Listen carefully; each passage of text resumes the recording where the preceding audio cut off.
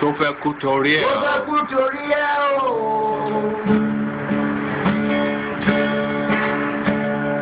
Ọwọ́ ẹni ló ti ṣàánú kọ́. Arise, O compatriots, Nigeria's call obey. To serve our fatherland, with love and strength and faith. The labor of our heroes past shall never be in vain. To serve with heart and might, one nation bound in freedom, peace and unity. Hey, that's so. Yeah, yeah. Oh, yeah, yeah. Arise, O compatriots, Nigeria call obey. To serve our fatherland, with love and strength and faith. The labor of our heroes past shall never be in vain. To serve with heart and might, one nation bound in freedom. In freedom. In freedom. Peace and unity. Arise, my people. Arise, my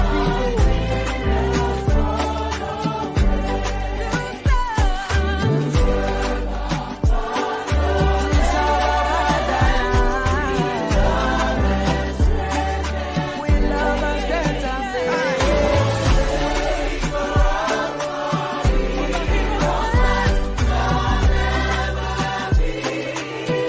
With all our hearts and minds we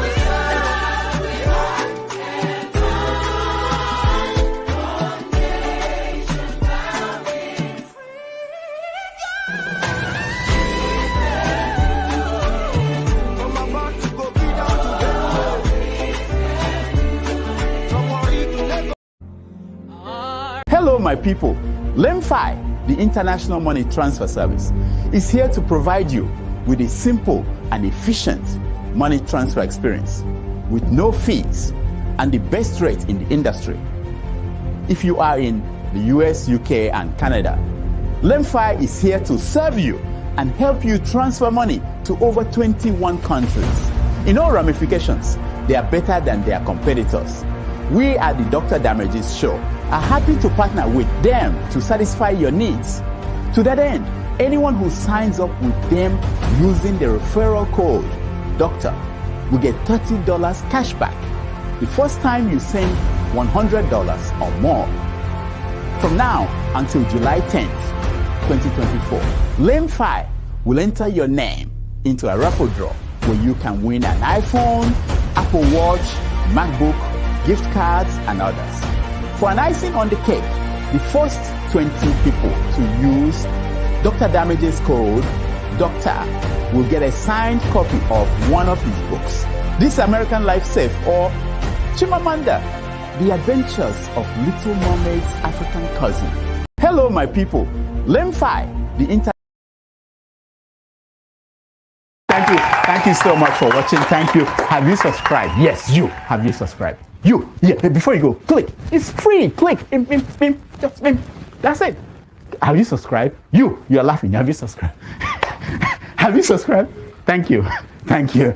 Thank you. Hey, madam. Thank you so much. I can see you. I can see you. We have to get to 100,000 subscribers. By the end of the year, how are we going to do that if you don't subscribe? Yes, you. Yes, you're about to click off. Why? Have you subscribed? It's free. If you don't, ask your son, ask your daughter how to. Just one click. Thank you. Thank you. I see you. Aha. Thank you very much. Thank you very much. I'll see you. And tonight, this gentleman will be making his network television debut. This is his most recent album right here. It's called Spirit of Love. We're very pleased to welcome Majek Feshek.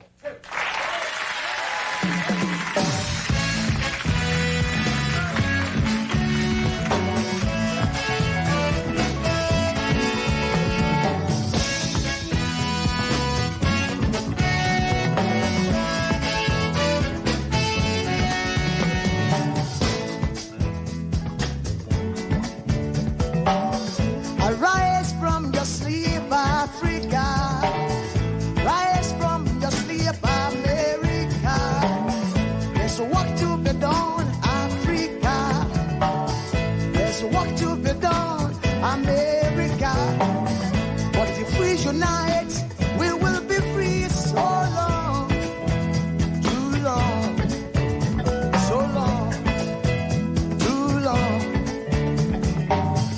We've been sitting down so long. We've been fooling around for too long. We've been sitting down for so long. I and I've been fooling around for too long. So long, so long, too long, so long, for too long. Hey.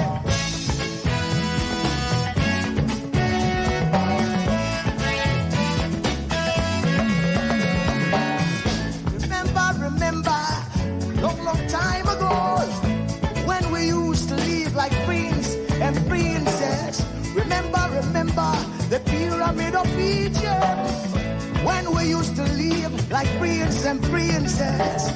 Remember, Marcus Garvey, who are the dream for New America. Oh, remember, Martin Luther King, who are the dream for New America. They say you are black, they say you are brown, they say you are black, they say you are brown. Only the angels of Jah is white now. Only the angels of God is white. So long, too long, so long, too long. We've been sitting down so long. We've been a fool around for too long.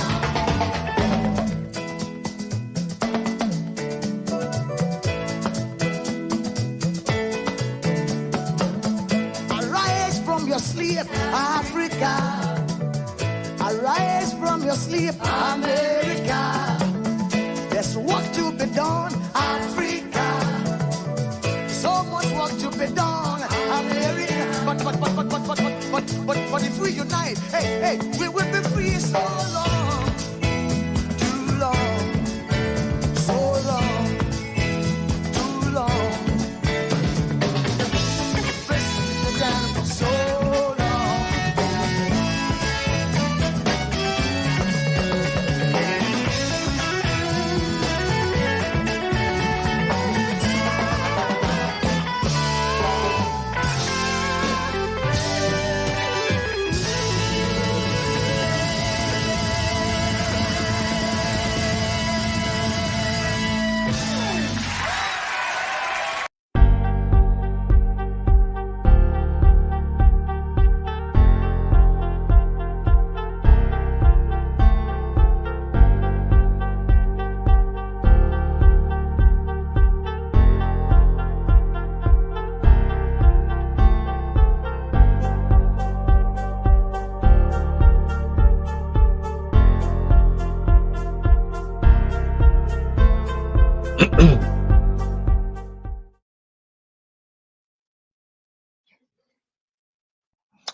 Good morning, good afternoon, good evening, depending on your geographical location. Thanks for joining us this beautiful Sunday, coming from you from Europe. And it's been a wonderful week and weekend. We've had a nice show yesterday, the politics and the our ladies segment.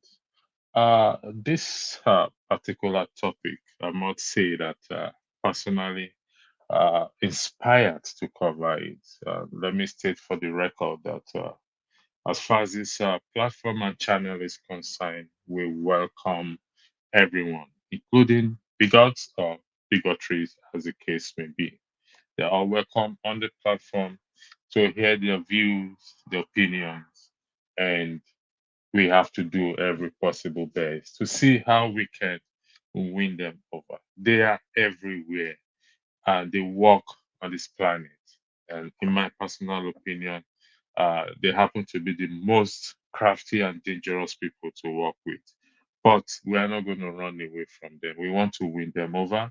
We want them to what? To have change of mind. They have this belief that their opinion or their argument is what is more superior than others. And in the context of Nigeria, it has brought that country to its knees. Yes, we recognize the corruption that is there. And like some people always say that your thief is better than, or my thief is better than yours. As long as it's not my tribe, I dislike him. But if it comes from where I come from, I'm going to applaud it. And that shouldn't be. So tonight we will be discussing it. And let's get this clear. It's not just in politics. It's in religion.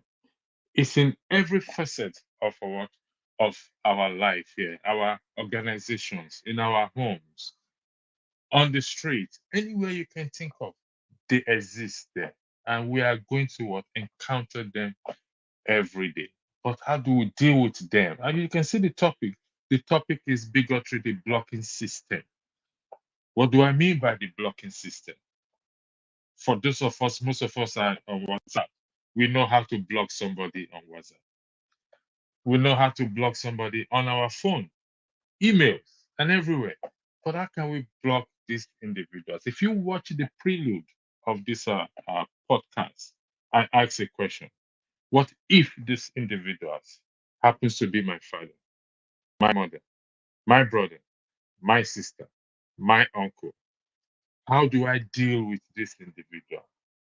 Will I deal with them the way this video highlights?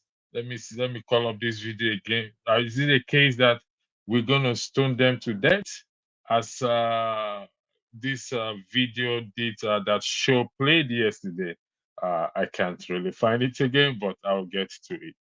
So we're not going to go that route of condemning one another, but rather we're going to go on the route of how we can help one another to build a society, because that is what is killing us.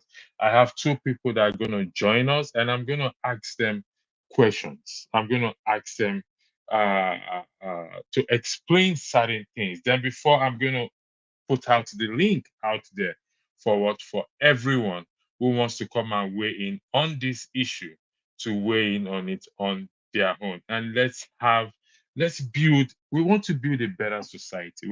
But we cannot build a better society if we cannot build a better platform. That is impossible. We can't achieve that. For us to build a better society, like they always say, a good society starts from the home. That's an argument. But at the same time, there are also those who don't have homes, sleep on the street. Do they mean they are not good? They are also equally good. But due to unfortunate circumstances, they find themselves out there on the street. Thank you for joining me, Kenneth and Mr. James. Kenneth, thanks for yesterday for supporting our women in the women's section. I still have this blink on your position. We shall discuss that in private. Mr. Thank you, James, Pastor. thank you very much. Mr. James happens to be my own historian, or our historian, on this platform. I'm going to start with you without wasting time. Please, gentlemen, I will appreciate if you don't look at the comment section, because this topic is a very, very sensitive one, and you will hear different things, and people will say different things about it. But for this particular moment, please take your eyes off the comment section. Let's focus on the topic. Kenneth, I'm going to start with you. I'm going somewhere, but I'm going to play a video. But before I play the video, oftentimes I have heard you use the phrase, my people, my people, my people. I stand to be corrected. Okay. So I want you to give me why do you use the phrase my people? I want you to dramatize it for me. I'm taking down notes, because why do you use the phrase my people? How do they become your people? What are the uh, uh, characteristics you look at for you to say my people? What I'm looking for a right word to use. Uh, Goodness me. What are the characteristics you look to? Yeah, I understand what you're hearing. My people. So please, the floor is yours. Take your Okay, thank time. you. I'll come to Mr. James later on. Yeah, thank you. Good day, Pastor, and good day, Mr. James. Good day, our viewers. So to answer your question, right, I will bring it down to the barest level. See, I'm from a place, I'm from a home, I'm from a community, I'm from a town, I'm from a local government, I'm from a state, I'm from a tribe or ethnic group. Let me not use tribe, ethnic group. So whenever you hear me refer to, use the word my tribe or my people, I'm making reference to those that I share common ideology with, common beliefs, common tradition, whatever. Just those people that I align with, they are my people. When I mean my people, I mean Igbo people, IGBO, Igbo people. These are my people. We speak the same language, we share the same culture and tradition. These are my people. That's what I mean by my people. Common ideology.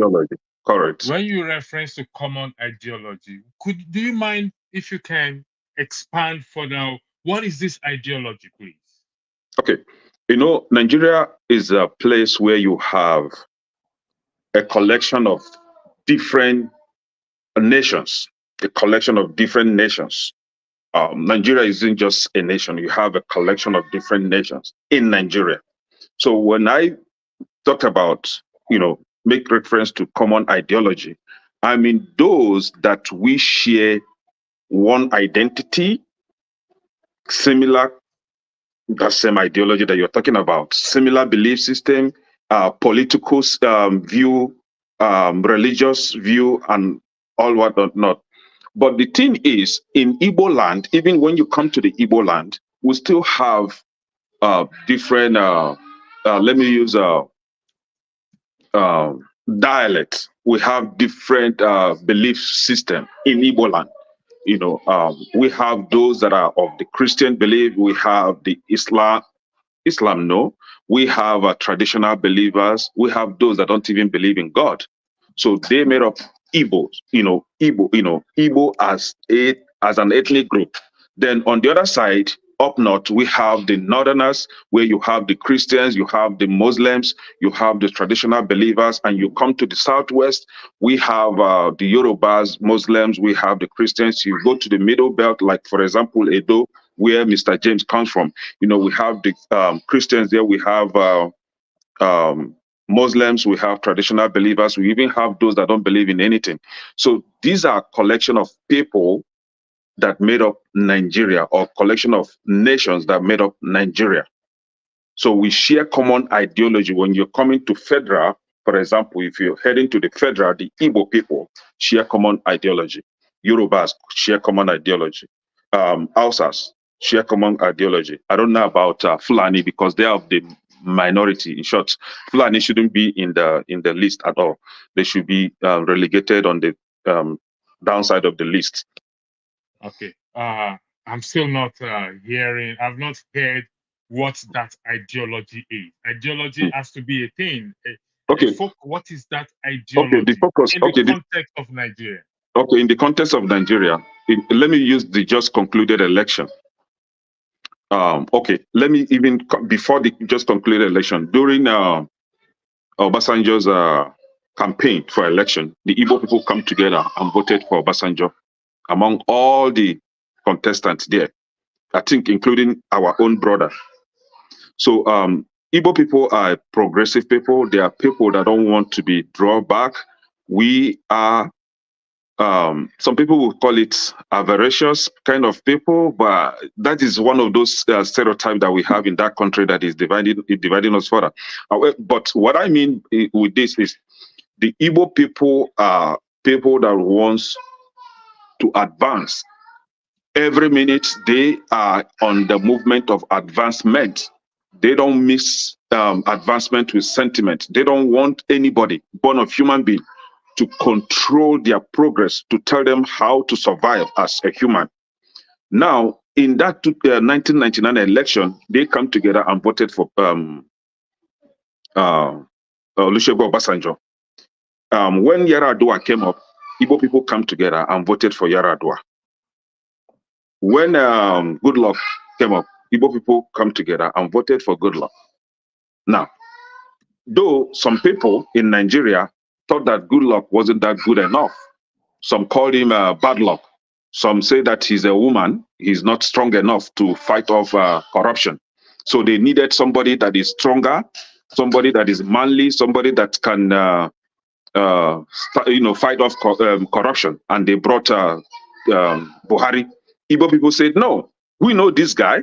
He was once military head of state. We knew how he treated Nigeria. We knew how he messed up the economy of this country. So Igbo people retracted. They refused to vote for Buhari. Now, what happened? Other nations like the Northerners, the Southwesterners voted for Tinubu, Buhari.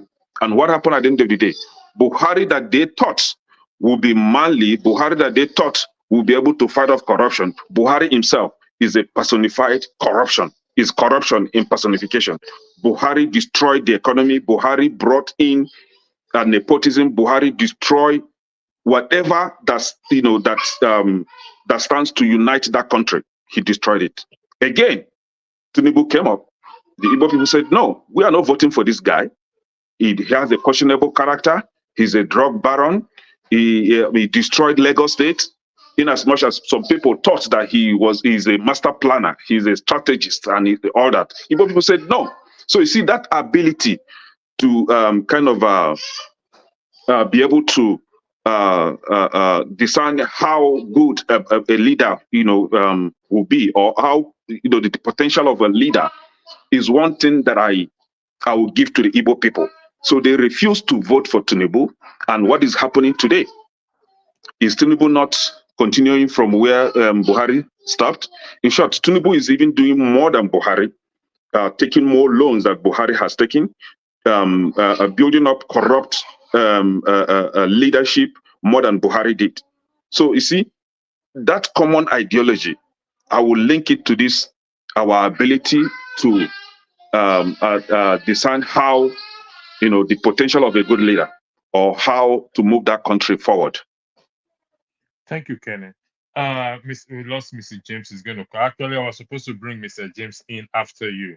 I didn't explain that. You stated that they share the same political view, and it's the same political and religious view. That's why I'm putting open and close quotes to it. So if I'm wrong, you have to correct me if I am wrong.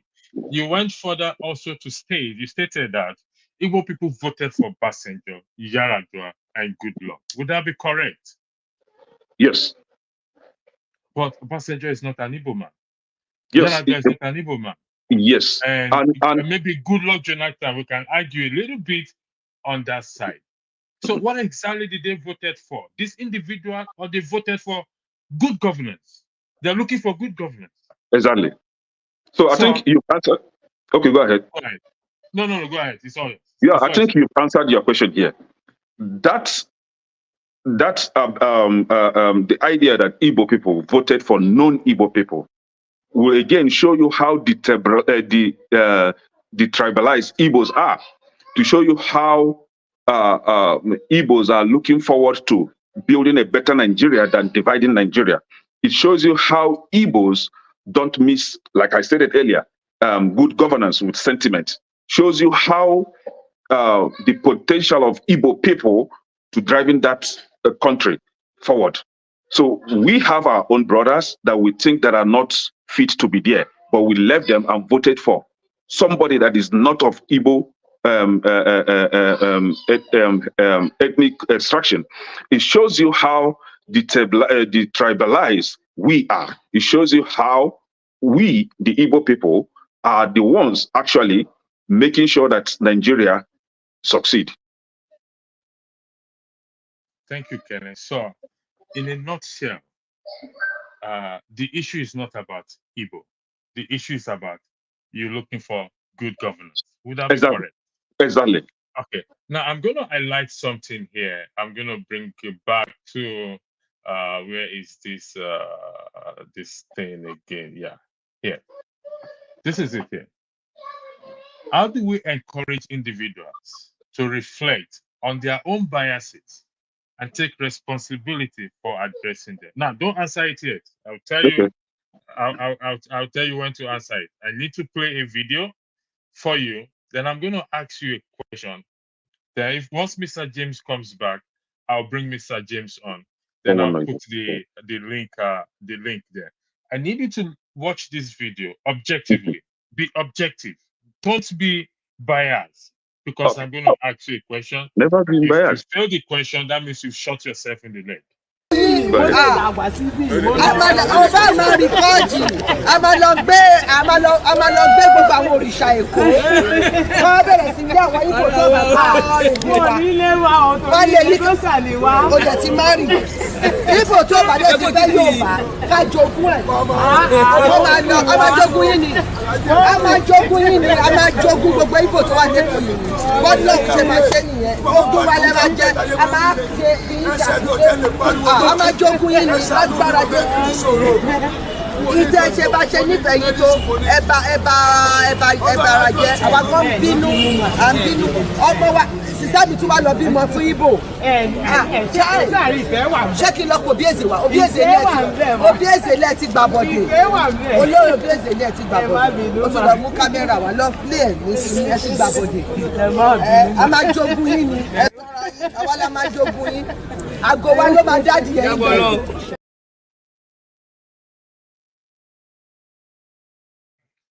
In light of the question on the screen there, that's the wife of the president. We don't know who the other woman is.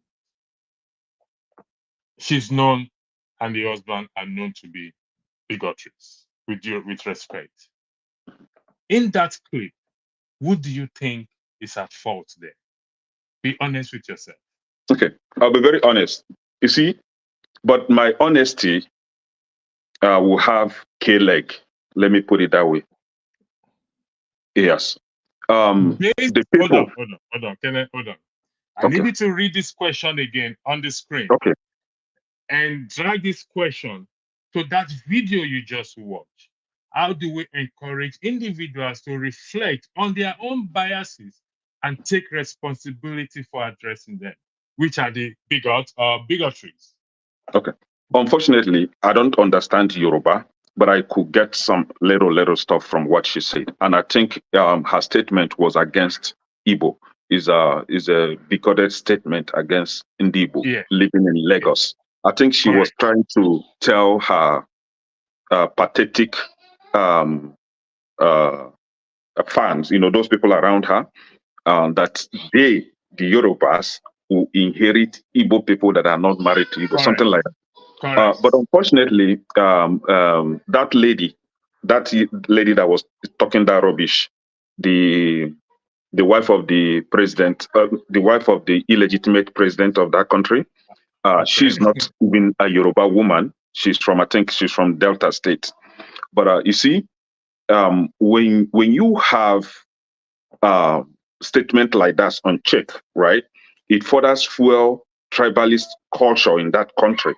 And if that is not handled properly, a lot of people tend to accept it. See, those people you see around her, I will fault them, because somebody like me would not stand to hear that kind of statement from such a pathetic person. So I will fault them. Look at the but you see why I say it will have K-leg. Yeah, if you see why I say my honesty will have K-leg. But what do you expect from people that cannot even afford one meal per day? What do you expect from people that are living under 50 cents a day? So they are just trying to. You'll be surprised. You'll be surprised that some of them there are even asking her for money, like begging her for assistance, one way or the other. So you don't really fault these people in his entirety. They have nothing. Like these people. See, in Nigeria, in my place, they said, onye jigu keuneso. Igu is these palm tree stuff. I don't know how they call it. Is it palm tree straws? So when you carry it, you see goats coming, after you, going after you. So it means that you have the food, so people will follow you. She has the money. She is affluent. So people tend to agree with whatever nonsense she's saying. In my place, they said, how do they even put it? nwata kwacha aka osolo ọgaranya. Like when you are rich, you can now be among the stakeholders in that community, even if you're a stupid person, even if you have nothing in your coconut head. Provided you are rich, then you have wisdom, so people can listen to you. So those people, I will not blame them completely. They have. You've still not. Yes, you say your answer advocated, but you did not answer the question. Okay. Between the president's wife and the lady she's speaking to, who is to be blamed? Just forget about your kid. No, whoever that made the statement, whomever that made the bigoted statement, so she is to be blamed. Number one, she's one person. She's one individual that should be blamed for what she said. So the listeners or the spectators, they didn't say anything, so you can't even hold anything against them. But so she will be blamed. They are listening. They hear what they she are said. Listening. They understand what she said. Pardon me? They understand what she said. The they woman understood what that was listening to her understood exactly what she was saying. Exactly. Should but she what do you have stood expect up against? No, we are trying to build a society here now. We can't build a society on sentiment. We can't build a society because we are poor, we cannot eat. And I can understand these things plays a role in decision making. If I don't have money, I'm desperate. I will fall to anything. I will do anything. But for us to build a better society, we have to deal with this issue. Or else, if we don't deal with it, then it's going to continue to be a problem, and we will never get to where we are going. Exactly. Should she have stood up to her at that point, regardless of the poverty that you highlighted or not? Yes, I agree with you. And I'm making this affirmation based on the type of person that I am. I don't care if you have battalion of soldiers around you. I will question the stupidity in what you say. So I would expect that I would have expected them to question her and kind of made her to like rephrase what she said, or even correct what she said. But what do you expect around her? You have soldiers carrying guns around, protecting her. Should they make any statement or try to question her? You and I know how our leaders bully the people, right? Those women that you are saying there could be arrested or could even be killed for questioning Almighty, the wife of a potential Nigerian president. So the fear is there. We're pushing for a project on this Exactly. platform where I said earlier that all are welcome, including bigots. Exactly. Uh-huh. How do you think we can encourage those individuals to reflect on their biases when they come on this platform and take responsibility for addressing them? Well, it's unfortunate that in Nigeria, you don't have a system that holds people accountable. I'm talking of this platform. So you're talking about blocking. Yes. Yeah. It's difficult, man, because I'm one individual that believe that everybody should be given the opportunity to say whatever nonsense they want to say. And also, others should also be given the opportunity to respond to the nonsense that they are saying. Because when you come out and say that I'm a criminal, I will now ask you, hey, can you tell me what I've stolen from you or from somebody that you know, or what I've ever stolen that you know of? And if you're not able to prove what you say, then you'll be asked to correct what you said. But on this platform, yes, bigots are welcome, should be welcomed, but in moderation. I don't know how to deter them from their bigoted statement. I don't know. It's difficult for me to answer this because if you keep blocking them, how many people will you be left on the When I say blocking, when I say blocking, I didn't say block them. Yeah. There's a question mark there, the blocking system Yes. with a question mark. What I am saying is that they come here, they are welcome here. Okay. Yes. And like you rightly said, if we don't checkmate some of these things, it's the disease will keep spreading and spreading and spreading and spreading. But because we want to build a good society, everyone is inclusive. We can't isolate them. There's a particular video that I'm looking for to play, but I just can't find where it's disappeared to somehow. So, so Where they while you are searching for that video, I something came to mind. There was a time one doctor, I've forgotten that man's name. That's handsome, smart man from, I think, from Germany. One doctor, somebody, I've forgotten his name. Dr. Damages invited him on this show, and I don't know if he's still a bigot, but that time he was a super bigot then, called One Man. One Man went to Mo in, I think he lives in UK, made some nasty statement. That guest, the one from that doctor, somebody from Germany, ought to call him to order and trash him to pieces. So I think from that day, One Man went to Mo, begin to develop some reasonable way of understanding gradually, and I think he has changed now. So you see, I'm of the opinion that people should be called out when they make nasty statements like that. People should be questioned and made to correct themselves. I believe in that. Thank you very much. I didn't want to Yes. mention One man Dr. went to Franklin Obumweze, yes. I Franklin didn't want Obumweze. to mention his name, but you mentioned his name, and I'm glad that you also highlighted that there is a positive change in him. Since you mentioned him, I will ask you this question: should people go there to support his platform or not go? Or let me put it this way: some individuals hold the views that people who goes to one-man show should not come to this platform. Some individuals. No. Wait, No. let me finish. Don't let me say some individual. Okay, go An ahead. individual hold the view that those who are on this platform should not go to one man's more platform. Do you think that argument is accurate? No, I believe in learning. You can learn from anywhere. I learn from kids. Children, I don't use kids because that is good. I learn from children. I learn from older adults. I learn from my mate. So if anybody is okay with going to one man's show platform, it's okay. It's okay. You go there, you learn, you see people for whom they are. Then you come to this platform like this, where you will learn positive things, positive ideas. You will now ask yourself, is it being a bigot? Is being a bigot, is it better than being a responsible and reasonable human being? So you now make the choice for yourself. The world is about choices, right? You choose how you want to live your life. So I don't think anybody should be restricted on going to anybody's platform. I've been to one man shows. One Man went to most what they call it, platform. I've been there, I think, twice, and my stomach was turning, and I don't know how. I can't just withstand it, so I have to leave. Do you understand?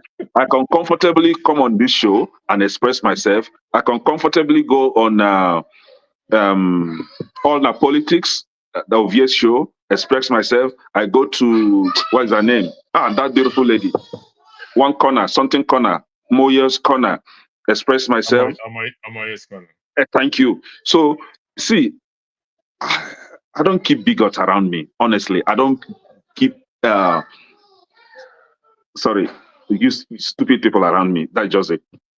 When you say you don't keep bigots around you, I'm a little bit concerned about that, because it appears to be a little bit on the side of contradictory based on the argument that we have to.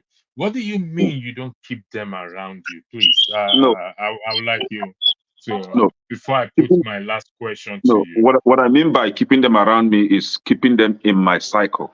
You know, I think. Well, how can you win them over if they are not in your cycle? If you don't keep them in your cycle, how can you share that knowledge or try to win them over if you don't keep them in your cycle? No. See, whether you like it or not, we as human beings, we tend to have some level of selfishness in us, and I wouldn't want to equate that selfishness to maybe being a bigot. No, we tend to have that selfishness in us, and if you know that this statement you made wasn't pleasant to people around you. I think because you are a human being and because God gave you brain for free of charge, you should use that brain to tend to correct yourself next time you want to make that statement. Even if you don't verbally apologize to the people, but you know you made that statement, you have um, senses, you could sense that the people around you weren't happy with that. So you tend to correct yourself next time. But if I have that individual that is so adamant, that is so close-minded, that wouldn't want to correct themselves, the first time you made that statement, you showed yourself to be a bigot. The second time, you proven to be a serious bigot. The third time, every time is all about bigotry, and you tend not to change. Even if I called your attention and I tried to educate you, and you still refuse to change, you will not be in my cycle. I will not open the door and push you out, but you are not going to be friends. You just sit. Okay. Can I, it is argued that this your argument, the ones within your circle, you don't want them your circle. I can understand that. It is argued that the president, based on his comment during the election, Yes. and what the video you watch about his wife, it is argued that they are bigots. Yes, How do you exactly. deal with these individuals? They are powerful. They are very powerful. I use the word. After God is the government. That has always been in my book. And what they say goes a long way, resonate.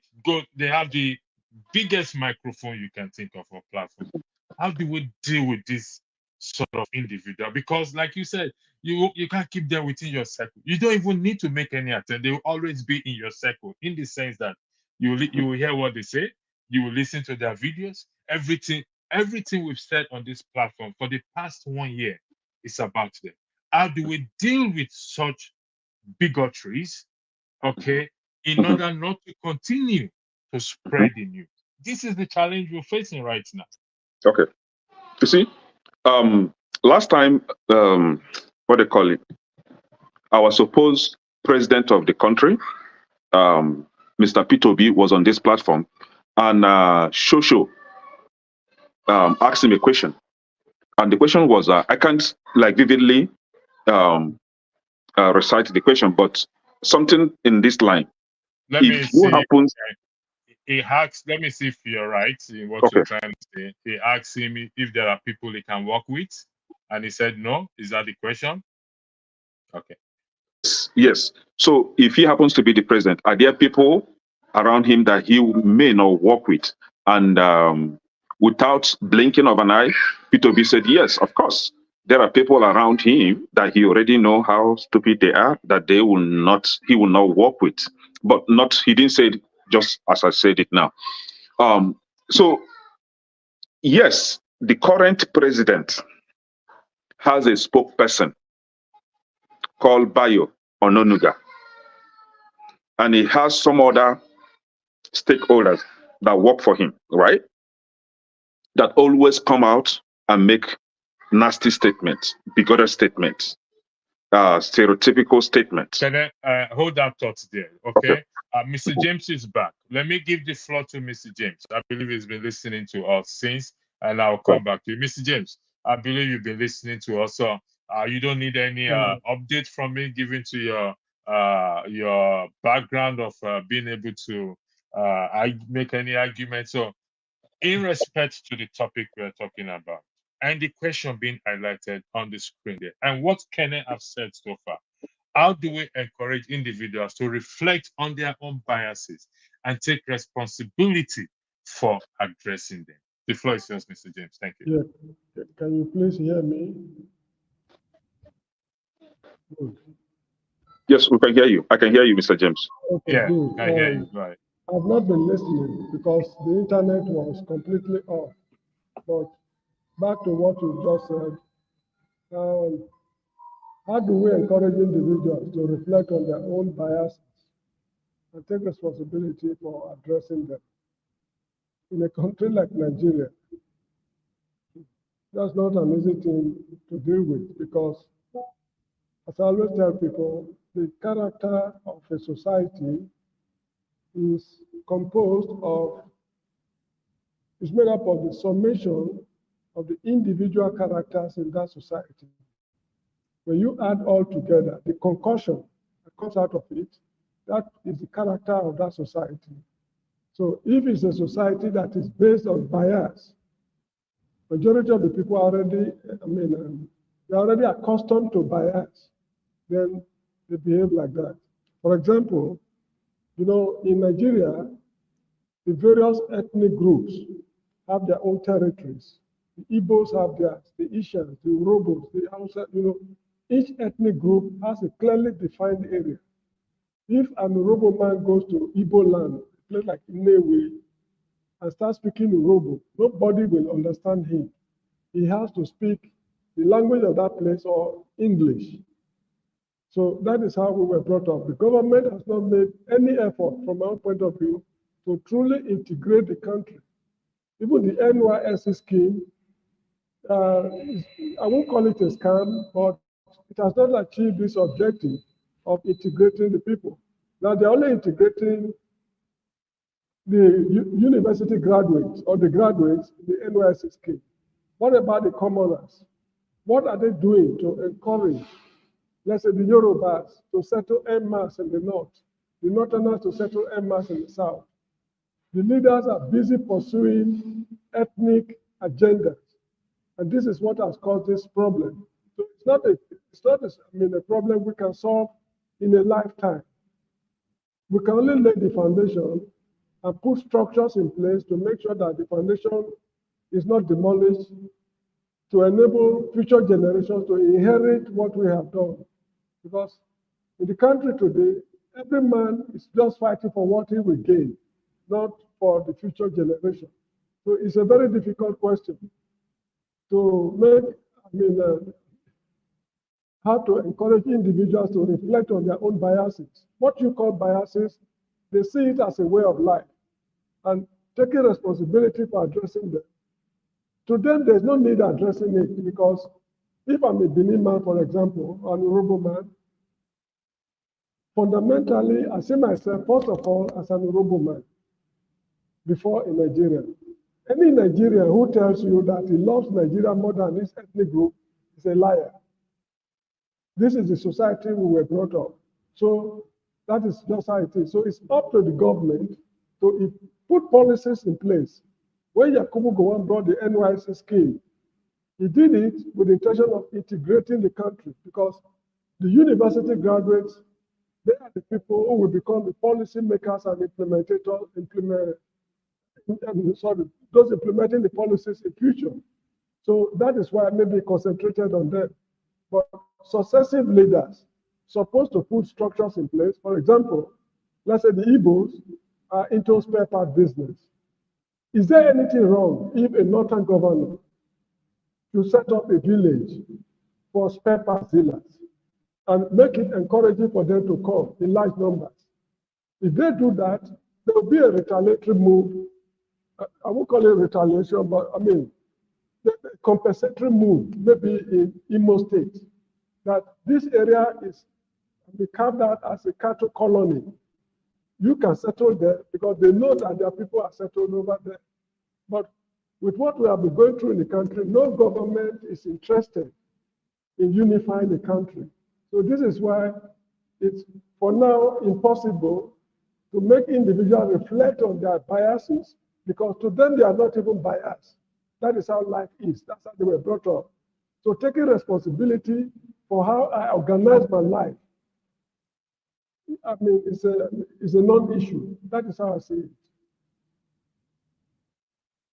Thank you, Mrs. James and Kenneth. I liked the team, Ajay. For those of you who said I should bring you on, the link is already in the comment section. I think it's Tim Ajay who said it can. The link is already there. I posted the link. Good governance is not an ethnic ideology. I love this. What is the traditional belief that aligns with good governance? Because you are trying to I don't know what he's saying there, but I don't understand the last part. Good governance is not an ethnic ideology. He is correct. What is the traditional belief that aligns with good governance? He is Kennedy, correct. it's a question. No, good Go ahead, governance Mr. is not an ethnic ideology. What is the traditional belief that aligns with good governance? Now, let me cite an example for where I grew up, Benin City. Thank you, sir. The traditional belief among the Beninese that aligns with good governance is fairness and justice, fair play and justice. Because no matter what you do to a Benin man, he's not going to ask you, first of all, where do you come from? What you have done, is it right or wrong?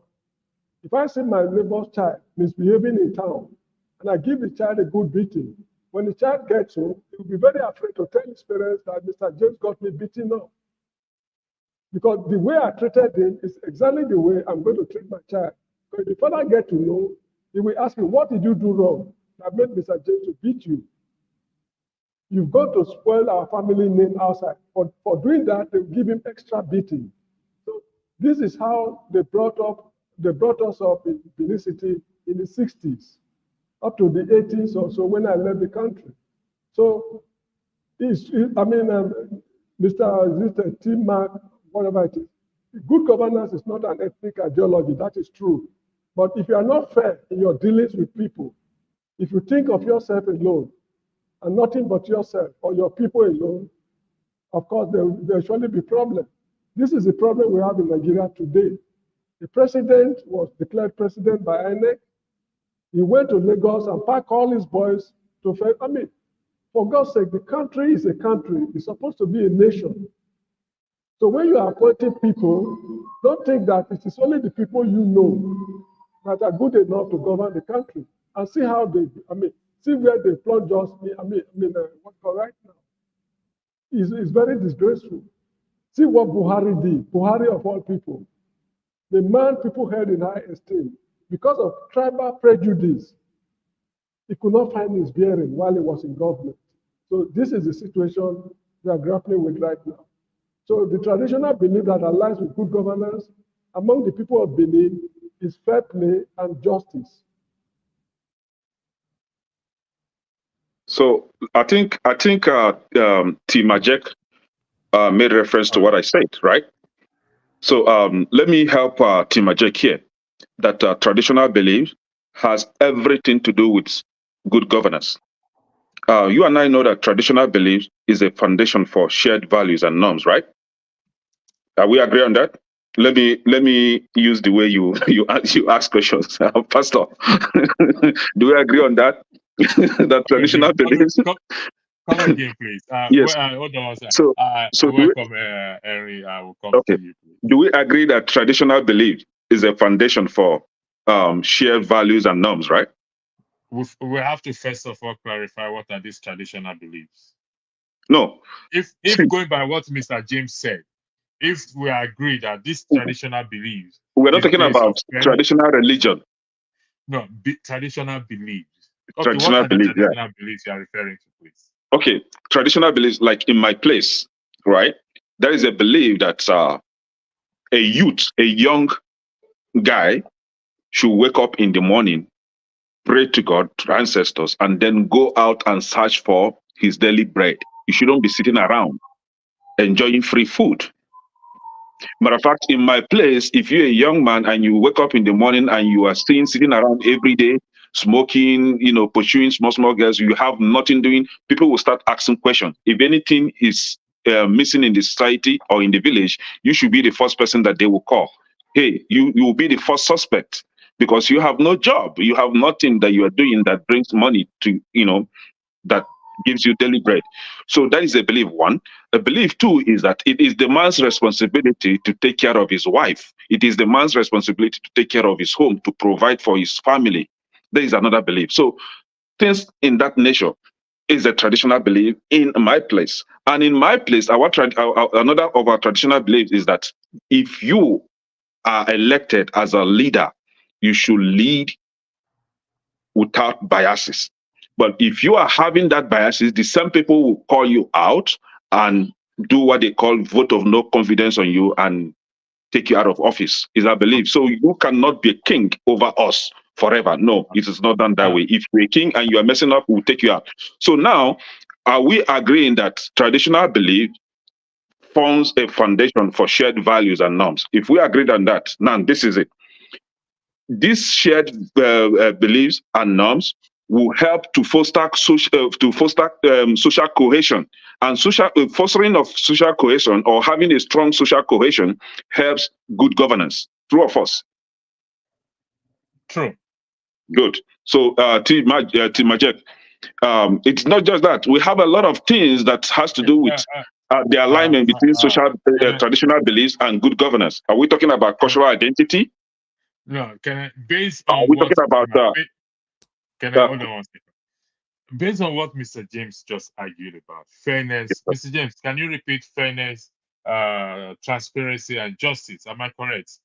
That is what fairness, you are saying, as well. Justice and fairness. When you're dealing with people, with people, you should be fair. Exactly. Now, let me cite an example of something that happened to me in my primary school days. This was around 1967, 68, during the Civil War. You know, during break, we go out to play football. So my class was challenging another class, but I was not part of the team. Out of sheer zeal for my class to win, I smuggled myself in. So in the course of participating in the match, I made an error, and I scored an own goal. Now, my classmates gave me a thorough beating on the field. At the end of break, when we got to our classroom, the beating continued. It is one of them. His name is Idahosa. I can't remember this. That's his surname. I can't remember his first name. He told them in the Edo language, only said, that is enough. He did not do it deliberately, just leave him. He did not do it deliberately.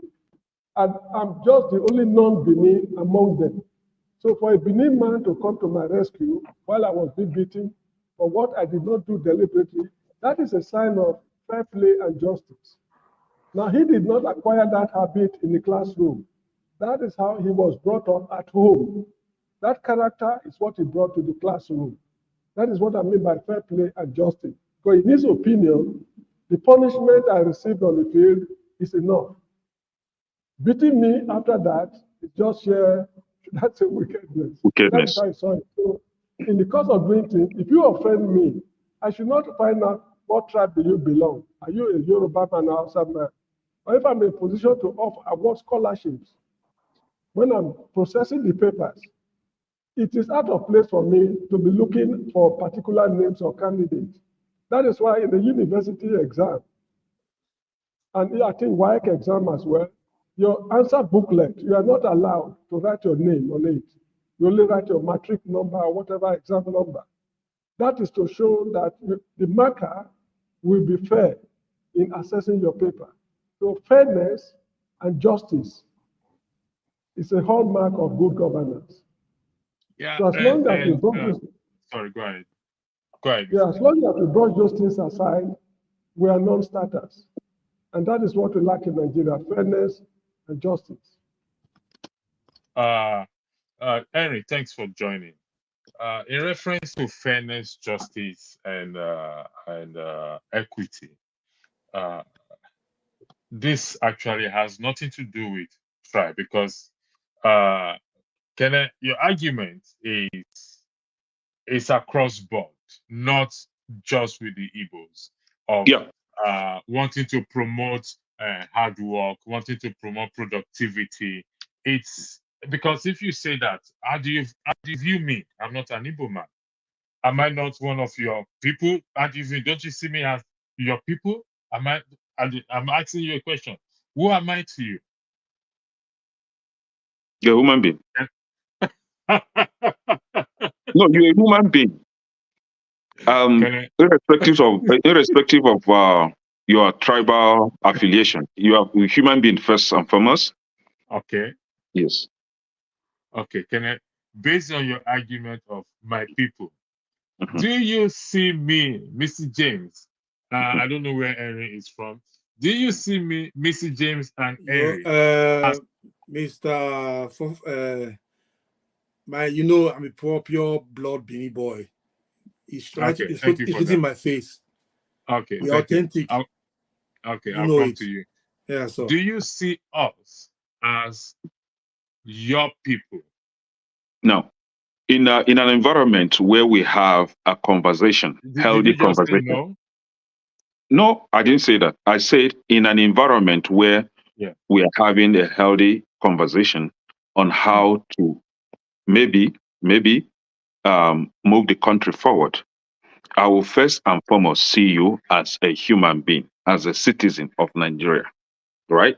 But if I found myself in an environment where there is already built up ethnic bigotry or sentiment or stereotyping or something that in that nature, then I will see you as who you are. I will see myself as Kene of Onyibo. I will see my people. This is when I will begin to make reference to my people. Now, because it's a fight now between you and myself. And if you are coming for my people, it is time for me to defend my people. And this is when you hear me making reference to my people. But if we are having a healthy conversation without being bigots, then we can make that conversation in a healthy platform. But if I come in a platform and it's about Igbo bashing, Igbo this, Igbo that, this is when I will take my position and say, no, you don't, touch my people. You don't destroy my people. You don't hurt my people. Because I know what have happened to us in the past. We are already victims of bigotry in that country. And I wouldn't want to give room for that. I wouldn't want to accept that from anybody. So if you hear me, whenever you hear me, I'll come back to you. yeah, whenever you hear me using that phrase, my people, know already that there is an attack on my people. And this is when I will come to say, no, you don't do that to my people. I'll come back to you because I need to push further on you on this, your last argument. I'll come back to you. Henry, the floor is yours. According to what is on the screen there, good governance is not an ethnic ideology. Do you agree with that? I believe that is yes. Yeah, Can you weigh in on it, please? Yeah, no. Yeah and no. Pardon? I would say yeah and no. It means you say no. Yes and no. Both, yeah. Okay, could you explain further, please? Okay. If you look at the situation now we have in Nigeria now, right now, the bigot is there in this governance, what they are doing there. It's there. It's written. Let's look the time Good Luck was there. It was not like this, about tribe, bigot. It was there, but not pronounced like this, openly like this. If you remember 2020, if I'm not mistaken, I have the video. If you want me to show it, send it to you, I'll send it to you. Your president's wife, what he said about other tribe. I don't want to call name here because I don't want to call tribe here. One tribe. He said they will send them out back to, I don't want to, you know it, our host. You know what she said. 2020, you want it? I should send it to you. She called out Igbo people. Give it to you. Go ahead. She called out Igbo people and said that she will send them back to their place. Yeah. So this is a woman who said she's a pastor. And she's not a Yoruba either. This big up stuff a thing. It's unhuman. Not like me, I'm a Bini.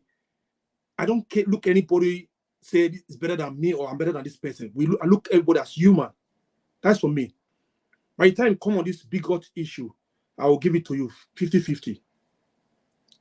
If you look at the way with government, the president's ruling now, look at all the so-called BB posts now. It's given to Yorubas. You don't see it yourself. He even boast on his campaign, but it cannot be my president, that's for sure. It can never be my president. He said, Emilo Kon, Yoruba lo Kon. So what did you expect? But he forgot one thing. Who will be crying most? The same Yoruba will be crying most. Lagos, they suffer more than people living in Edo State. You don't know. They suffer more. They don't have farm. We have to go and farm. They don't have it. So people forget about this bigotry, or this tribal hate that this country in Nigeria, I'm first of all Benin before Nigeria. If people should know that. Nigeria was forced on us to accept. Okay, we accept it. But we should come as one Nigeria. But not to say one tribe could be better than the other tribe or try to meet other tribe. That is no go. But in the time we wake up, we Nigerians, we wake up to say, you know what, it's enough, attacking one tribe. Because most of the time they're always on Igbo, the Yorubas, that's for sure. First of all, they say somebody said Lagos belongs to Yorubas. Who told them that? It belongs to Nigerians. If they want us to be one Nigeria, that's it. I can go to Lagos to build a house there and live there. I was born in Lagos, University of Lagos Teaching Hospital. I was born there. My father was working in University of Lagos Teaching Hospital before we traveled to Benin. So when people come from Gun State, other states come there, come and build house, they'll say they are Europe, they are Lagos, belong to them. They bring this hate. When you sell your father property, I used to marry an extra wife and do party. You want people who build house in that land to come and compensate you again. They forget about they said their birthright for money, and they used to marry extra wife and make parties like the Yorubas. They make parties a lot. So when they see the beauty of this house land is said to this person, the way they change the environment, they want to become a landlord on that area. They want to become how they call it, chairman. So then they stop this hate, because I call this word hate. If we use this word bigot, it's just too much grammar. It's hate. Then they stop this hate of other tribe, Nigeria will not move forward. The president himself is a bigot, if you don't know. He is. Look at his Daniel Nodu guy go to Twitter. That is somebody's father. A lot of things said about Obi. Obi never speak about bigot to any tribe. He never speaks like that. But these people are attacking this guy every single day. These are somebody's father. And these are people who say we are all Nigerians. These are people who say they own position in that country. How are we going to move forward? Tell me that. Tell me how. It's just like Edo State governor now. We'll be putting blame to other tribe. That's why they didn't do well. No. We putting there, we have different tribe in that state. We're putting that as our governor. So you should do well to all tribes. As they vote Tinubu in there, they should rule. If anybody come out on this, because now they're taking it so lightly now. Till this escalates, it's going to be war in that country. You don't know. It's just little by little. Time, there's going to be a time people say, you know what, it's enough. They should do something fast. National Assembly, the so-called National Assembly, the Senate should go pass into reading. Anything about anybody that catch the court using this bigot statement should go in 10 years in prison. Till they start doing jailing people, this hate will not stop. Look at what NC Oluomo said during the election. What did they do to him? Nothing. No, we are sitting here. We're just looking. This is a joke. It's not a joke. This can destroy that country. Okay, talking of highs. Till Nigerians stand up and say, you know what? It's enough from this bigot, from this mostly this Yoruba stuff. These are the Yorubas. I will say it. If you want to go and hang yourself, look for transformer. Yoruba are one of the biggest bigots we have right now. The hate from Yoruba to Igbo is too much. They don't do this hate to the Hausas, the Yorubas. They don't go and do it to the Hausas, or they go and do it to the Beninese. How do we deal with this hate? Because that is the purpose of this. Self-hate is a sin. Self-hate is a sin. They hate themselves. That is why they hate other tribe. If they feel leader might be free, they will work with these people. They should stop this hate, because they have this hate about the Igbos. They should love themselves. They don't love themselves. If you love yourself, you don't hate other people. That's for me. Self-hate, that's the problem. If the government cannot change because like one man went to Jericho or hell in your program. I'm so disappointed. Sometimes people are lying to come here to mislead people, being that bigot about people here. People are lying to speak there. When you see him talking about going to this estate, you cut him off. People like that, you don't bring any in the space. I know people want view, whatever, whatever. But no, we have to be Henry, stop there. okay. Stop there. We're not. Okay. Yes, So views let are me add important. to And yeah, let another me was, add I to just what need to Henry. correct. I just need to Okay. correct what Henry just said now, because whatever we say here matters. Okay. We don't entertain it because I don't think Rudolph entertain it because he wants to view. We're trying to build a good society. I use the word bigotry, the blocking system. How do we block these people if there's any need to block them? So I just want to correct that with you, that don't go on that route and think because of views. Views are Okay, important. I take it back. I I don't take it back. I I take that one appreciate back. that. I Thank you. take it back. So All people like that, they cannot. Okay, how long this guy will be? How long this guy coming to this program? 1 month. It's more than 2 years, 3 years, if I'm not mistaken. Right? Do you think people like this will change? No. Do you think they cannot change? See, in this Are you in asking this me a question? no, I'm general. It's open Okay. for everybody to answer it later. Not now. Okay. People like this will never change. Till the government put a strong law, not law to put it and just leave it aside. People should be arrested and jailed for hating other tribe. The tribe did not that did not harm you.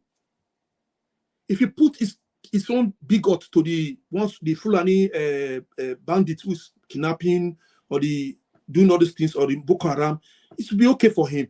But people that not do nothing. These are people who are just living their life, building their business. You hate them because of no reasons. Like somebody want to invade your country. We are all Nigerians, for God's sake.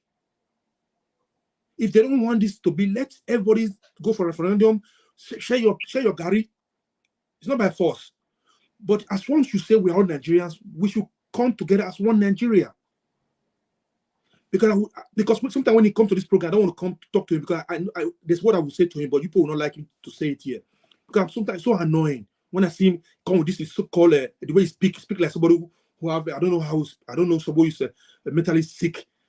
When he's talking, people still he try to penetrate on somebody's skin to provoke you. Then you that's in this tribe, you will just get angry. And he just come to the program, he try to bring this allow me to speak, I want to go. And you just speak it, but dash people and go away. We don't do that. Don't do that no more here.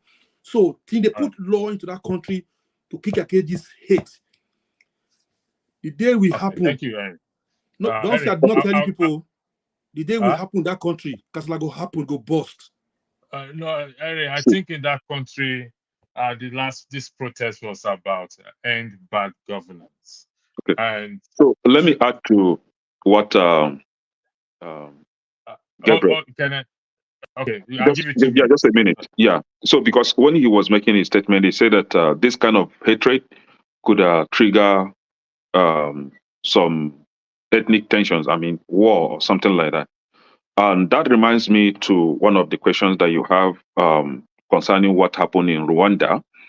I think what happened in Rwanda is a stark reminder to the devastating effect of unchecked ethnic hatred. And if that is not addressed in Nigeria, I think what happened in Rwanda will replicate in Nigeria. It will be child's play. Yes. And now this is it, right?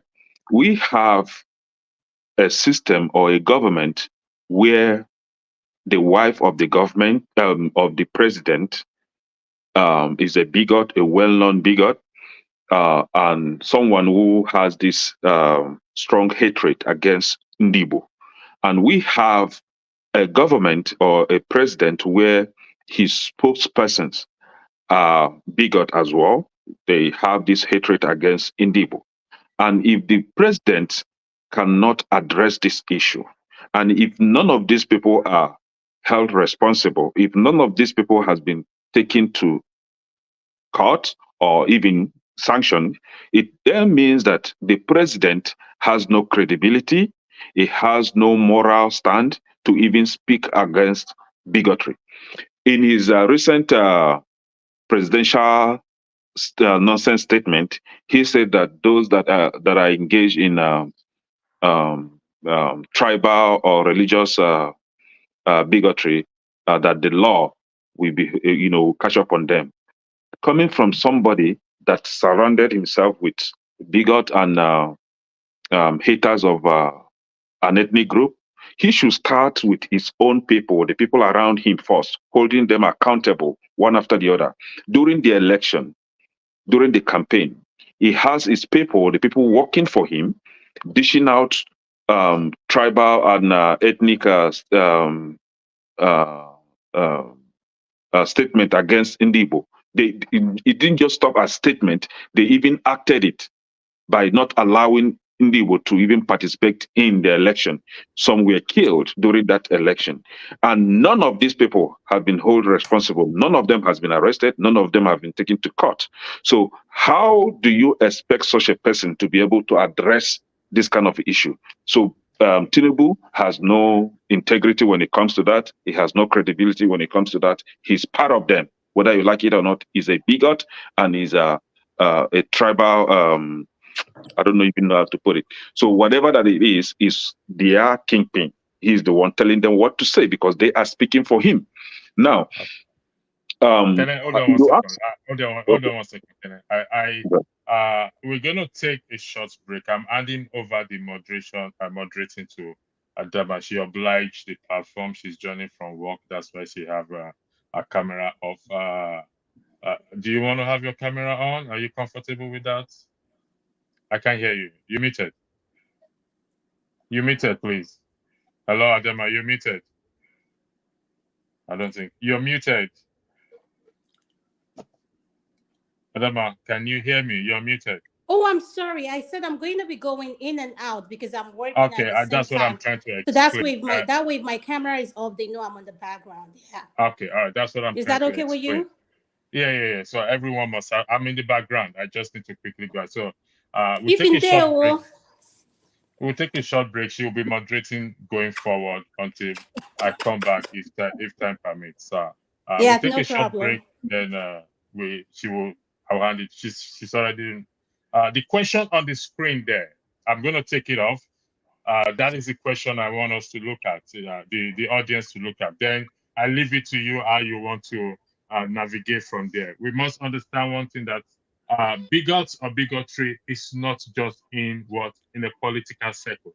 It's everywhere. So that is why she's comfortable in doing this. It could be my father, my mother, my sister, your brother. It could be anybody. How do we address it and win them over if possible? If possible. Thank you very much, and thank you for joining. Thank you so much for watching. Thank you. Have you subscribed? Yes, you. Have you subscribed? You. Yeah. Before you go, click. It's free. Click. Just that's it. Have you subscribed? You are laughing. Have you subscribed? Have you subscribed? Thank you. Thank you. Thank you. Hey, madam. Thank you so much. I can see you. We have to get to 100,000 subscribers. By the end of the year. How are we going to do that if you don't subscribe? Yes, you. Yes, you're about to click off. Why? Have you subscribed? It's free. If you don't, ask your son, ask your daughter how to. Just one click. Thank you. Thank you. I see you. Aha. Thank you very much. Thank you very much. I'll see you tomorrow.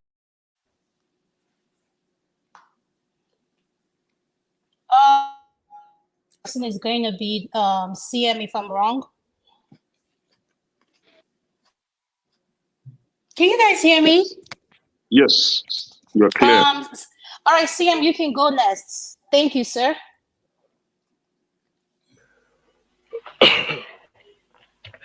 Hello. Actually, a while ago, I was having a bit of a problem with my connection, so I missed the question electricity was posing that he wanted us to discuss. He wanted us to talk about. If I'm not wrong, it's about good governance, bigotry. Yes. He highlighted. Can you see the highlights? Okay, yeah, good governance is not an ethnic ideology. Okay, yeah. Yes, of course, it's not an ethnic ideology. It hasn't got anything to do with ethnicity. But bigotry, to some extent, yes. Like, I think I heard somebody say, in fact, this is in for a long bigoted government. That's what we are having now. I never knew that Tinubu is such a deadly. You know, there are bigots and there are bigots, but he's a deadly. deadly bigot. During the campaign, all Could you manner of highlight people were the date of casting as birth, if you don't mind? Oh, I'm sorry. okay. During the campaign last year or 2022, leading up to 2023 February 25th presidential election, all manner of dead woods. Let me just call them because they are good for nothing. All manner of imbeciles.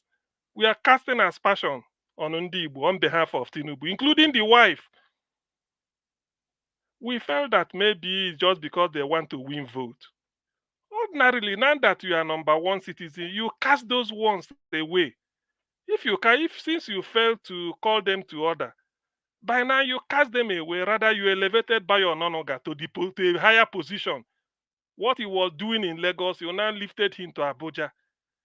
Ononoga put in writing, in black and white, that an Igbo man to vote in Lagos is interference in Yoruba internal affair. Henry, my friend here, is Bini. So if Henry is in Lagos, two of us are living in the same street. As a friend, we say, oh boy, I come from UK. Henry, we say, I'm just coming from Germany. I didn't know we live in the same, maybe Adelabu area of Sulere, because that is the area I love. Gulano Drive, Bodetamos. So, boy, now we go there here, make we vote. So that day, for Henry to vote for a candidate of his choice, Henry is not interfering. But for me to vote, I'm not interfering. That is the meaning. And Tinubu kept quiet. All these things happened. Ndibo lost their lives. We watched video clips. After election, they went to the house at Yokoko, macheting them because Oluomo said so, because Tinubu authorized him. Tinubu himself was on video, on tape, saying they will come to Lagos with a bedroom slippers and a polythene bag when they want to fight us. He spoke it in Yoruba. He's there. We thought that this is just somebody, for those that are interested, if you want to get a woman as a girlfriend, you can tell all manner of lies that after you, after God, now you. If you are by the roadside talking to her, you dodge. He said, why? He said that. He said that. He said, that's my uncle. He will report me. He said, hey, that big. He said, yes, nah, I just come back. Oh, you don't? He said, no, I don't want. This is my father's house. The tenants there know me. You just they pose. So the lady will say, you are from a rich home. So, but after that, reality we done. Now you are now sworn in, and you lifted that Bayo Ononoga from Lagos to Abuja, and the guy is still writing till tomorrow, and you kept quiet. You see that this is bigotry. There's no other way to define it. This is pure big, and he is the chief promoter. It's a very big shame. That's why when I see people defending, I said, what type of a man is this? Ordinarily, under Obasanjo, this thing won't happen. Obasanjo is Yoruba, from Egba. Under Obasanjo, this thing won't happen. Obasanjo was president for 8 years. Look at the cabinet he constituted. Look at the impact it made. Today, nobody can put money in Nigerian bank. CM. They said the Yes. Obasanjo is not a Yoruba. This is what the Yoruba people are saying. You don't know that? Because it's not a bigoted. Forget about it. If we claim Obasanjo now, they will say a lie. So we know all those things. So look at this. Look at the cabinet Obasanjo constituted. Debt forgiveness with Okonjo-Iweala. Soludo did consolidation. Today, nobody can put money in Nigerian bank and say the bank collapsed. It's a lie. Because they raised the equity ratio, the equity base, and continues to increase. So look at the economy then, revolution. Because Obasanjo went for the base brain, he assembled them. Tinubu is still doing Lagos boys. This is a government of criminal. Gbajabiamila stole a lawyer. You stole your client's money in Georgia, I think in Atlanta. Mm-hmm. That's what he did. Then he's a thief. He's a thief. And he's a thief. So if I call him a thief, I'm not missing what. These are the people you surround yourself with, and they're just there making noise on behalf of. You see, that's why when I listen to this type of thing, I've just said, I mean, Haba, what sort of man? Ordinarily, it's even a shame that somebody who is a career criminal will change in midway. He can't. When you've passed 80, forget about 70 something years, Tinubu is saying. Tinubu is close to 90. When you've passed that age, you can't change. This is a career criminal. Now, what is he doing? These are people that will cover him for his oil deal in Malta. That is the oil deal in Malta. That's why we're having this petrol issue. Yes, Buhari during his own time, it wasn't like this. But Tinubu quickly removed the subsidy on the day to make sure that when he says subsidy don't go, everybody go say subsidy don't go. So when you are now paying higher, who are they? He's paying it behind. El-Rufai said it in Medugri that yes, the subsidy is removed over the microphone, but we are still paying subsidy. He took in time to admit it. Now, when you are not paying subsidy, why are we still paying higher? Because he's taking the money with Chaguri. Chaguri is the person overseeing that refinery in Malta. So with Tinubu, how can 4 refineries in Nigeria and Kaduna, Port Harcourt, 2 in Warri, and 1 in Kaduna, how can they come on stream? And then to see his rival in Dangote, that's why Dangote is crying. That's why I say the rich also cry. You see, this, how can you have a government like this? This is a bigoted government. Look at what is happening in Lagos. Under him immediately started the Igbo houses, demo everywhere. Till tomorrow, they are still punishing the Igbo in Lagos. For what? Because Tinubu wants to be president. Now that he's president, he's still showing us the same thing. So bigotry, they are saying, it's not far-fetched. The government in Aso Rock is the chief promoter of bigotry. If your name is not Yoruba name, they don't give you your vote. To be honest with you, see, sometimes I want people to listen. When you build a house worth 300 million naira, say in Victoria Land, the Lake anywhere, say the house, they value it up to 400 million. How much is CFO that you can't afford? When you buy land for 100 million, somewhere in Lagos, when you buy million naira, when you buy land for 50 million naira, how much is CFO that you cannot afford? People should reason. People that can't even, it's only the poor people that, if a rich man wants to build a house, because he knows what he's going to bury on the ground, he knows the foundation is doing, and you are telling him, CFO, just go to the office. Don't you know this? As a big man says, they all have links. They all have links. He can easily call a lawyer. He won't even do it. He just call a lawyer. Lawyers like to have big men as their friends because it will through them now you'll be getting jobs. He will call one lawyer, say, I want to build a house. Please take these papers, go and find out what is happening. Take this 1 million for your transport. When you finish, then I see you. The lawyer will jump up and then go to Ikeja and dig out everything. And later they tell me 16 years later, house you built in 2005. More than 16 years later, they will tell you you haven't got CFO. They knock you down. Go to court. Ndibo. You see, this man is bigoted because he wants Chaguri to almost of the areas Ndibo are dominated. Ndibo had in Lagos. So he said because his own he knows no bound.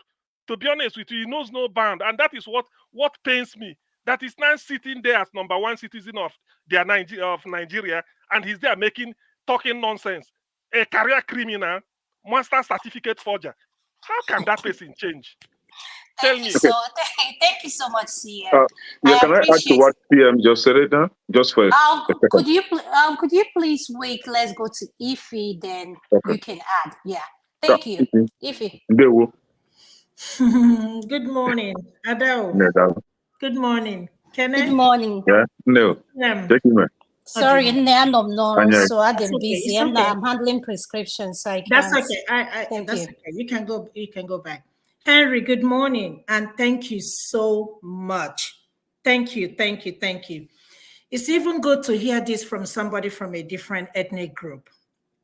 So I heard you a little bit of what you said from, behind. Sometimes when I talk about Nigeria issues, honestly, it gets me so emotional. And again, let me deviate a little bit. I don't blame Tinubu. Let me tell you who I blame. The Igbo politicians. They are the ones I blame so much. And like I keep saying that, if all of them march to, listen, if Igbo people wants to get the Biafra they've been asking for years today, they will get it today. All it's going to take is all of them to march to Aso Rock and tell them, you know what, enough is enough. All these things are going on. None of them is saying anything. None, not even one person. And then you ask yourself, if the people you put in power cannot defend you, cannot speak for you, then what's the essence of having election in Nigeria? What is the essence of you being there? For anybody hoping that Nigeria is going to get better, it's not going to get no better. Let's make it clear. It's not going to get better. Instead, it's going to get worse. Igbo should go home, Igbo should go home. Igbo. The only reason Igbo people are still in Lagos is because of that Tinkan Island, because of that wharf there. Because like I always say, I've talked to my family, who they are so much into business. They live there in Lagos, they have properties. And they will always say, if you go back to Igbo, how are you going to transport your goods? So if you live in the Newi or Onitsha, then from Lagos, you send your goods. It doesn't make no sense. Give them this thing in the eastern part of the country and see if anybody will still be in Lagos. I remember when they had the election last year, this guy that his wife is Igbo, the one from PDP, you guys refused. Of course, we know he won that election. Let's not even talk about presidential election. His wife is Igbo. Tinubu's wife is from where? He's from Igbo, right? Ishekiri. Is she Yoruba? Of No. course, she's not Yoruba. But you people never had a problem with that. Then it came to this guy's turn. You people have a problem. A lot of us were born in Lagos. I was not born in Lagos. Then tomorrow you're gonna tell somebody because they don't speak Yoruba, they are not Lagosians. Olumide Akpata, I think initially they were saying something that he's not a do or something like that. So the bottom line of what I'm saying is this. You see, let us be honest. An Igbo man can never go to Kano and vie for a governorship election. It will never be possible. It is not possible. But let me tell you something. It will be easier for an Hausa man to come to an Igbo land to vie for a governorship election and win it. Mm-hmm. Very easy. A Yoruba man will be easier to come to Igbo land. So why all this hate? Why do we keep talking about one Nigeria, one Nigeria? There can never be one Nigeria. If I can happily go to Zamfara and get a job in, over there in the government parastatals, why are you still talking about one Nigeria? We are so much divided in that country. Look at what happened to what's going on with Nnamdi Kanu. Sunday Igboho was fighting the same fight Nnamdi Kanu was fighting. Sunday Igboho is out now supporting Tinubu, and then Nnamdi Kanu is still there. What do you expect? Betrayal is always betrayal. And nobody's saying anything. Everybody kept quiet. And then they are charged with the same treason, the same offense, treason. Yeah. The same treason. Everybody treason. But see, again, I'm not blaming them. I'm blaming the Igbo politicians because they are the ones holding Nnamdi Kanu and not the federal government at this point. But why? Why I don't tend to sort of agree with that is this.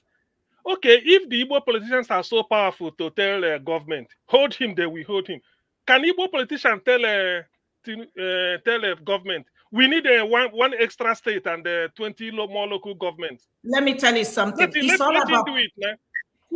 all about politics. And that's why I say, let me tell you something. The people we put in office, if all of them march to Aso Rock and call Tinubu for emergency meeting today and tell him, this is what we are asking you to do for the Igbos, do you think Tinubu is not going to do that? Let Igbo pull from Nigeria. You see what is going to happen to that country. There will be no Nigeria anymore. The economy of that country will sink. I'm not saying it because I'm Igbo. I have a lot of Yoruba friends, and I've said it over and over again. They are my closest friends here in Atlanta, very good friends of mine. They too can understand the sufferings of Ndibo. We love each other. If anything I need and I call them, boom, they will tell me, do this, if we got you. And I will call them, and they will call me, and they will tell me, I will tell them the same thing.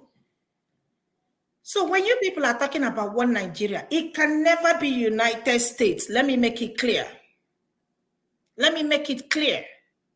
It can never be the same. Even in this state I am, if I meet the requirement of vying for any governorship election, I will. They're not going to ask me whether you're from Nigeria or your father is this or your mother is this. If you give me 30 seconds. Can you believe during the election, you didn't see what Soludo said about Peter Obi? I heard it very well. So I totally. they are one of the people making things worse there. But that's what I'm saying. They are our problem. The Igbo politicians are our problem. I said it over and over again. Even when during the protest, I was against it. I told you people, Tinubu is not, what is the outcome of the protest? Tinubu is not the problem of Nigeria. Go to your local government chairman, go to the National Assembly. Innocent is from my place. He saw Tinubu. I was very angry, with the statement he made. Because in my head, I said, these are the same people that left your company and went to Japan to buy import cars for the National Assembly. While you are there in the East, manufacturing cars, they did not even support you. Why are you going there to go meet him?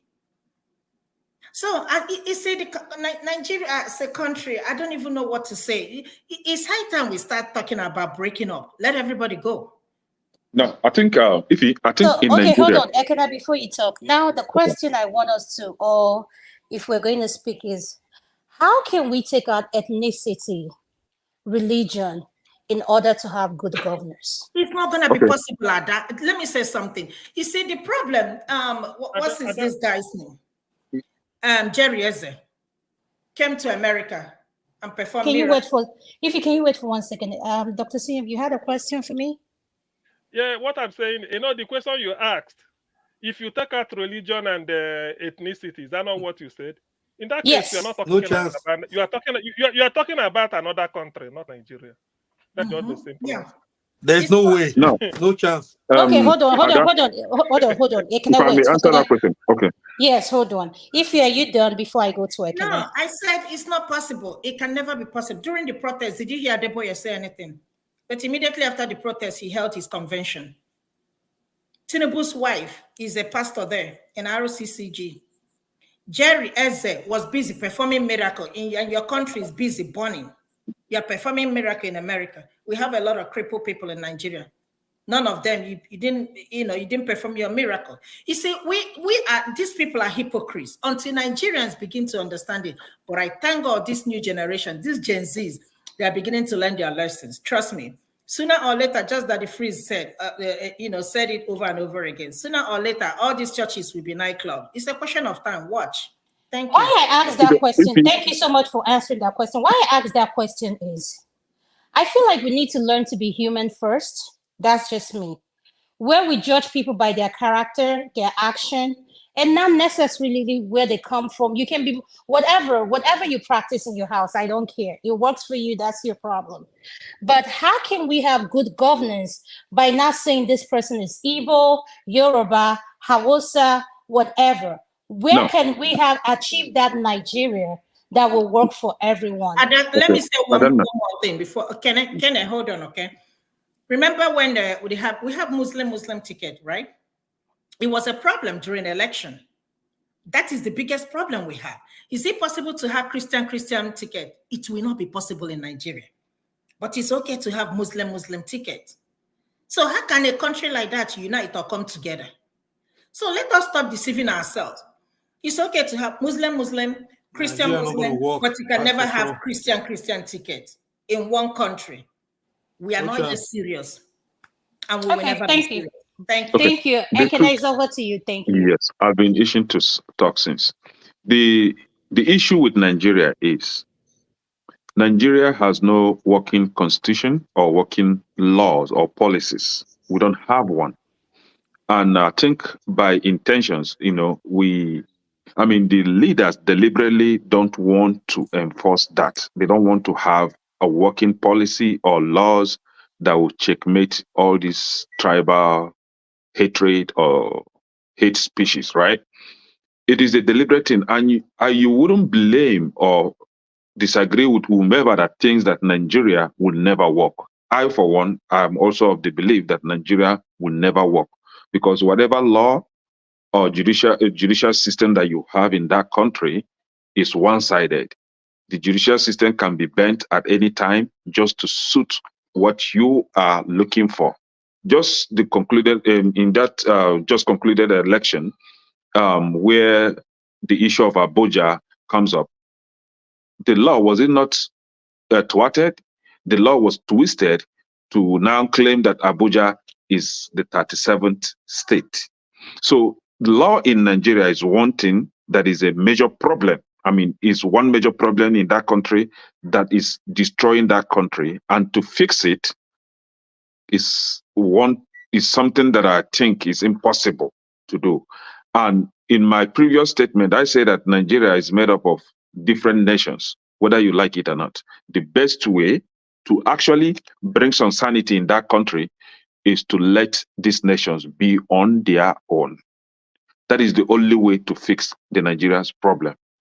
But if there is a way, I don't know the kind of miracle, maybe the likes of, I don't know why if he call up those names, that criminal Jerry Eze and all those criminal working ministers, if they can perform miracle to make sure that we have a working law or policies that will checkmate a speech in Nigeria, I think is one way to addressing that issue, which I think is impossible because their miracle has never changed anything. Their miracle is for the gullible, confused people that they extort money from to live their better and best life. So Nigeria is one country that I think to checkmate these biases, they have to create an opportunity that will maybe educate the people. First and foremost, before you educate the people, you have to fix your judicial system first. You have to make laws that will stand against hate speeches. There was a day, I think last week or thereabout, I was thinking about the level of hatred in Nigeria, especially against the Indigo. And I sat down, I began to list among the stakeholders, I mean the useless elite in Nigeria, those that have made public statement against Indigo. I begin to jot that their name, and I was thinking, how do I begin to sue these people in court? Take them to court and say, hey, you have to come and explain why you say this against Indigo. I begin to think about it. I say, do I have a badass friend that is also a lawyer or maybe a stronger? I begin to check among my friends who can actually go with me to begin to create.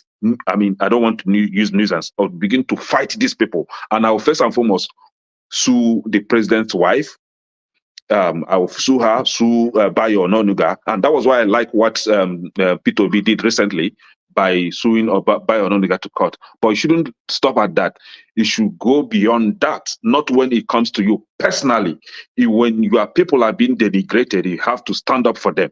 The Indigo, what they call them, or Ohanese Indigo, I always call them out because I see no use for having Ohanese Indigo. Ohanese Indigo is just a nuisance to our people. They've never fought for the people. They've never fought against the, to protect their people. Ohanese, you have Ohanese Indigo, and somebody like Bayo Ononuga is denigrating your people. Somebody like this woman, what is her name? What's the name of the president's wife now? I don't want to recall it. Remi Tinubu is speaking against your people, and you could not charge them to court. So why are you having that useless organization? You should be the one to say, you know what? We are suing you for saying this against our people. Last time during the election, one Igwe in one Igwe, diaspora Igwe, which I don't even support having diaspora Igwe in Lagos State, spoke for the people in Lagos State. Can I make sure I understand what you're saying? In the diaspora, we have Igwe, who is in charge of the whole Igbo community. No, this is in Lagos. Yes, in Lagos State. In Lagos State in Nigeria, we have Igwe of Ndigbo in Lagos. You know, that kind of nonsense stuff. I don't agree with that. So he spoke, for the people, when the Igbo people are being threatened, he now make reference to calling on IPOB to protect the people in Lagos State. This guy was arrested. He was arrested. Today, he's still in jail. But the Bayo Ononuga is a free man. Remi Tinubu is a free woman. None of them has been arrested. MC Olomo is a free man. You see why I say that Nigeria will never function with this kind of level of injustice. And then somebody will now expect me, Kene, to speak for unity of Nigeria. For what now? Am I crazy? When you held my people on captive, you refuse them to move forward, you refuse them to move backward, and then your people are dishing all manner of hate speeches against us, and then I cannot speak against that. I cannot defend my people. See, you see Nigeria, Nigeria is a conglomerate of whatever stupidity is. Nigeria will never function. See, I don't care if you like me or you hate me, right? I don't even send your papa. The truth is Nigeria cannot move forward, and I cannot cannot die for Nigeria as it is today. I cannot sacrifice 1 second for Nigeria. I cannot. From my time, sacrifice for Nigeria, God forbid. Until we begin to tell ourselves the truth, until you begin to know that behavior you exhibited on your fellow human being, if they treat you the same way, you will not feel good. And for that reason, you should not give it to another. Until you begin to have that kind of feeling, you begin to retract those nonsense that you are saying or you've said. And until you begin to speak out and defend the oppressed, or you defend the victim, until you begin to do that, that country will never move forward. If you go on X handle, there's one Ife Salako, wherever that person is. I don't know if he's a woman or a woman. God, the kind of God that will bless that, the kind of blessing that this human being will receive in this world, is immeasurable. So may God continue to bless such a person. She always, or he, I don't know if he's a woman, Ife Salako, if I think he's a woman, always stand and speak against Bayo Nonoga, speak against hateful speech against anybody. That is her function. That is what she does on X handle. So may God begin to bless this kind of a person. So Nigerians, we are not telling ourselves the truth. We don't love ourselves. We don't love ourselves. Not ruling out the fact that there are still good Nigerians. There are still good Nigerians. We understand that. But for the fact that the Ohanes and Ndibo will be there and your people are being maltreated and you are not speaking up, the fact that we have the likes of Hope Uzodimma that will support the enemy to even push out their people down. There is one that deleted recently. It's from Nnewi, one Ifeanyi. I don't want to call it like Ifeanyi nonsense. He left us recently. For the fact that we have the likes of these people, see, it's very difficult to change that country. And then for anybody believing or waiting to see if the federal government is going to arrest hate speakers or bigots in Nigeria, it's not going to happen. So for you to bring your voice is fainting. Your voice is dropping. Can you round up? Can you hear me now? Okay. Can you hear me? I can hear you. But you're kind of low. You're kind of low. Very low. Oh, really? I'm yes. Shouting here. I think but it's from your network. I think so. My phone on do not disturb. So okay, someone is probably trying to call you. Yeah, but is it okay now? Still a little bit low, but it's fine. Oh Lord. Okay. So what I'm saying in essence is we should not fold our hands and expect the government to fight for us. We should begin to petition anybody that speak against or any hate speaker or any bigots that speak against Indibo, not just Indibo. If you speak against any tribe, or if you're being tribalistic, or if you're being a bigot or hate speaker, you should be sued to court. You should be dragged. They should drag the hell out of your life Thank you. learn lesson not to repeat. Thank you. Thank you. Which court are you talking about? Dragging the person to? Well, you should drag the court, both the judges, drag everybody. Thank you. Mr. Henry, I just want to say we're going to be on a time for 5 minutes so that way everybody gets to speak. And so I want to say something. No, please. I'm sorry. Right? I'm sorry, okay. Please, because more people are coming in. Okay. And I appreciate if someone is speaking. No let's problem. not interrupt. I don't talk more than 5 minutes anyway. Yes, let's not interrupt and allow the person to finish. Then when it's our turn, we can speak. Thank you. Yeah. As I was saying, I'm a pure Benin, local Benin man, and I'm proud to be a Benin.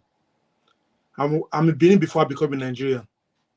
So anything about, because when we say Nigeria going to work, how are you going to work? When this tribe is hating one tribe, it's not going to work. We should tell ourselves the truth. If Nigeria want to work, the judicial system need to be wiped off.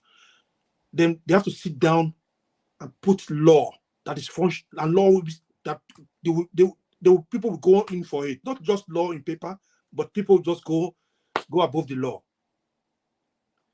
Tinubu himself is supposed to be in jail for saying Yoruba Locon when he was want to become as a president. his wife going to be in jail if they want to follow the rule of law, hate speech.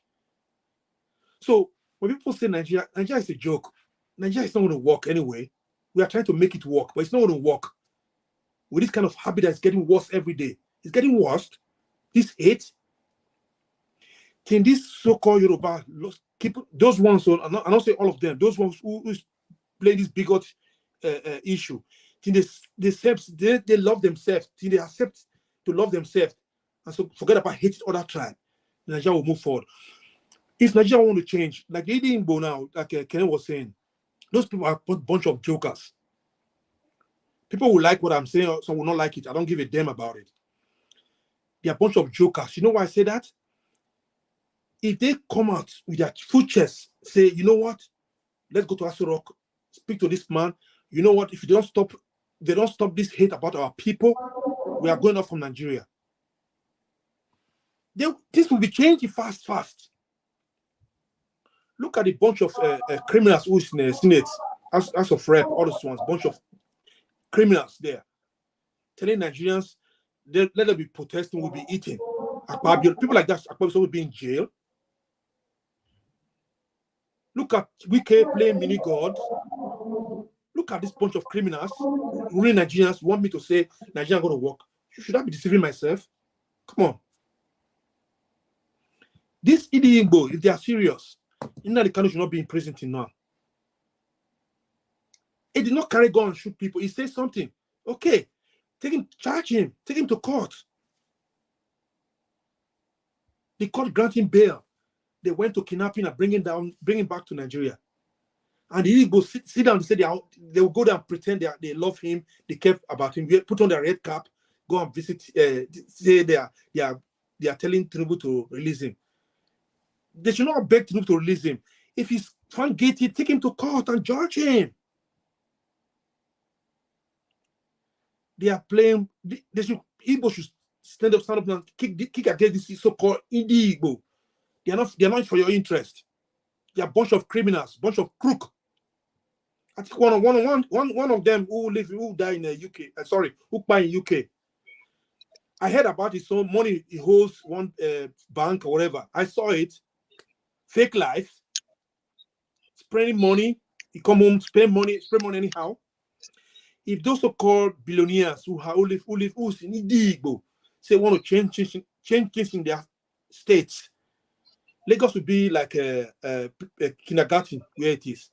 But they don't want to change nothing because they want to become superior to other Igbo when they come home. So if somebody tell me Igbo Nigeria going to work, you're just a dreamer. Because Nigeria it never work. We are trying to make it work. Nigeria never work. The colonial masters put us together. They know it's not going to work either. Nigeria is a country of how would I put this? It's a country of many countries. How many millions in Swiss?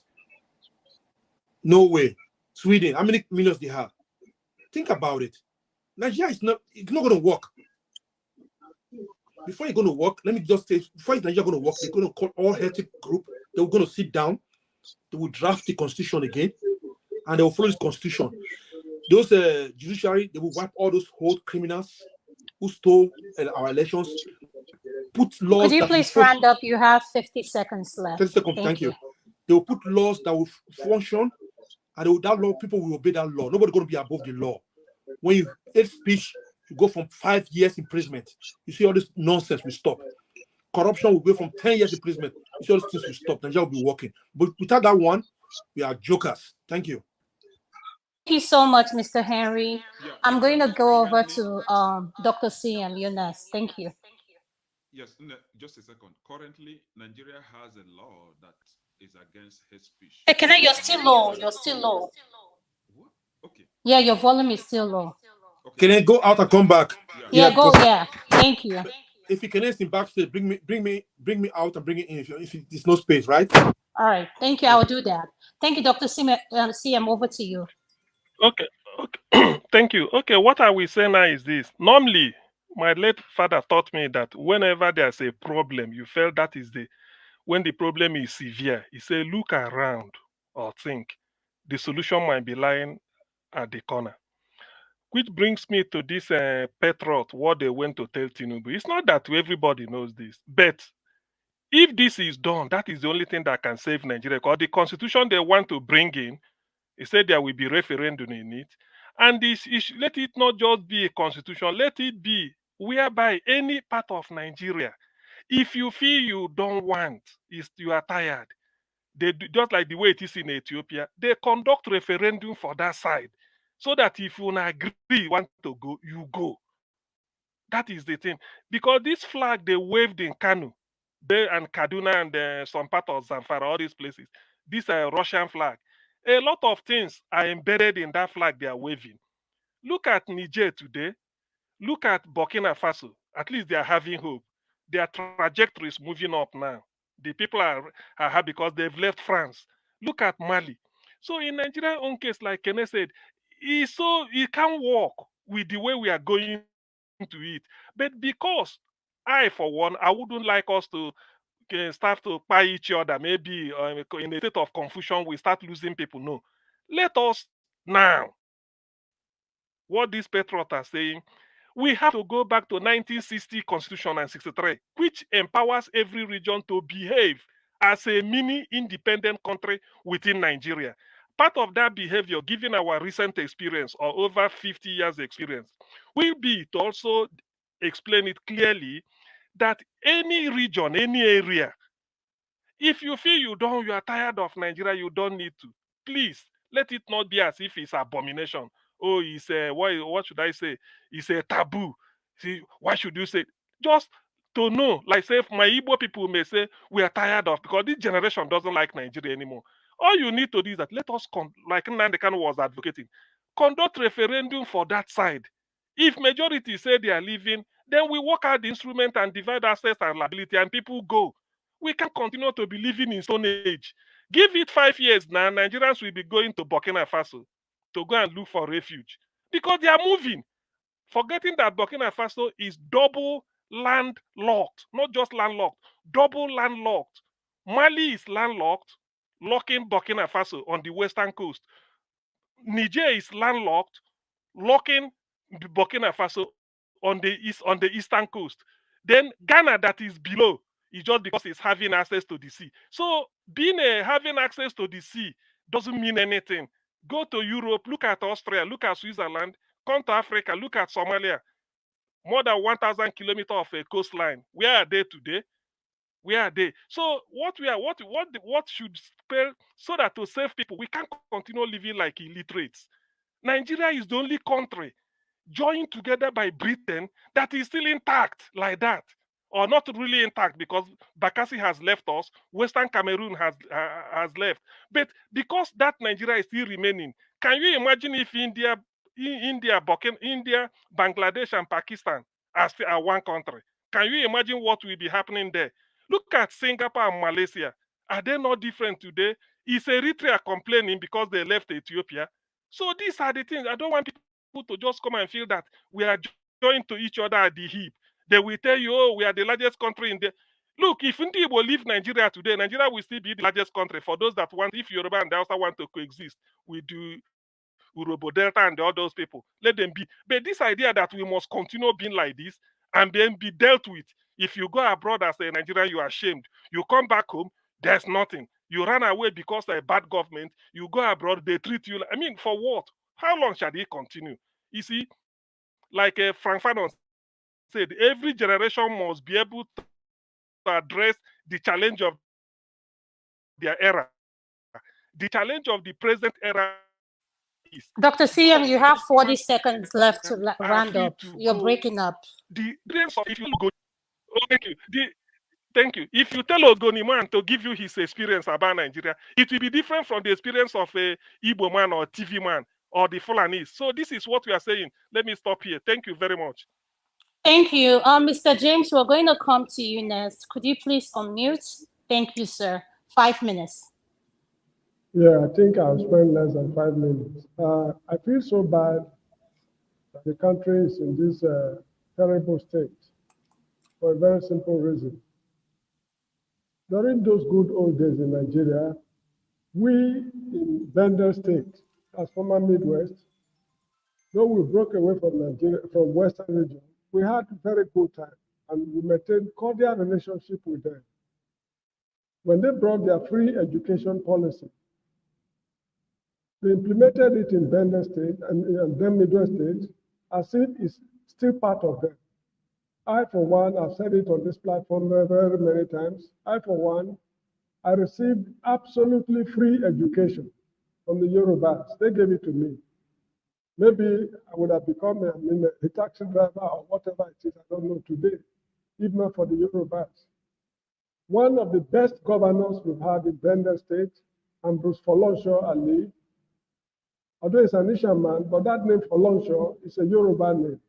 It means that he's having Yoruba ancestry. But it's so disgraceful that this same Yoruba race that has distinguished themselves in the past have produced this kind of people we cannot understand. Even while Latif Jakonde was in Lagos implementing his policies, the Igbos, Hausas, and other ethnic groups in Lagos benefited from the free education policy. So my fear is this. I've been talking about post-Nigeria republics. That's what I want, post-Nigeria republics.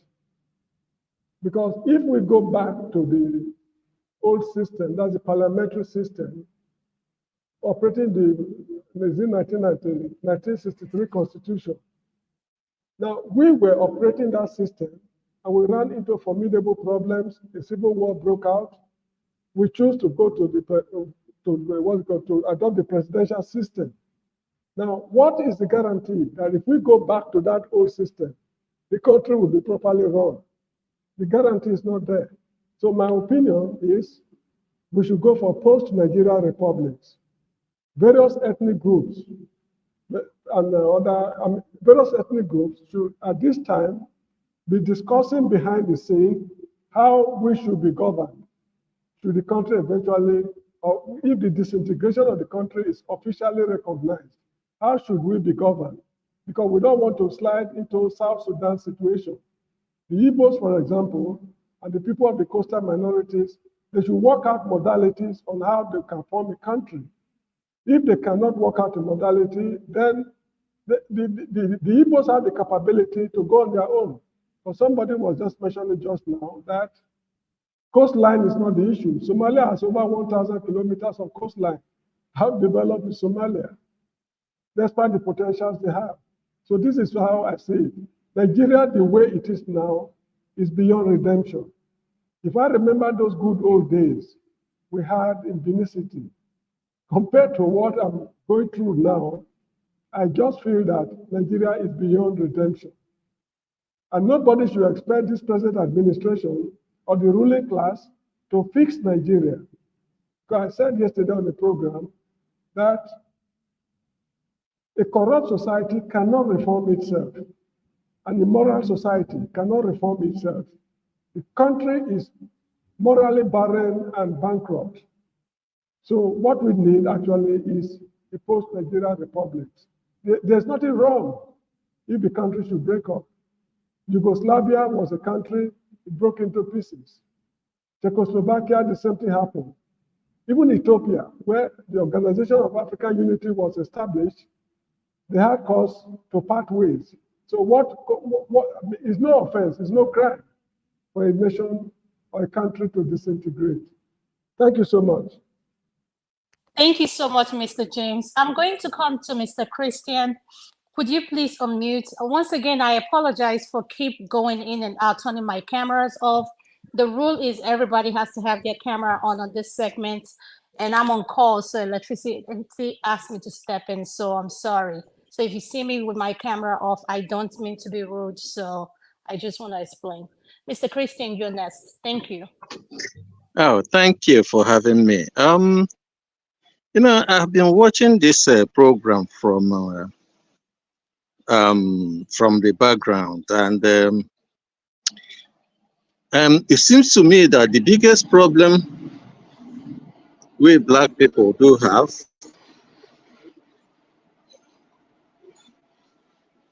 Yes, we are very close to this thing. The problem we black people do have is that we approach knowledge or education in terms of knowledge and theoretical knowledge and certificate without practical implications. See, the problem of Nigeria is not corruption, it's not bad governance, it's not bigotry, it's not anything. It is diversity.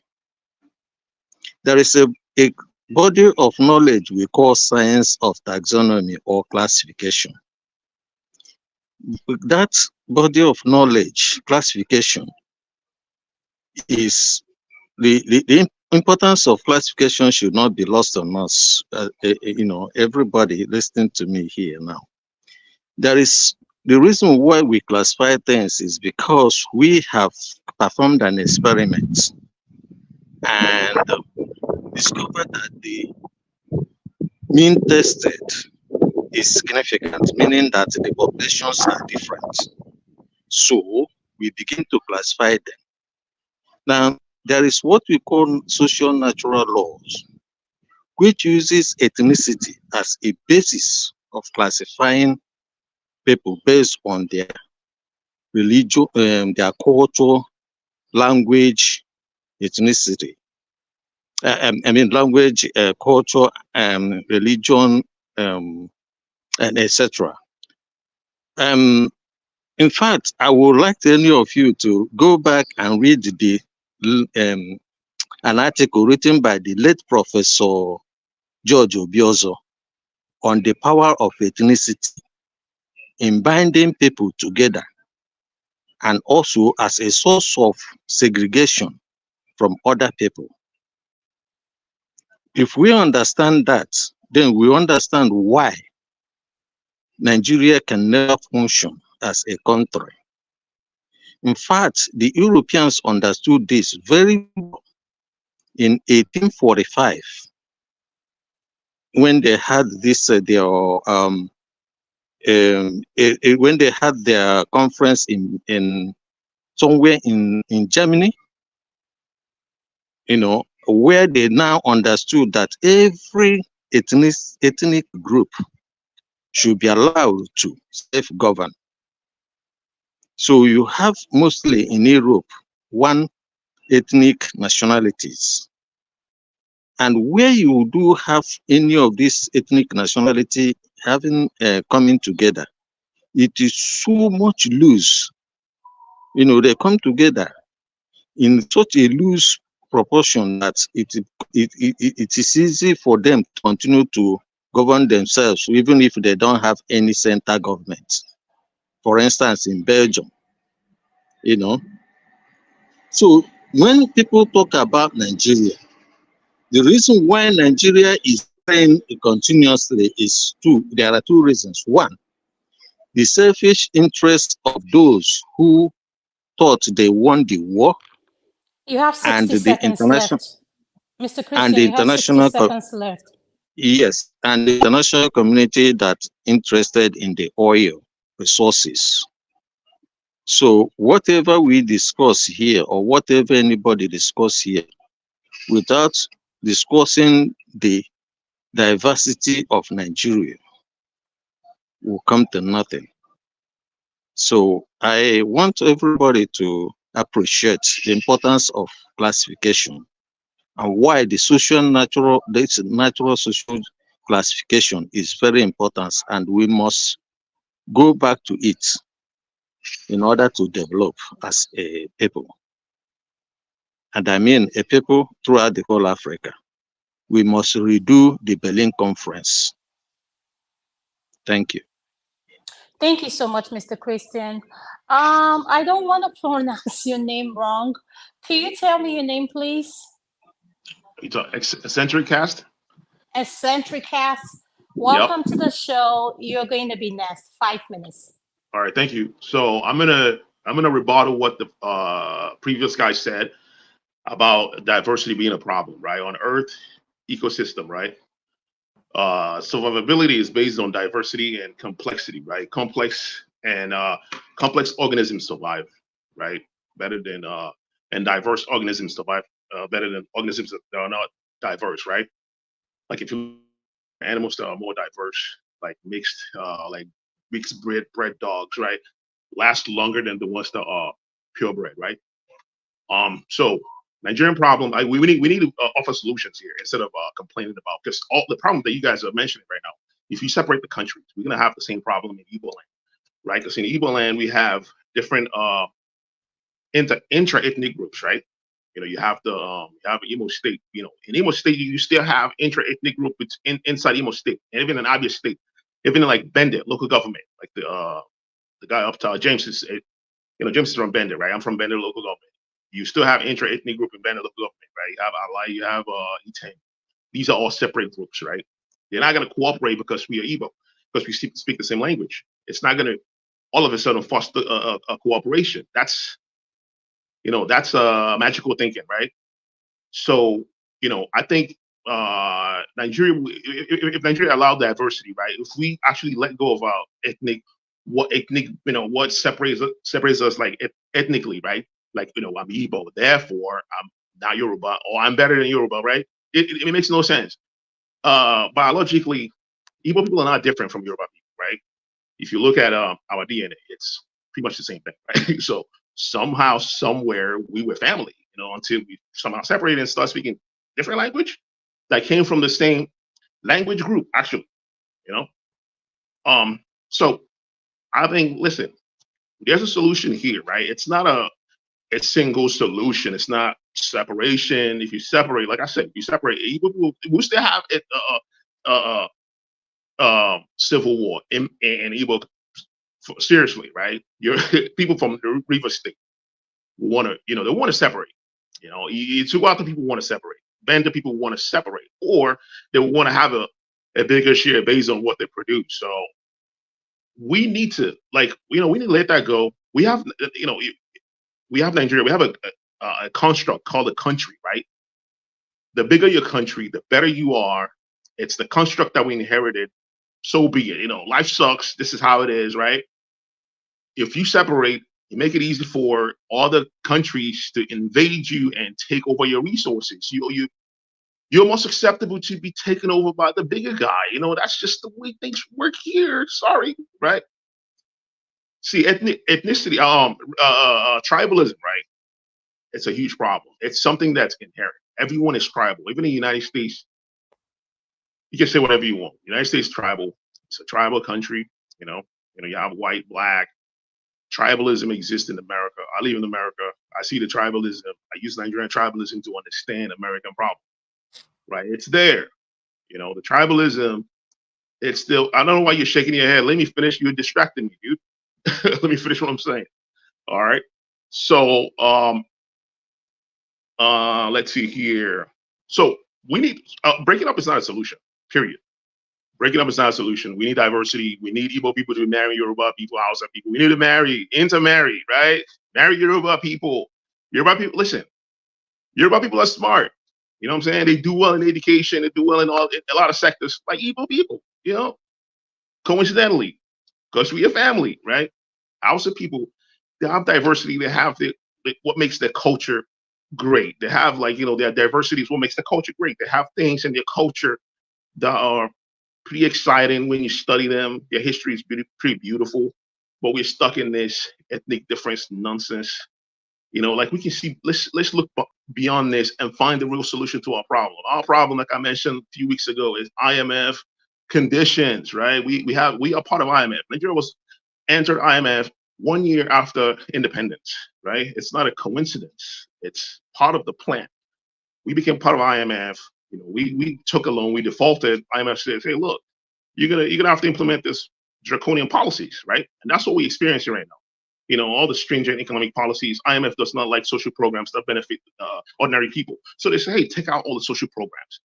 Free education, free this, free that. The government took all that stuff out, right? Because our leaders are not smart people. They can't think. Look at our Constitution, for instance. Our Constitution looks like a plagiarized American Constitution. It says, one nation under God. What are you talking about? What God? We're not Germans. We don't believe in God, right? We don't believe in God. We have our own sense of religion. It's actually has more depth than freaking Scandinavians. and the Germanic tribes, right? It's actually more in line with the Greeks, you know, the more civilized society in Europe, right? We in Igbo we have Ane. Ane is pretty much Gaia. If you study Gaia, that's Ane right there, right? And you know, we worship nature because we understand the importance of nature and all that stuff. If you look into, you know, Igbo spirituality, it's pretty scientific. You have 50 seconds left to 50 seconds, anyway. So when it comes to my turn, I'm going to come up with something, rebuttal all the points, all the people talking about separations. Hey, look, you can say that while you're in the United States of America, because here in America, no one cares if you're Igbo, if you're Yoruba, you're a black man, period. You know what I'm saying? We need to bring that whole mindset back home. We are black people. Now we have the poor, we have the working class, and then we have the elites. You know, this is how nature always worked that way. You know, there's always the manipulators. We need to find a way to deal with this, guys, right? We need to tell them, hey, look, we know your problem. We know the problem is IMF policies. Listen, we need to change this. We're going to go another round so you can get to explain further better. Thank you so much. Thank you. Mr. Christian, could I ask you something? I'm going to give you 1 minute to respond because you kept raising up your hand and shaking. So go ahead. Yes, 1 minute. please. You know what? New developed nation, every developed based on unity and peace. You know, every nation develops based on justice and equity. The law. So, and the law, every law derives from what we call cultural or every man-made law derives from cultural or religious law. And it is not. You need to read philosophy. Excuse me. Can I finish? And if we do not get the law right, if the constituent components do not, the problem of Nigeria is inability to rationalize the differences, the different values into a coherent legal framework that everybody obeys. And that has been the problem. Why the federal government do not obey their laws, the state government do not obey their laws. Your 1 minute is all. Yes, and nobody obeys the laws in Nigeria. And so no nation develops without the law.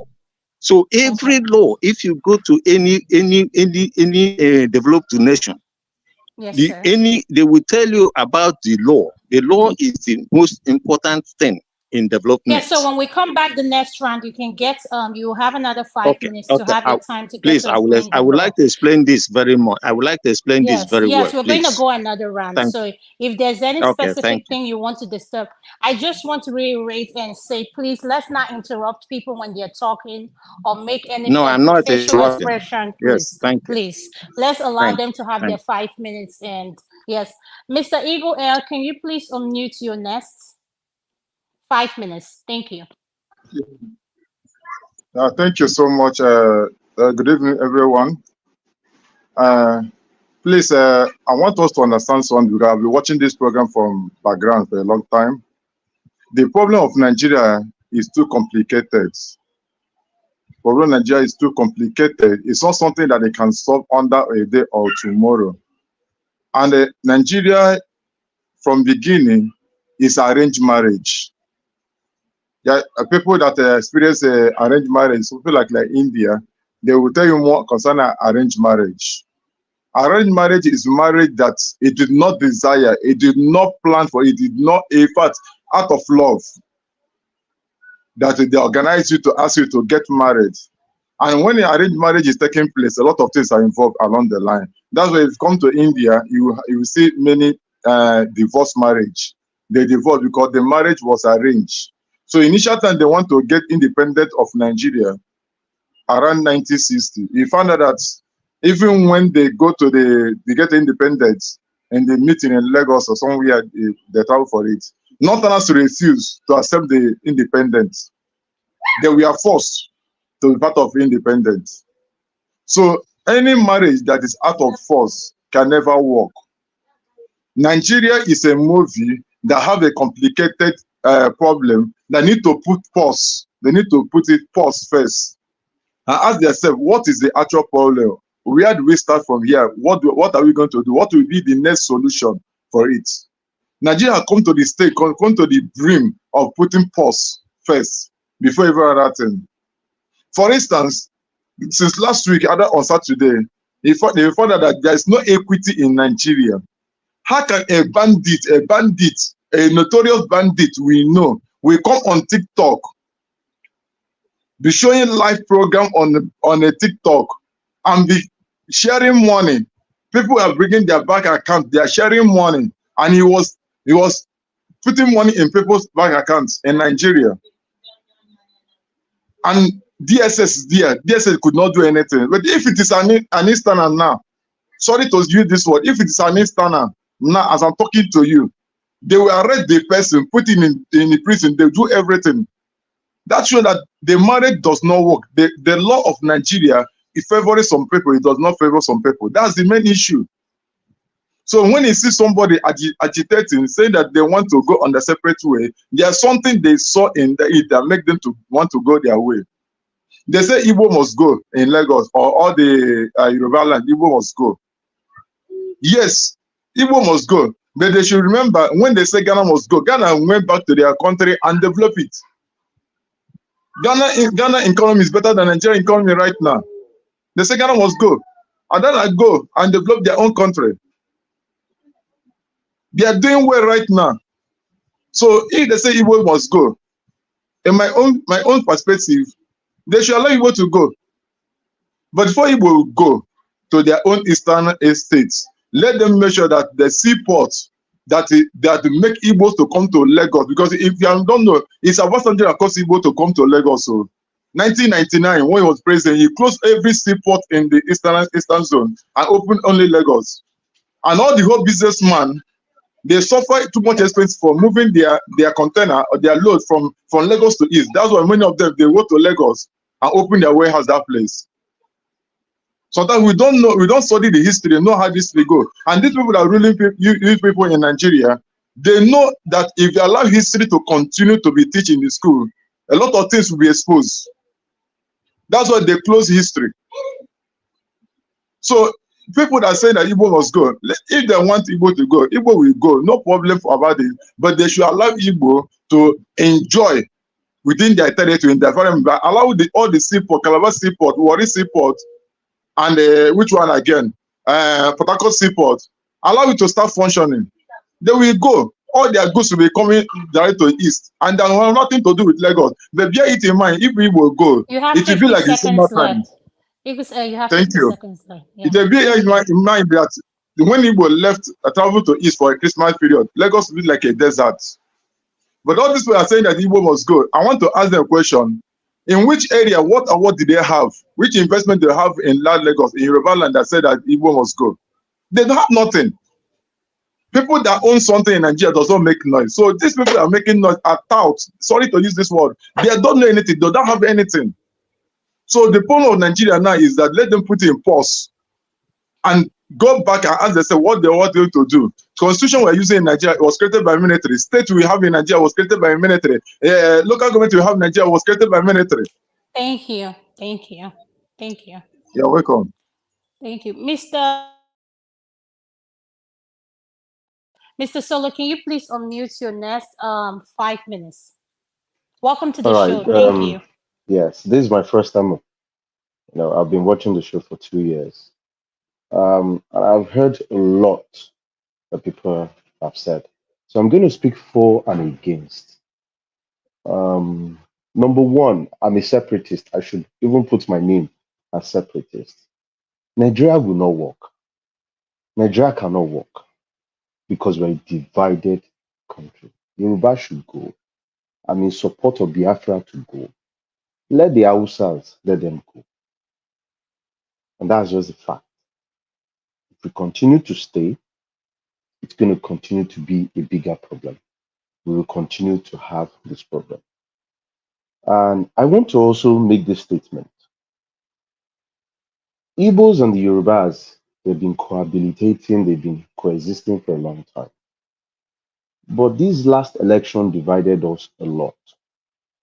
And part of the reasons why I believe that currently the Igbos are being, I don't know the words, in Lagos, currently in Lagos, that they are suffering now, is because of the statement they made that, oh, Lagos is no man's land.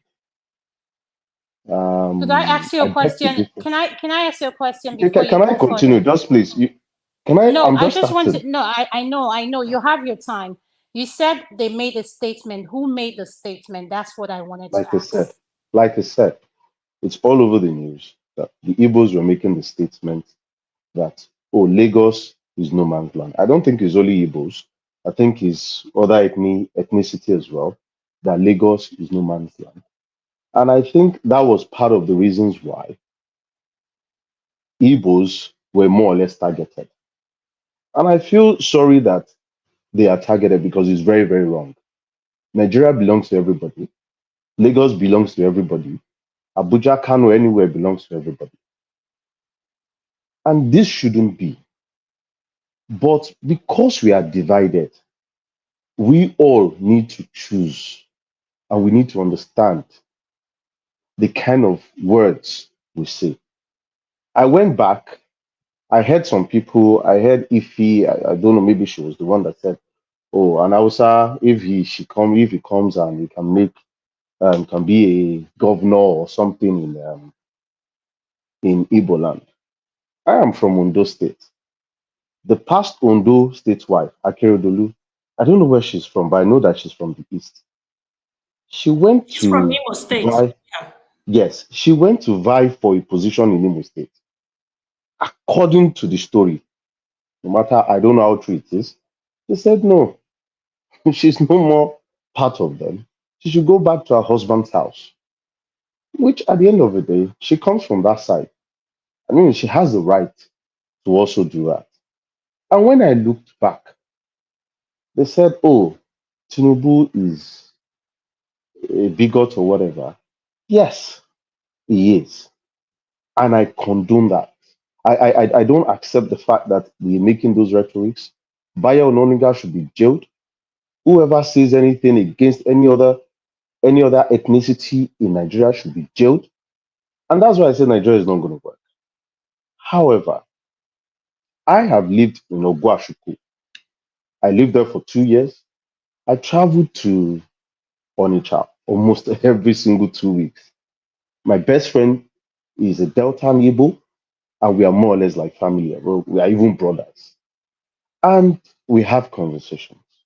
But what I just think is that people should, and I want to make a statement. I am not for Tinubu. I supported him, but I want to tell you he has failed. The protest that these people did this past week, they should have made just 1 day protest. The next election, we will vote him out. It's just as simple as that. You don't perform, we vote you out. That should be what the youth need to say. PDP, APC, vote them out. Any other party, YPP or whatever, we rush there, we vote them in. Because these guys, they are manipulating us against each other. And that's just the fact. But I just want people to understand something. The guy that said, oh, Tinubu said You Emiloko. have 50 seconds left. I Thank you. want people to understand that Tinubu was canvassing for a vote with the Yoruba people. And he made that statement to the Yoruba people. So he was saying it that Egbekiniwa Emiloko. Yes, he's a politician. But like I said, at the time, but now I am not for him. And I am always, I'm not from Nigeria. I just want everybody to go because I want the best for everyone, both the Igbos, Thank you. both the Hausas, and both the Yorubas. Thank you. Thank you, sir. Thank you, sir. Dr. CM, I'm going to give you 1 minute because you have your hands up. And after that, Yes. I'll go to the Detroit. I'm sorry, did I mention you? I'm sorry. Yes, you're next. Go ahead, Dr. CM. Okay, thank you. I raised my hand up when Sola was speaking. You see, there are lies that people push around, and that is what is causing the confusion. The idea that Lagos is a no man's land, please, please, please, please. It was said by Jakonde. Lateef Jakonde said it on 1st October 1979, inaugural speech. After being sworn in as governor, he went to deliver address. Tell The Danny to link take is it here. over, please. I'm moderating. Please, the link is here. People should not use it. This was what they used to slaughter Ndibu. I lost my cousin, 27th February 2023, Monday at Mushi. We used more than 40 million naira to open a motor parts shop for him. Today it's worth 200 million naira because of the exchange rate. We lost him. We lost every business. They say Lagos is no man's land. Ndibu man said, "Is Jakonde? Please, moderator, open this. Let them see. Stop saying these lies. Ndibu not did anything. It's Yoruba configure. It's Yoruba conjecture. Jakonde is Jakonde Baba Kekere. Dr. Baba CM. Kekere is Yoruba. Please, please, please. I know, please. Can you calm down, please? Could I ask that you calm down, please? We're trying to have a conversation and get a solution to this problem. I want everybody to be able to express themselves, even if he said something that triggered you or you do not agree with. Could we please respond in a very respectful way, please, sir? Please. I'm going to go to the next person. If do you want to say something, I'll give you 1 minute. Go ahead. Yeah. He called your name, yes, so go ahead. Yeah. Sorry, guys. CM, that's so wrong, for you to scream on Sola. That is so wrong, and unprofessional. But Sola, let me say something. Let's assume that Igbo say that Lagos is no man's land. What is wrong with that statement? Lagos is no man's land. Are we no longer Nigerians? Is this how we're gonna build? One thing both of us agree with is that we need to go our separate ways. There is so much, we are so much divided in this country. Like I said, I don't know if you heard me behind when I said that my good friends are Yorubas, Alaja and Mama Wale. I love them so much. They listen to this. I'll call them before I even call any of my Igbo people. I consult them before I even consult my uncle who I live here with. So we know that, we are so much divided. And you said something about the election. We're going to vote them. Which election? Who are you going to vote out? Of course, we don't have election. We don't have judiciary. So I don't believe with what happened in the last election, I don't believe in election no more. So I don't think anybody can vote anybody out, no matter what. But one thing I know for sure is that if we come out and vote in masses, it's going to be difficult for them to rig the election. But are they going to rig it? Yes. If Tinubu, like I always say, Tinubu will do his 8 years, it's going to be hard for him not to be president in next election. It's going to be hard to vote him out. But, I apologize. CM, there is no reason for you to scream, about on this guy. He didn't say anything, honestly speaking. Thank you. Thank you. I'm going to go to the next person, I believe. Detroit, I'm sorry. Did I mention your name right? Because I'm busy. I'm sorry. Delroy? Delroy, yes. Thank you. Delroy, you're next. You have 5 minutes, sir. All right. I don't think I need that much time. But anyway, I'm going to say a statement that I'm going to ask the panel a couple questions. South Africa. South Africa has been protesting against... I changed the medication. Let me tell the pharmacy to pick up. Thank you.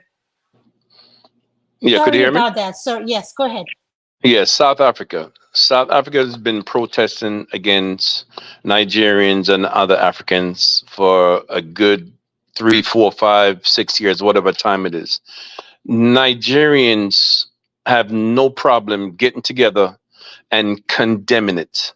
So Nigerians are Nigerians when somebody else is messing with them, but they're not Nigerians when they need to get along with each other. Another thing I'm going to say is, how come for the people that said Nigeria is a marriage and it was put together by colonizers, which is true, right? But how come Nigerians are not quick to get rid of Christianity, Islam, who was what was also forced upon Nigerians and Africans alike? They have no problem accepting Christianity and maintaining it. They have no problem white Jesus all over Nigeria and Africa. They have no problem with Arab Muhammad. All of that they have no problem with. But to get along with each other, it's a problem. I grew up with Nigerians in New York, all right? From I was a teenager, and with all my other African friends, Nigerians are the one that hate their country the most. They tell you not to go there. It's the worst place on earth, and so forth and so on. Right? So why are Nigerians always condemning their country so much?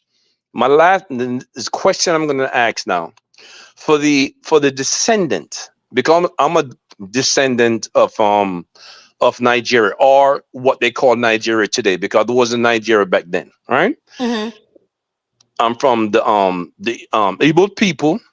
I'm from the Fulani and one other ethnic group. I got to check my my DNA. In other words, you have a little bit of everything. You're right, but it's 90% Nigerian from that area, right? Mm-hmm. My whole linkage. My mother did her thing. Everybody did her thing. So if I decide to move to Nigeria, where do I go? Where do I go? Good Because question. I have all these ethnic groups. Where do I go? Where do I go? The whole thing is nonsense. We're just breaking up and everything like that. It's all nonsense. It won't work. How are you going to move the Igbo people them in Kanu with all the businesses that they have in Lagos, all over Nigeria? They're not going to. Reality, they are not going anywhere. These people are not going to leave their multi-million-dollar business and go anywhere. It's not going to happen. That's fantasy. It will never happen. So why even dwell in it? You should dwell on trying to fix the place. That's what you should dwell in, because the other thing is not going to happen. They're not going to happen. You have people that marry different ethnic groups. What do you tell them? You go that way, I go that way, because we're from different ethnic groups. It's not going to work. So you might as well concentrate on fixing the problem that is at hand. That's what it is. I'm gonna tell you right now. I was in the military. All right. I'm gonna tell you this right now. The United States and Europe, they would love if Nigeria break up, because let me tell you who they do not want to get together: African Americans and Nigerians. They do not want those two to get together, because it would be the end of them. So they want you to break up. They want African Americans not to come there. Okay, this is the plan, and this is the bigger plan. So while you guys are infighting, they love that. Okay, so you better fix the problem. Okay, because without Nigeria, I'm gonna tell you guys that now, because you guys seem like you don't know. Without Nigeria, the black world, it will not go nowhere. I'm telling you guys right now. Thank you so much, Mr. That's all I'm going to say. I really appreciate your input, and you said a lot of things that I quite agree with. Ify, I'm going to, the next round is now, we need to talk about solutions on how we are going to fix this problem, because as far as I'm concerned, I am tired of this ethnicity, Igbo, Yoruba, this, because I'm looking at it from a healthcare point of view, and I'll explain why. And I know I have someone who is a healthcare person as well here. When you go to the hospital where I stay in the United States, you want the best doctor, the best nurse. You don't care if they're white or black. You want to get the care you need. You're not going to, a lot of the doctors, nurses, they are, a lot of them in a private group, whatever group they are in, which I'm not going to name here, but that's their personal life. But when it comes to their professional life, they are professional. Do we encounter patients who are racist? Yes, we do. I have encountered one. So my specialty is an anesthesiologist. So for me, I'm putting you to sleep while you're going to surgery. So when I see you, you're ready to be, put to sleep. So you don't need to care what color I look. I'm going to take care of you. So, but I want us to think from the medical system we have right now in Nigeria. when they treat people, do they treat them based on ethnicity, religion, or who they are attached with? Because every one of us standing here as a panelist, if we go to Nigeria today, including me, God forbid you have an emergency tomorrow, do we have hospital that we can go to regardless of the fund and get the care you need?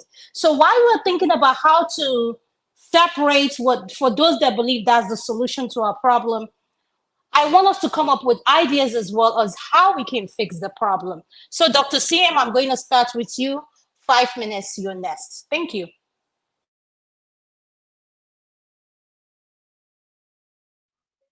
You're muted. Yes. Go ahead. Okay, yeah. See, let me start from the conclusion. Nigeria is unsalvageable. Forget about anybody can use any accent to paint anything. It can't work.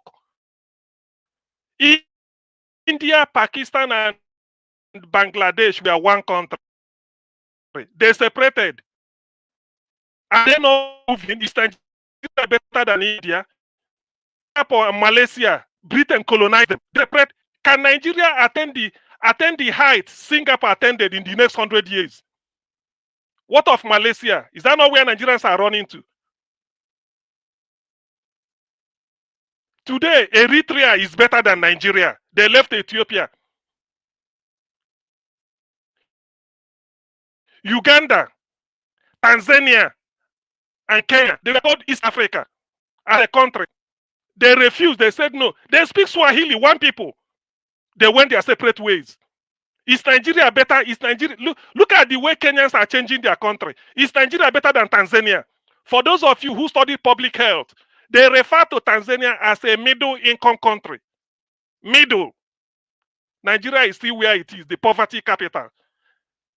Malawi, Zambia, and Zimbabwe, they were coexisting as one country when Britain came. Malawi left. Zambia became Northern Rhodesia. Zimbabwe became Southern Rhodesia. At independence, they are named to Zimbabwe and Zambia. Are they not going on there? Nigeria, does it not just think? I want people to think. Nigeria is the only country coupled together by Britain that is still like that. Don't you know why we are having problem? And people will tell me, for those who do not know, they claim they are Igbo. What Igbo has is dialect. We are one people. Somebody from Onsuka is Igbo. But if he speaks, somebody from Nnewi might not hear exactly what he's saying. Abakaliki is Igbo, but I may not hear what the person is saying, or whether they had their accent or dialect. So what are people talking about? It's not by force. If you're in a marriage that is hurting you, what do? And people are telling me, without Nigeria, the black man is not. It's a lie. Look, there are so many lies told us about Nigeria. I'm changing it.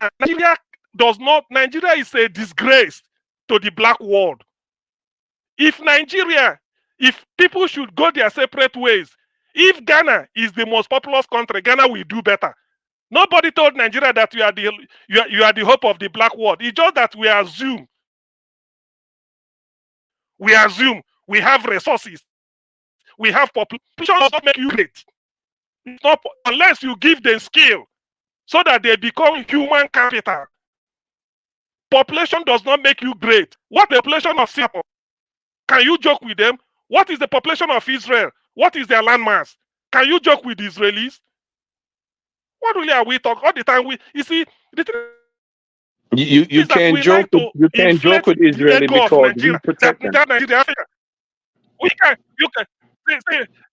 Listen. This is my time. When it comes to your time, you can make your argument. Who cares? Let me say this. The problem we have is that we always assume that we are superior to other countries. It's a lie. We are not. Nigeria is a disgrace to the black world. Why is it that when you carry your passport and they look, okay, Seychelles. Do you know the population of Seychelles? They are very tiny. They're not up to Ogun State. Yet, they rejected Nigeria. Don't come to Nigeria with a Nigerian passport. Has the world invaded them? Are they not living happily? Why is this all the time? Even the British, I'm in England. I'm in England here, if you must know. I'm in England. If you discuss with them, they say there is colonialism. Nigeria can sort themselves out. Why are we, because they worked and joined us together for economic conscience as a Nigerian God, to tell a Namibian that a Nigeria is the leader? Why are you leading? Can you lead yourself? It's a shame. Nigerians are in the look at the protest. Nigerians are now looking towards the Nigeria in the north. They are waving flag and looking towards Burkina Faso. Looking towards the Republic. Is that not a disgrace? And we are here talking about without Nigeria, the world can't breathe. We are the largest black nation. See, that is even a burden. It's a shame. What the solution is, Nigeria should quietly organize a referendum. Those that want to become part of Nigeria are free. You organize yourself and they move. Those that doesn't want can quietly leave. We are not the first. This time Cameroon left. Bakassi left Nigeria. Are they not there? Are they not where they are now? So what I don't like is there is no logic to all this something that Nigeria must be like this. Every 60 years we are talking the same thing. We can't organize the election.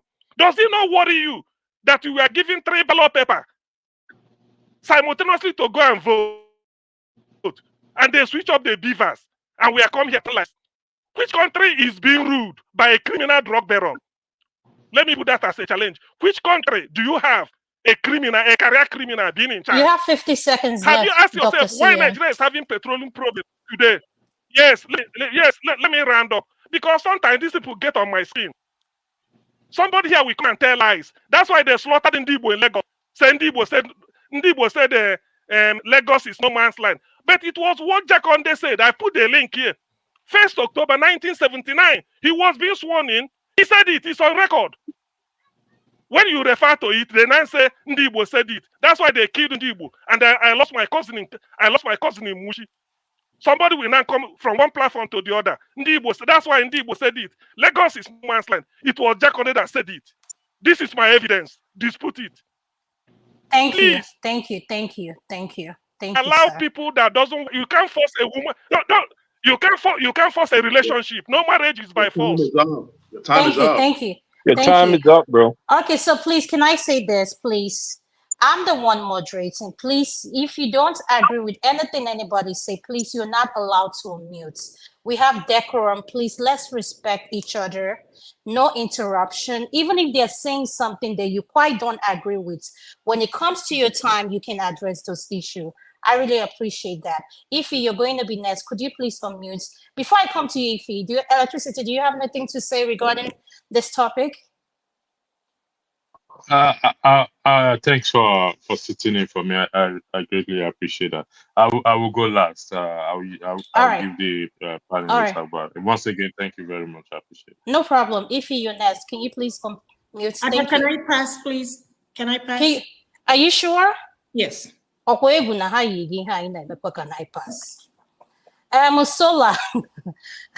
can you please unmute, sir? You have 5 minutes. Thank you. Thank you once again. I think, CM, you need to go back and read that statement. But I'm not going to go there with you because I've always watched this program and I won't let you deter me. I totally know where to keep you. So that one is aside. Like I'll continue to say, we all have to go our separate ways for us to be able to move forward. You see, the reason why in the early 60s, 70s, why the country moved forward was because each of our founding fathers went back to what we have and they developed it. And that was what Peter Obi said. Let's go back to the farm. Let's be a productive nation. However, because these people are eating, they are fat cows.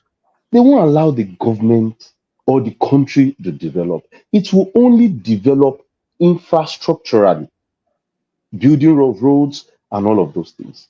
And the only way we can move forward is if we keep on voting. I totally concur with you, Ify. If we vote, they will rig it. We vote, they will rig it. At least Jega did something during Goodluck Jonathan time. He shocked them. Another person will come that will be like Jega too, that will do the same thing. It will shock them again. We'll be able to use that to counter them in the future. I think for now, before we start fighting for referendum, because that's where we are all going, and that's just the reality of life. That's where we are going. We should do like what Mahatma Gandhi did, civil disobedience. We go, we protest, we go back, we look, we start sensitizing people. The problem is when you vote and they give you money, don't worry, collect their money. So far, they are not with you when you are voting. Vote another person. I know it might look as if maybe, oh, we are teaching them another wrong thing at the end of the day. But sincerely, I don't see the way forward. Because I have been to Onitsha, I have seen the sea. I don't see the reason why there shouldn't be a port in Onitsha. There shouldn't be a port in Lokoja. There shouldn't be a port in Calabar. For the country, a country as that massive cannot have one port is an abomination. But when some people want to spit, they just talk Igbos, Yorubas, Hausa, or whatever. You know, when I was voting, my father said, you want to go and vote another tribe. You want to go and vote, you vote Yoruba person. That's not the problem. That's not my problem. I want a good Nigeria.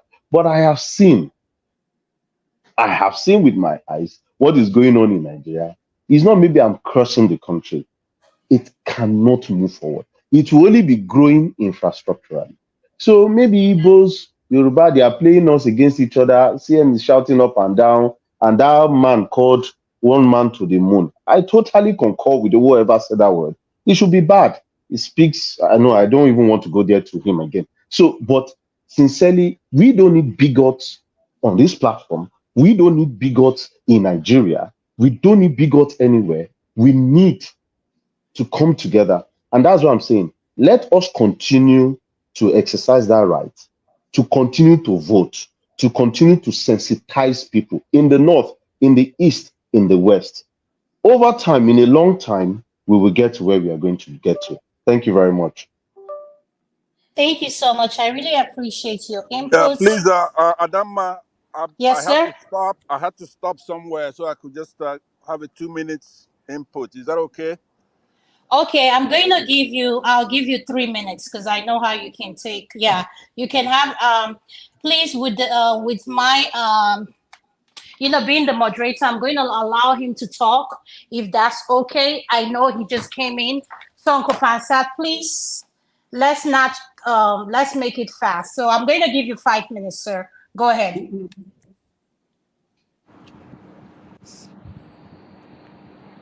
Uncle Pansat, are you there? Yeah, I'm having a connection issue, so let me make it quick. Okay, go ahead. I was driving. I've been in queue for a while. It's just that I was driving, so I was removed. Thank you for the courtesy. Sir. Yeah, You're welcome. It's a very good conversation. It's a good discussion. We all are on the same side, actually.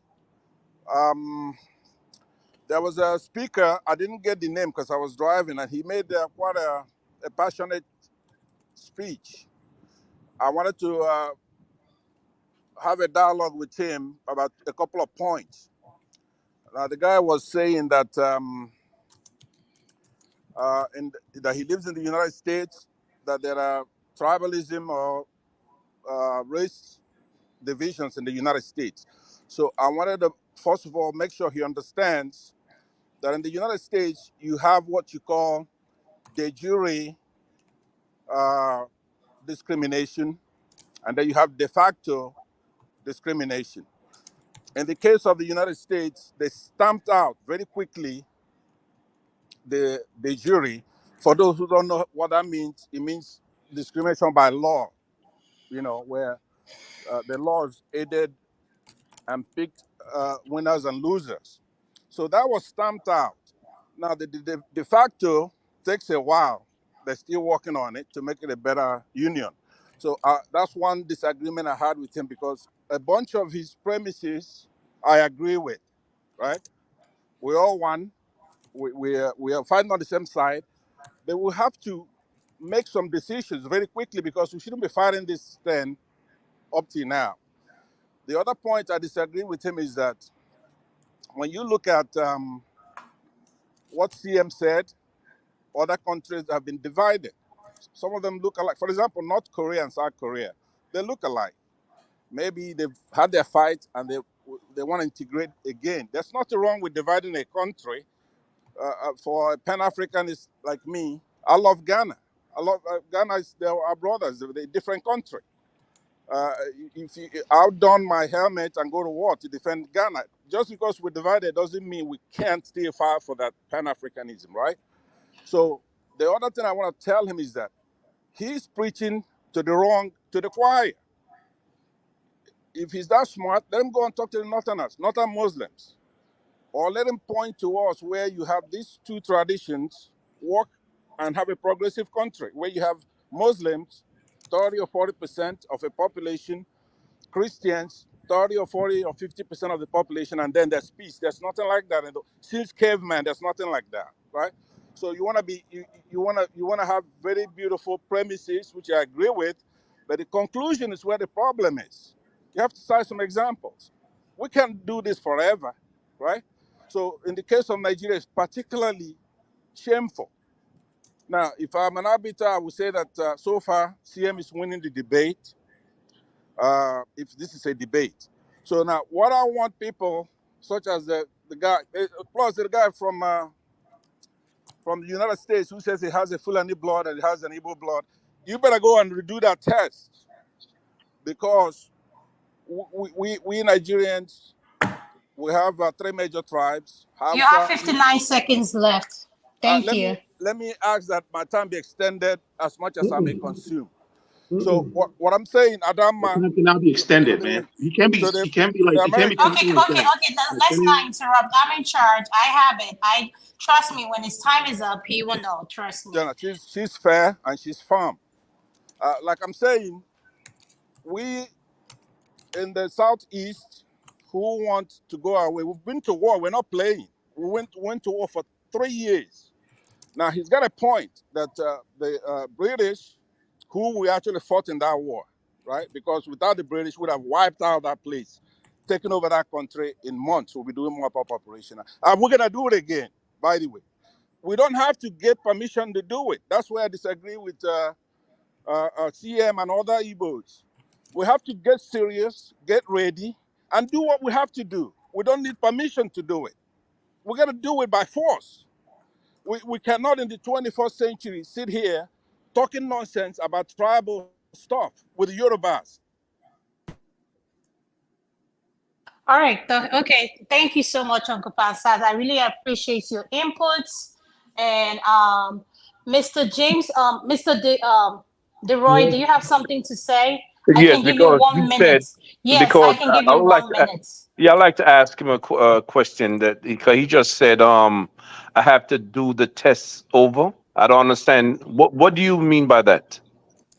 Mr. DeRoy, please just act like you didn't hear that part. Trust me. Right, Listen. it don't make no sense. What is he talking about? Please, can I please plead with you that you ignore that part, please? Thank you. Okay. Thank you, Mr. James. You're going to be Mr. Christian. No, wait. You're going to take up. Mr. James has been waiting patiently, so I think we need to accord him that respect of his 5 minutes. Thank you. Thank you. I'm still of the opinion that there's need for us to pack up the country. I want to cite examples of what has happened in other parts of the world. At the end of the First World War, the US President Woodrow Wilson came up with the 14 points agenda at Versailles Treaty, 1919. And that treaty created the East European countries out of the defunct Ottoman Empire. The Ottoman Empire has been referred to as the sick man of Europe because of their inability to reconcile the differences of the various nationalities in the empire. So countries like Romania, Bulgaria, and what have you, Poland, came into existence after the end of the First World War. Nigeria of today is an apartheid state. It's an apartheid state. Now, it will have been outrageous to tell the blacks in South Africa that, oh, well, you've lived with the white people for over 400 years. Why not just try to blend with them and let the situation continue as it has been? But they fought consistently. The ANC was founded in 1912, and they fought from 1912 till 1994, till they were able to flush the white man out of office. Now, during the colonial era in Central Africa, the British government established, or they formed what they call the Federation of Central Africa, made up of Northern Rhodesia, which is Zambia now, Southern Rhodesia, Zimbabwe, and Malawi. These three countries could not coexist. So there was need for them to break up. Now, German East Africa, when Adolf Hitler lost the First World War, our colonies were taken over. The former German East Africa was broken up into pieces to form the East African nations we have today. Now, the American blacks. Why do you complain of discrimination in America? Why not blend with the situation? Because all the black Americans I've come across, none of them speak well of the United States. They seem to be, they are crossed with the system. They complain very badly of the system. So why not blend with the system and you remain together? In Pakistan, when India got her independence in 1947, it was glaring that they could not live with the Pakistanians. So they created West Pakistan and East Pakistan out of India. As time goes on, the East Pakistanians could not live with the West Pakistanians. They had to create the Republic of Bangladesh. So telling Nigerians that they must live together is like telling the Palestinians that, oh, well, you live together since God knows when. Why not forget all about Palestinian state? Blend with the Jews and get along with the system. So to me, it is, I don't want to use vulgar words. The country has to pack up for one reason. It is outrageous that people are saying that Africa cannot progress without Nigeria, which is not true. Ghana was playing the role Nigeria played at a time when Nigeria had not gained her independence from a Nkrumah of Ghana. But Ghana declined. Then Nigeria took over. Nigeria has played a role. Nigeria has declined. South Africa is in a position to step into Nigerian shoes. And they made a very good move during this recent war in Gaza. They took a matter to the International Court at The Hague, and they gave a good account of themselves. When they get stabilized in South Africa, they're in a good position to step into Nigeria's shoes. It is very childish, let me put it that way. Please, no one should be offended. It is very childish for people to believe that without a nation, the whole of the continent, the whole of the black race cannot progress. It is not true. This is how, you see, the way the leaders are behaving today, this is how they behaved in the past, sold millions of Africans into slavery. And up to today, the ruling classes in Africa in those days could not give account for how they spent the money they got from slavery. So this same class of people, to be mismanaging the people's lives from now till eternity, will not be condoned. So I'm of the opinion that Nigeria as a country is beyond repair, is beyond redemption. And people should stop telling us not to criticize our country. The fact that we say in public shows that we are open. We are open. There's no need to hide our deficiencies. If you watch Nigerian movies, we say all the good things, the bad things, and the ugly things about the country. That is our movies. That's how we live. We are not hypocritical. When a black American, for example, comes out, he wants people to believe that they are on top of the world. Whereas there in the United States, you are facing chronic injustices, which you Mr. James, you have 50 seconds left. Okay, thank you so much. Indeed.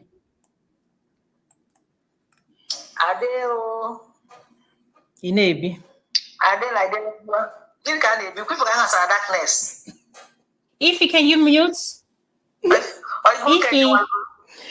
Ify. Ify, can you mute? She's not even listening. She's not saying us. Ifoma mute okwana. What's not yet? Do I want banko? Ify, I'm sorry.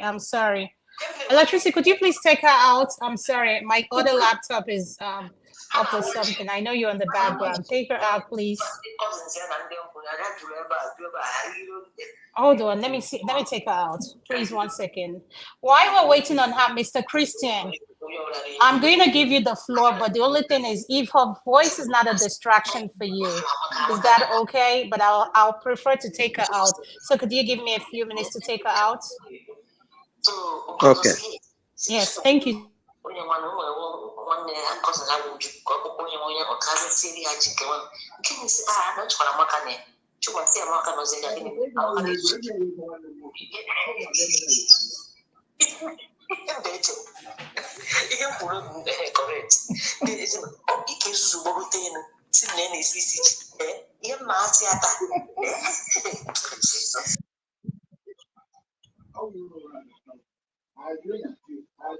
Thank you, Mr. Christian. Can you please go ahead? I'm sorry for that.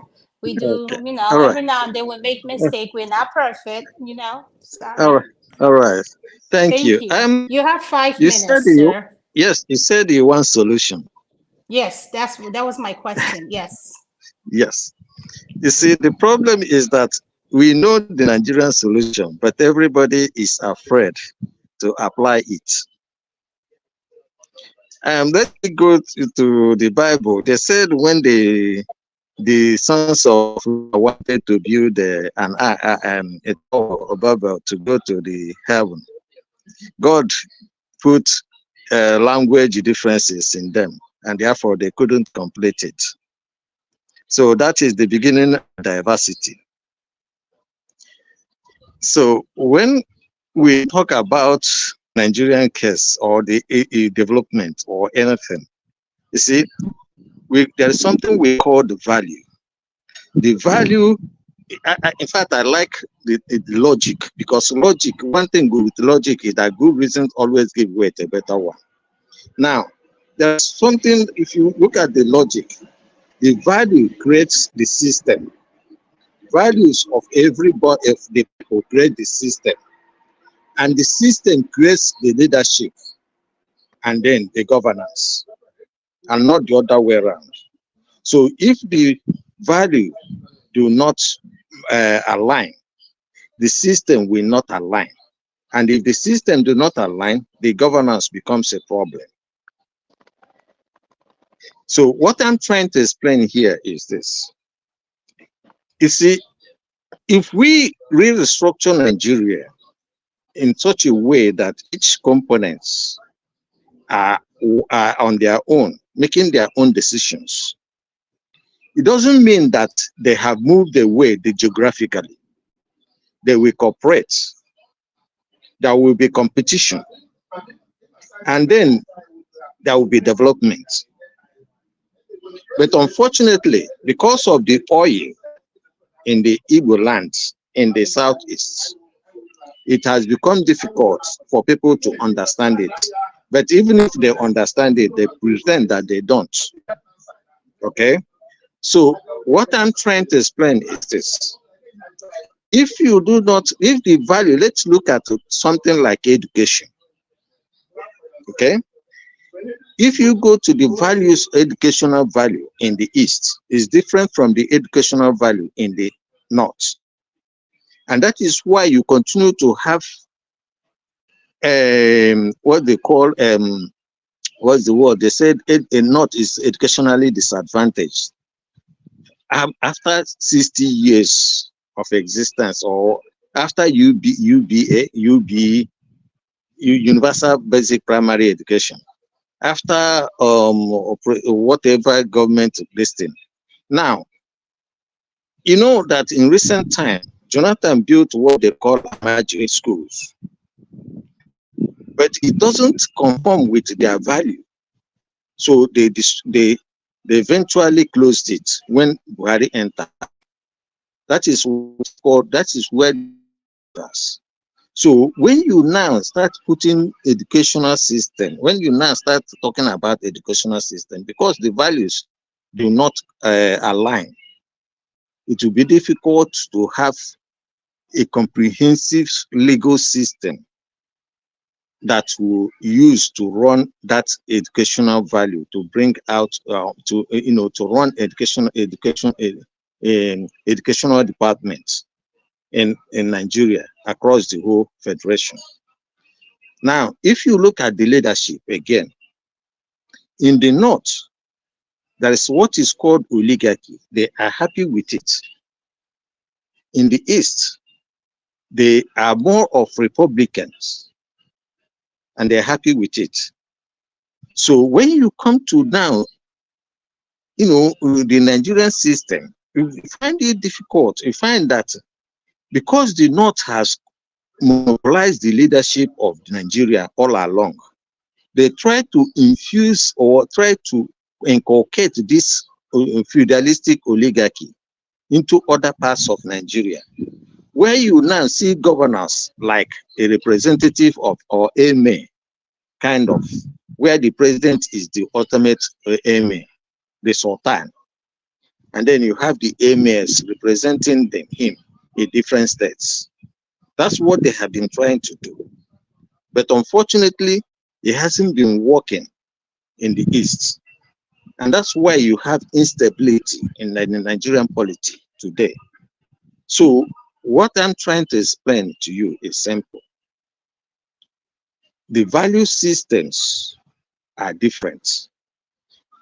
Therefore, in order to get the system that works for each country, each part of this thing, they will have to work according to their value. And now let me now answer the guy that it is American. Why, the Nigerians accepted Christianity or Islam? It's not that they accepted it. It was forced onto them. And it has been part of the colonizing culture. Christianity is an European culture, just the same way Islam is an Arabic culture. And these people have come to use those cultures to conquer and rule the Africans, right?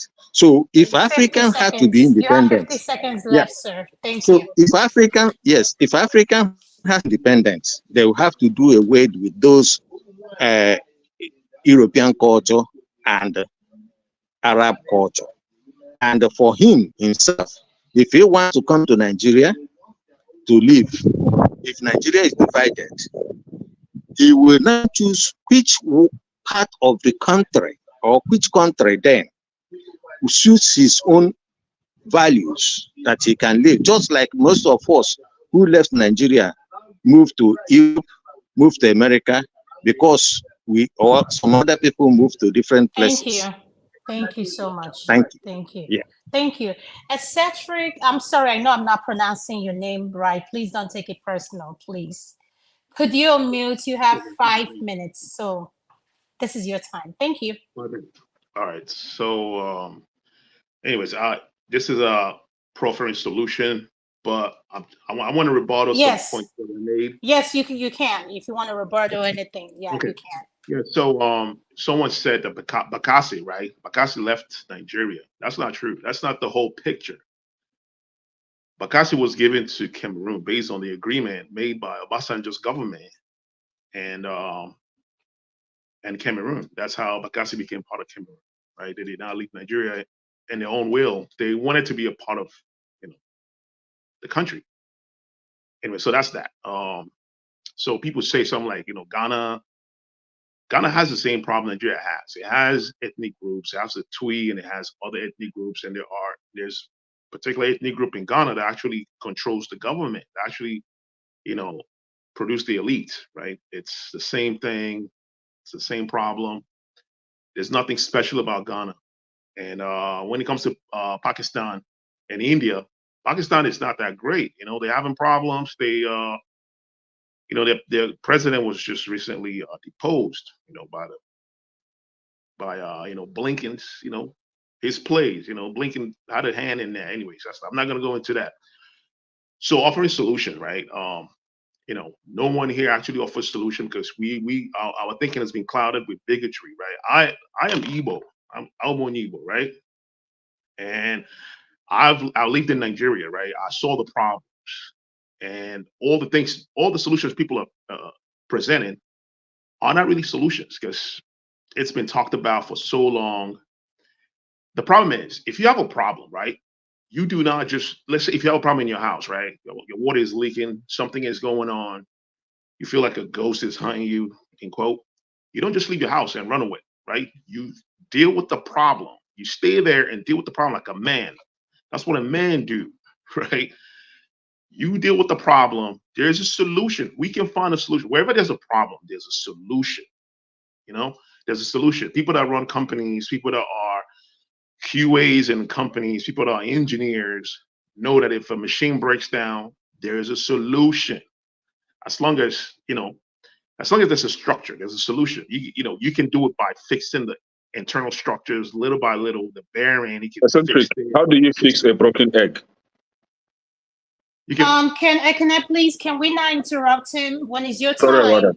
Yes, let him finish. So please, thank you. We can fix all these little parts to make the machine work, right? Nigeria is like a machine. Countries are like machines, right? They're like family. They're like the macrocosm of a family, microcosm of family, right? They are the bigger aspect of families, right?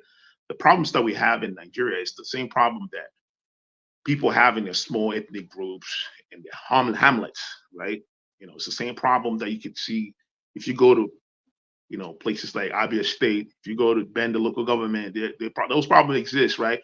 And like in Igbo land, right, and in our region, all the governors, all the ruling elites are Igbo, right? And they're not doing anything for us.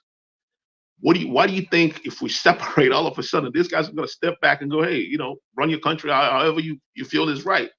The same problem will still exist there. That's what, you guys are not putting that in your thoughts. It's going to be there. Even if you separate as Igbo, you're thinking, that's going to solve my problem. It's not going to solve your problem. It's not gonna, the same problem that we experience right now, it's going to be there. It is a human problem, and there's a solution. We just got to find solution, based on what we have. And some of the solutions is, one of it is we have to do away with ethnic bigotry. We have to do away with ethnic bigotry. I am Igbo. When I come to Nigeria, here in the United States, nobody gives crap. I don't want to curse. No one cares if I'm Igbo or if I'm from Bend, the local government. If my mom is this, no one cares about that. I'm a black man in America, right? Igbo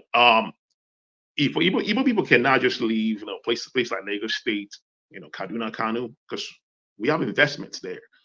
And in the millions of dollars, right? We have millions of dollars investment there. For those people outside the country saying, hey, we should just leave and move maybe to somewhere in the East, maybe move back to our villages, right? Because if you move to Aba, someone from Ungwa will tell you that you are on your home. He will tell you that this is not your land. You're a foreigner. And that's an Igbo person. And Ungwa man will say, you on your home, move back. No one can deny this. Like, it's like waving his hand.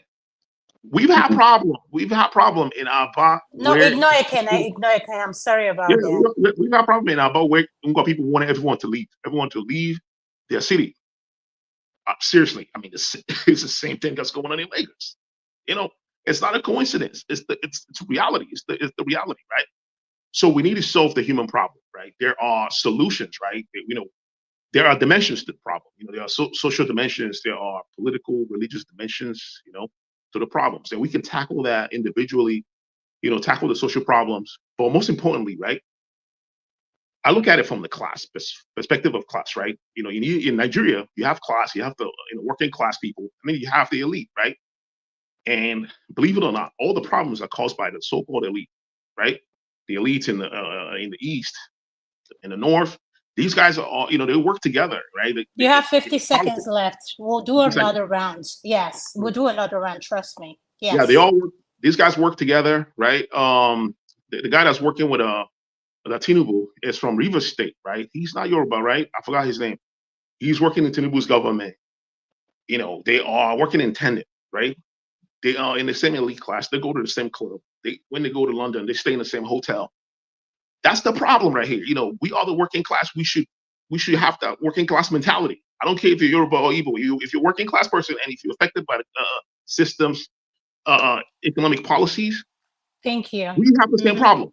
You know, Yeah. we have the same problem, and we all have the same need. We all have need for survival. We want to eat. It doesn't matter if you're Igbo or Yoruba. You want to eat. You want to survive. That's the key Yes, thing. I agree. I agree with you. Ekena, you're going to respond to him when it comes to your time because I know your response will take long. So I'll Okay, so go to the Roy. let me say go this ahead. thing. Yeah, go ahead. I'll give you 50 seconds. Go ahead. Say what you All want to say. So someone say something about United States stamping out the jury segregation. That's false. That person, if he leaves the United States, there's something called red line. For anyone that leaves the United States, you know what? Something called red line. And the red line communities, coincidentally, are the communities that Black people live in. Yep. Exactly. There is still the jury segregation, right? All the effects of segregation that was done in the 60s during Jim Crow era, its effect is still felt today. There's still Yes, I agree with you. You know, if you want to sell your house as a Black person, it's hard for you to sell your house the same price, even with all the equities paid down. We've seen a case like that where a lady, she took out the pictures in her robe and put in. I mean, that's a de facto segregation. I get that, but even to get a loan for a home in some neighborhoods, you're not going to get that, right? That's from the bank. That's the jury segregation. It's a real thing. Thank you. Roy, you next. Thank you, sir, for being patient. Go ahead. Your 5 minutes start now. All right. But first, I would like to say, for people, we're talking about Nigerians today. For Nigerians, you really have to study the history of America before you talk about America. The Civil War was fought not to really free slaves. It was fought to keep the country together. Lincoln was trying to keep the country together. That's why the Civil War was fought, not to free slavery. They wasn't trying to break. The country was going to break up because the South wanted to keep slavery, and the North, although they benefit from slavery, right? Although they benefit from slavery, they wanted to get rid of it, right? So the Civil War was fought to keep the country together. In Nigeria, you guys want to fight a civil war to break the country apart, but the Civil War in the United States was fought to keep the country. Lincoln didn't care about Black people. He had slaves himself, right? But he knew that the Union would break apart, right? If this war didn't fight. So they fought, cousins and cousins fought each other, right? To keep the country together. So I just want to make that point clear.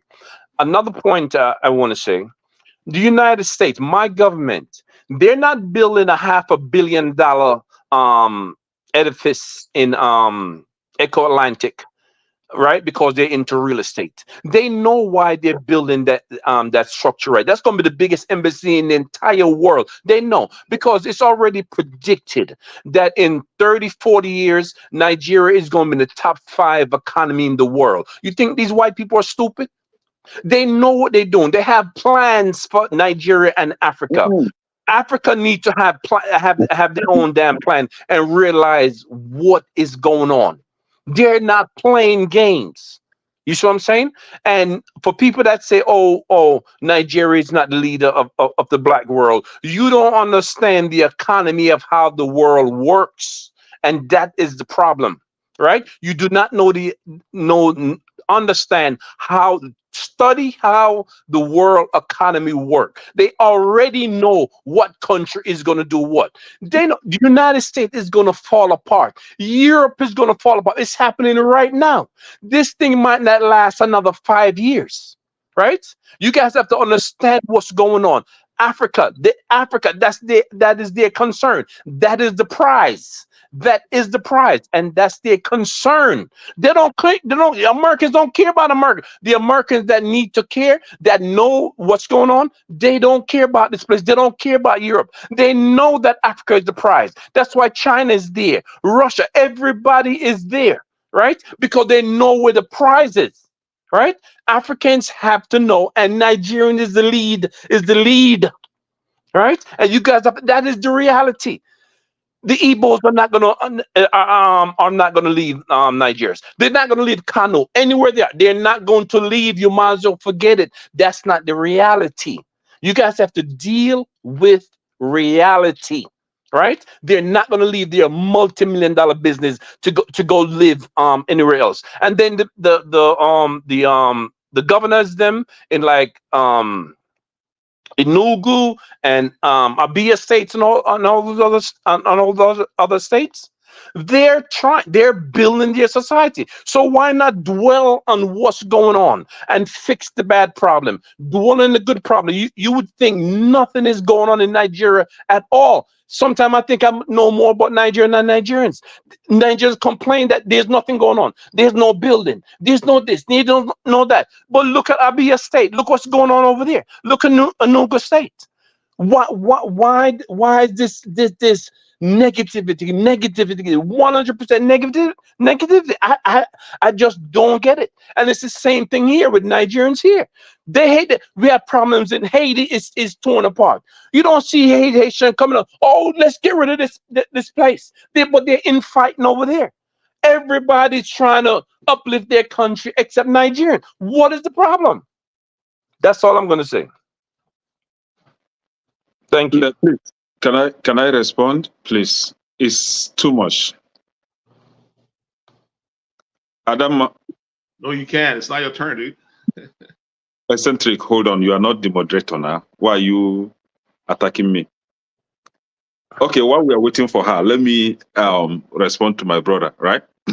Can you say something? No, I said no. Can you hold on? Mr. Oh, okay, Janaba is next. Yes, I'm Okay. sorry. I'm busy with work, so I'm sorry. Mr. Janaba is next. After him, Ekene, be patient. Zokwenike. Hi. No, Mr. we are here to Janaba, help ourselves. Mr. Janaba, welcome to the show. Thank you for being patient with us. Your 5 minutes starts now. And thank you so much, sir, for last night. And for those of you that don't know, let me promote the women's show. We have a show, a segment that we do every Saturday, Talk by O and I. We cater mostly to what is going on in our community. So please feel free to join. It's a segment where you don't have to have your camera on. So I just want to kind of promote that so that we know what is going on this platform. What's the name again? It's Talk.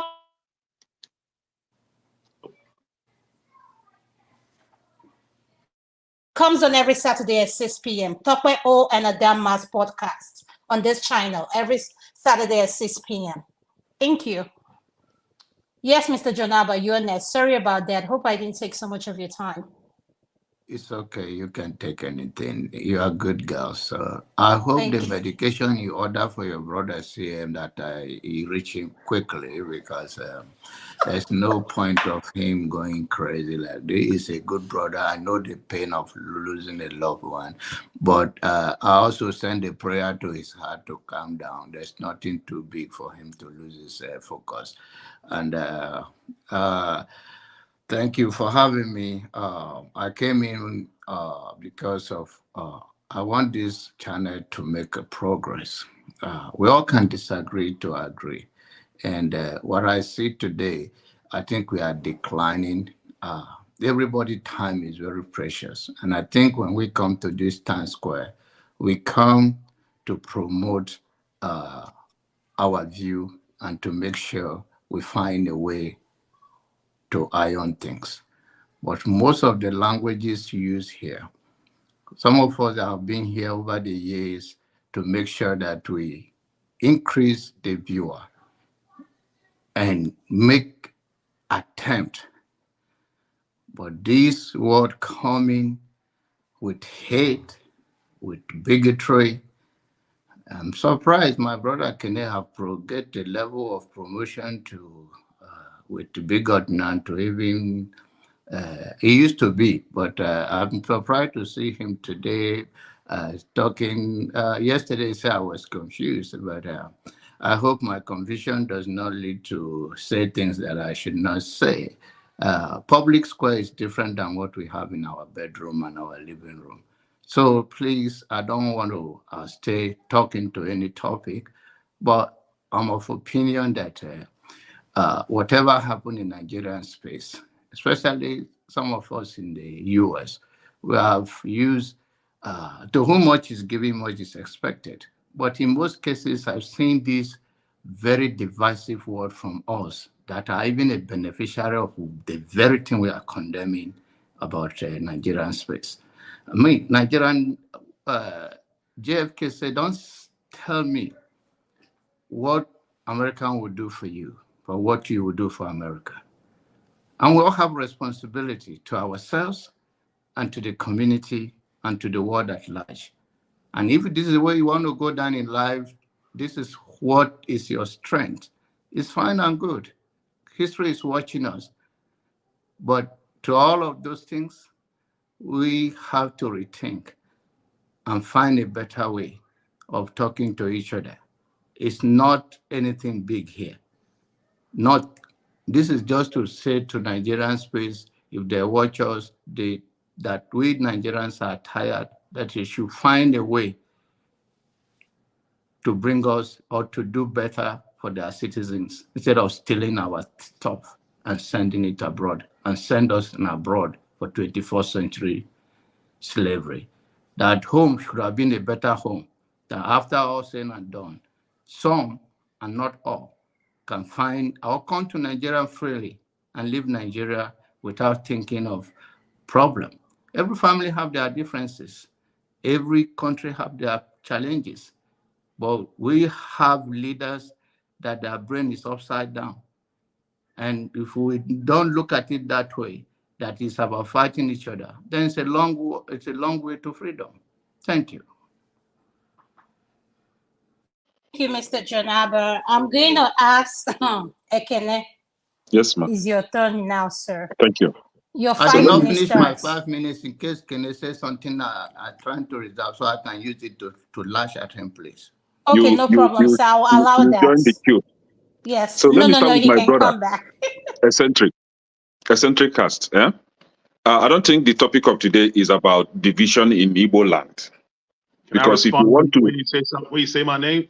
If you say hold on, something now. that I disagree, I'll have to respond because you said my name. Hold on. I was admonished for interjecting you, so please learn from that. So the topic of today isn't about division in Igbo land, but about division in Nigeria. However, if you want to discuss about division in Igbo land, now let me tell you that there is more division in the north than you have in the southeast. There is more division in the southwest than you have in the southeast. Look it up. So it isn't about division in Igbo land, but about how to fix Nigeria if it is fixable, which I've said it here, that Nigeria is irredeemable. You can try all you want. Good luck with that. My brother Delroy, right? Is he still here? Okay, yeah. Please, I would like you to, you in your statement, you stated that America fought to keep America together.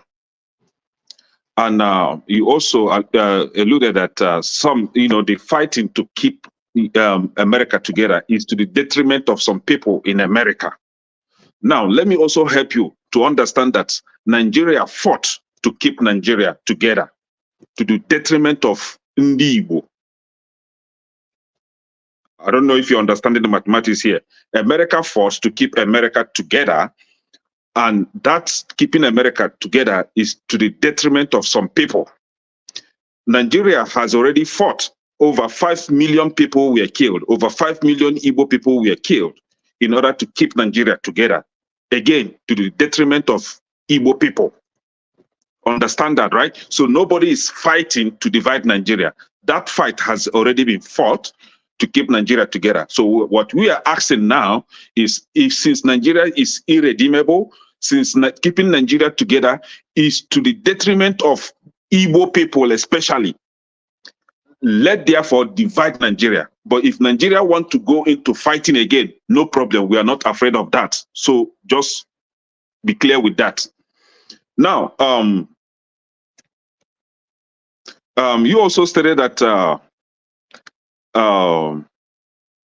that in America, you have I can't remember, but let me just put it straight, straight. In America, there is a structure in America whereby a graduate will conveniently go out there, look for a job, and start making income. In Nigeria, you don't have such structure. For a graduate with first class to get that job, if you are a woman, you must be hammered by one stupid man that calls himself a CEO before he offered you the job.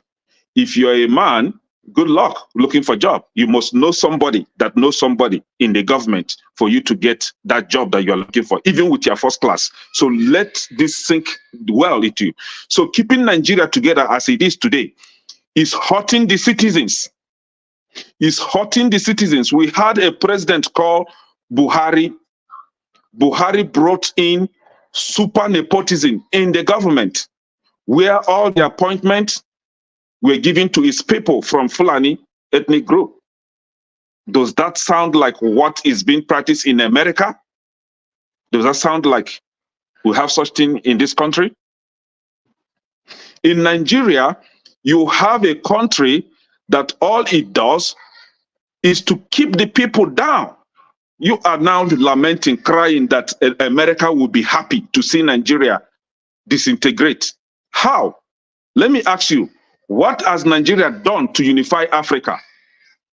What has it done to unify Africa? Tell me just one thing Nigeria has done to unify Africa that you are now afraid that if Nigeria splits, black Americans are going to be in hell. My brother, let me tell you, the kind of hell that black America are in today is what we don't want our people to be in tomorrow. And that is why we are calling for division of that country. Keeping us together is trying to bring hell to our people. Go to the street of Los Angeles and see the level of homelessness in America. And who will you see on the street in Los Angeles? Black Americans.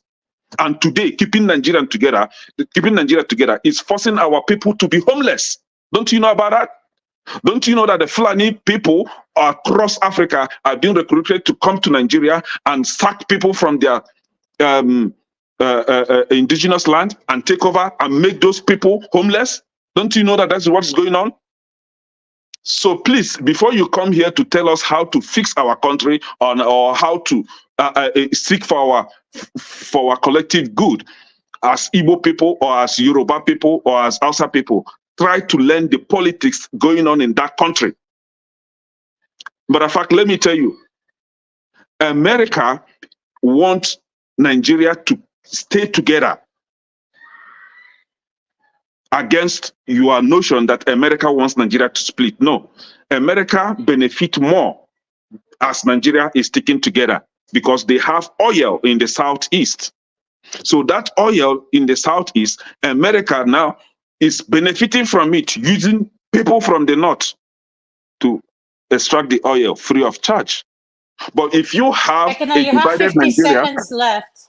yes, if you have a divided Nigeria, they will be stopped. They know that. They know. And that is why they want Nigeria to be together for their benefit. So please, Deroy, try to maybe seek help from CM to educate you more on how to fix Nigeria, on how to better our people. And for my big brother, John Abba, please, it's only in Nigeria you leave the sick person and be giving medicine to the healthy. It's only in Nigeria that a doctor will be, instead of giving medicine to the sick, he will be giving to the healthy. So you are now prescribing medication for somebody that is making sense on how to fix Nigeria instead of first and foremost Thank you. Help Thank yourself you. with some medication. Thank you. Don't worry. Can I use my time now? Yeah, you need the you need your own special medication, which I'll make available to you. I will write I it need and to make sure sleep. I Oh, fill I it. need to sleep. I Doctor. will make sure I write it, fill it, and send it to you. In as Go ahead, much, Jonathan. Kenny, we are in public square, and I see him know I'm coming. Everybody know where I come from when I joke like that because the artwork. No, I was equally joking. Not Okay. personal, my Yeah, brother. and the next thing is that in as much as we talk about the struggles of African America, I want you to be mindful of the word you use. The blood of the black people is where it brought you here today, and the freedom we get by the black. So you cannot cross the line of because one person make a statement and you just think that is fair for you to get at him and get against the whole black nation in the United States of America. And I hope you understand that. Thank you. No, I don't. Okay. No, but Because you don't have to. You don't have to you are understand always it. ungrateful. Your division is more important to you than the unity and the progress of any other thing. Thank you. Thank you. But Ekene, what he said, let's try to keep an open mind. And I always say this. I said, if we can't look at anything else, let's look at the medical. Or if you're in emergency, you want someone to stop and help your child or help you. God forbid, if you find yourself where you need help, you will not care the color of the skin of that person or where that person comes from. So please, I just want to applaud with every one of us. Let's keep an open mind. And I want to make a reminder for those in the comment section, please be respectful with whatever you're typing out. The comment section is being monitored, unless you be censored or you be banned. Thank you. Mr. Paul, welcome to the show. And I'm going to hand it over to you. 5 minutes starts now. Yeah, thank you. I think this topic is talking about bigotry and the likes, but to some extent is being deviated and every other thing. Sometimes when we talk about Nigeria, there is nothing, single-handedly there's an entity called Nigeria, but there are different tongues and tribes that live there. We can pick a particular tribe and discuss about it. We shouldn't feel bad like when they pick a particular tribe and discuss about it, then people just want to take it like personal thing, like, oh, they are talking about you. It's okay for me to talk about you because if I talk about your tribe, that your tribe is still in Nigeria. And it's okay for you to also talk about my tribe. We shouldn't feel bad. We shouldn't shy away from it. These things happen, and we all see these things. But only sometimes we feel so entitled that people are not supposed to discuss about us. It is only us that's supposed to discuss about us. It doesn't make a place grow. See, let me just go back to the US. The people who do all these things, this bigot thing, this Christianity, religion thing in the US. For example, I use the evangelical and their culture, some of their culture. Oh, they don't want this, they don't want that, they want to keep their culture and everything. They happen to be one of the poorest states in the US. You understand? They don't want another race. You see some tribe, they don't want another race. They don't want to keep their culture. They happen to be the poorest state. The state where you see the multi-ethnic groups, different people live there from different races. They do way, way better than them.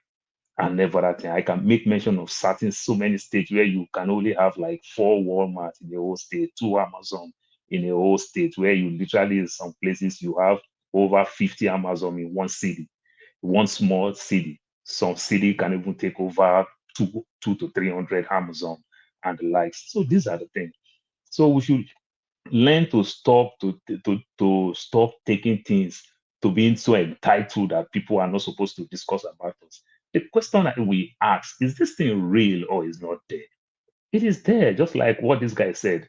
You see, when I see we shouldn't be talking like this MAGA, these Republican people who talk and everything. During the time of Trump, the US government was doing very well. What is employment rate in the US government? Employment rate dropped up to 3.7%.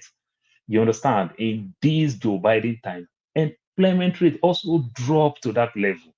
But you will see Republicans will come, will say, oh, they are allowing all these immigrants. Immigrant is taking your job. When there are jobs everywhere, when very many of us have 2 jobs, we won't get tired. We don't have the strength to do it. We are not doing it because of one or two financial needs that we want to meet up, or maybe we put too much of bills on our head, all type of credit, so we have to work to meet up all our needs and the likes. Do you understand? So when people come out and say, oh, immigrant is taking your job, immigrant is taking your job, unemployment rate is so low to the level of 3.5% unemployment rate. And when they say unemployment rate is 3.5%, remember that 3.5% that we are talking about. There are people, maybe because they have large family, there are people who want to take care of their elderly ones and everything. There are people who want to take care of their loved ones who have some type of disability that can't walk. That tell you, by the time you trickle down everything, that tell you that there is job in this country. But somebody will just come out and say, this immigrant is taking your job. And another immigrant will believe it. Is that not funny? In a country where very many of us have two jobs. Some of us will do it for some time, will quit, to say, I beg, I almost die. You understand? So we should learn to stop all these things. I know we can play politics with everything. You understand? And it's okay, we can play politics. But sometimes when we take it so personal, like people want to, like when people say some of the things that is happening and is being read, it look like they are trying to denigrate you and the likes. It's just not good. I use one city where Mr. James lived the better part of his life called Edo State today. It used to be the old Bendel State. You understand? The Benin happened to be is among one of the ancient empire, ancient city as the like. Mr. Paul, you have 50 seconds left. Thank you. Benin didn't grow so much just because of one culture, the way they treat stranger whenever maybe top chief, the king, or something passed away, they use humans for sacrifice and everything. Strangers will leave. Great cities in the world today, go and look at it. Go and look at London. Go and look at New York. Go and look at California. You understand? Even though the so-called every other places, even though as Texas can be red, you still see other races. You see very many Nigerians are doctors, Indians are doctors, are engineer there. When Bush did what he did the other time, when Bush was president, when people started leaving Texas, it affected their economy. They had to close their eyes one side to let the immigrants come and work. Thank you. Yeah. Thank you. Thank you so much. I really appreciate your input. So now, can we focus, Mr. CM? I'm going to go to you. I did hear some solutions. Can we focus on what kind of solutions do we need? Please. Okay. Please, we have the division already. Is there? Yes. 5 minutes. Go ahead. This is the solution. The patriots that visited Tinubu 2 or 3 days ago, I don't know, they've put it in motion. Nigeria is a plural country. We are different people with different levels of civilization, value system, cultures, and tradition. That's a fact. Yes, we are not the only plural country in the world. There are many of them. And what we need, because we are talking solution, this time, I am for solution before people. This time, a solution I they give. Number one, the article that will bind us together will be a product that every part of Nigeria will make input. That is to say, a new constitution where according to my Professor John, late Professor John Kingsley Onigu Otite, is an Urobo man from either Opera Island, that's a place they call it, foremost professor of sociology. He did a work and left it behind called The Ethnic Diversity of Nigeria. He said there are more than 300 ethnic groups with distinct language or related. So if we base it on that, let us bring everybody together. The population of Ndi Igbo is bigger than that of Ogoni. But it doesn't mean that I will lord it over Ogoni man. I don't want that. I don't want it. If Ndi Igbo are 2 on the table, Ogoni will be 2. Let us discuss. It is possible that in the course of discussing what we are going to do, how we are going to relate to each other, some people may get a wrong deal. They may say, no, they don't want, and they are going away. Please allow them to go. Please allow them to go. That was how Western Cameroon left Nigeria and become part of Cameroon. That was how Atiku became a Nigerian. Atiku was born in Cameroon. The Sadwana province where he was born in the 1946, that side was part of Cameroon. At independence, 1963, they said 1961, they did a referendum. That side of northwest Cameroon want to come to Nigeria. Southeast Nigeria, some part of it, want to go to Cameroon. It happened. These are facts. So in this case, what Nigeria should do is convene and bring everybody together, everything on the table. Ogoni, how do you want to relate with Fulani? Urobo, how do you want to relate with Kanuri? Igbo, how do you want to relate? We say it.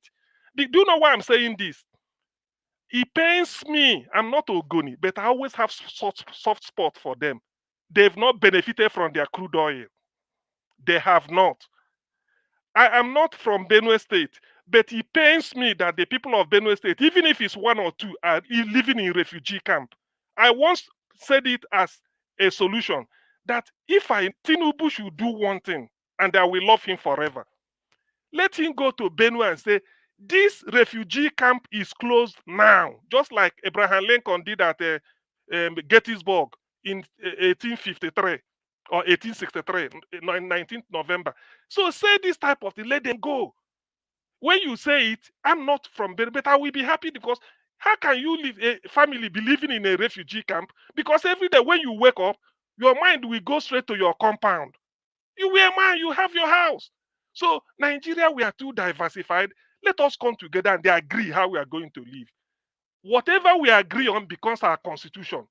It may be the unique one in the world in which everything will be put there. If you ask a TV man, Urobo, Igede, Igala, Idoma, what do you want? Everybody will state what he wants. So we put it there so that we now have, all of us, we have buy-in. And not a case of maybe if you get Igbo, maybe you get Yoruba, get Fulani, they lord it over somebody from Ogoja. That is no country now. We are not having a country. You can't just use your population to suppress others. Since we are together, it was be. So in the course of doing it, if anybody did not agree, and he mentioned that he wants to go, organize a referendum, let them go. That is what will bring peace and progress. Until we agree on a single document how to relate, that is my solution, we are not making progress. If you call some people, they go behind and start to lord it over. The way Nigeria is, it will be difficult for Urobo man to be president. We all know this. It's Urobo, not Nigeria. It will be difficult for Isoko man to be president of Nigeria. Or is he not a Nigerian? It will be difficult. Same thing for Ogoni. Same thing for You have Idoma. 50 seconds left. Igala. Thank you. Same Yes. thing for Igala. Same thing for Igede. Same thing for Birom. It will be If you're going difficult. to stay in this room, Zoe, I'm not playing. So that's what we are saying. So for us to forestall this, there is civilization now. Let us come together. This is what we want. Everybody will be free on equal terms. If you bring one Urobo man, you bring one Igbo man, everything on equal terms. Nobody will be higher than the other. We discuss. Those that doesn't want to stay, you allow them to go. Those that agree, then we form a country and then we move on. Then all this every time we are trying to preserve the way Lord Lugard handed power. That's what I'm saying. That's my solution. Thank you. Thank you. Thank you. Mr. Christian, can you unmute? I'm going to allow you to speak because you've gone out and come back. So do you know what we are talking about, or do you need me to highlight, or you know? Can you unmute? You're muted. You're muted. No, you're muted. We can't hear you. Yeah. Oh, yeah. Yes. Can you hear me now? Yes, I can hear you now. Great. So do you know what we're talking about? So I want to give you 5 minutes to go ahead and talk. Yes. Let me just, there's quite a lot, but I will try and summarize it because time is always of the essence. Okay, I'll give you 7 minutes just to be fair. Is that enough time for you? Wow. Okay, let me just start by saying that the solution to Nigerian problem, it's unfortunate that people don't tend to want to deal with issue from the grassroots, from the root bottom. You know, Nigeria, aside referendum, there's absolutely nothing. I mean, absolutely nothing that's going to work in Nigeria. And why do I say that? Because what we have in Nigeria is a clear-cut case of a hostage, a kidnap, a captivity. That is the situation. Right from when the British, through Lord Lugard, came and forcefully, without the consent of the people, created Nigeria till this day. And in fact, in 1999, it was made even worse with the 1999 constitution that was created, and referendum was carefully taken out of it, meaning that what you have in Nigeria is a forceful marriage. You must be a Nigeria. You must be in Nigeria. You have no choice. If you ask for a referendum for the people to decide, for Christ's sake, how do you kidnap people, force them, all the various different people, different countries more or less, into a country without giving them any opportunity to decide what they want? If they want to be Nigeria, if they want to be Oduduwa or Biafra or whatever, and you turn around, you expect them to give you flower. It doesn't work. And it's only in a black society or black region, whatever you want to call it, that you see such abnormality obtainable. And that is why I am sorry, but I have to say this, that there's nowhere you go where you find not even one developed black nation. It has to do with, again, I'm sorry to say, but I think there's something fundamentally wrong with the way we as black people, we reason, the way we behave, inability to think deep, inability to connect dots. You begin to wonder. I was in the Netherlands, and the Dutchman told me that when I was talking about the issue of Nigeria, he told me that Belgium and Netherlands, they used to be one country. These are small countries of about 6 million, 5 million thereabout. But he said that they hardly see eye to eye on fundamental issues. It was always infighting, striving, and here and there. So they decided no, that it is not working. So they had to separate, Now, you look at the case of Nigeria. For over a century, it's not working. Everybody knows it's not working. But yet we are fighting, killing each other to continue to keep this one business center that the British created. That is what I find ironic. They've succeeded to kind of manipulate the various elements that people are, and they have their agents. I am telling you because they have the agent working for them to make sure they continue to keep Nigeria as one. And the oil and gas that they're feeding on is coming from, you can call it Old Eastern region, whatever. These are their main interests, not the interests of the people of the country. They don't care about it. And I tell you that if Nigeria, let me just try to, the point is that anything other than referendum, you can't continue in this forced marriage and expect there to be peace or progress. It's never going to work. Now, the ADAS led by Anyoko, they just recently had a conference, came up with a workable or good solution, quite all right. But the question, I said this again, that if anybody thinks that Tinubu will eventually implement it, you need your head examined, because the British and the people that runs Nigeria on their behalf, they are the one that put Tinubu there as we speak, and restructuring or referendum is not part of the itinerary, it's not part of the manifest given to him. And quite frankly, he said it right there in their face that his priority, Tinubu told them that his priority now is not what they are talking about, that his priority is economic well-being of the country. Then you ask yourself, how is he going to do that? Tinubu is not going to be able to, he lacks capacity. He doesn't have what it takes to build economic development. He doesn't have it. So obviously, like I said, I'm sorry, but I don't see any solution, because it's a kidnapped entity, and except you are ready, you are willing to lay everything on the line to be free, you're never gonna, because nobody's gonna give you freedom. Absolutely. The American that brother talked about, they fought like hell to get their freedom from the British. So Nigeria is owned by the British and run by those that they handed it over to. So that is a pure fact. Shettima, who is a vice president currently, he told you, he said that restructure my food. That was his language, restructure my food. And what they are professing, the solution they are all professing is restructuring original government, which is the same.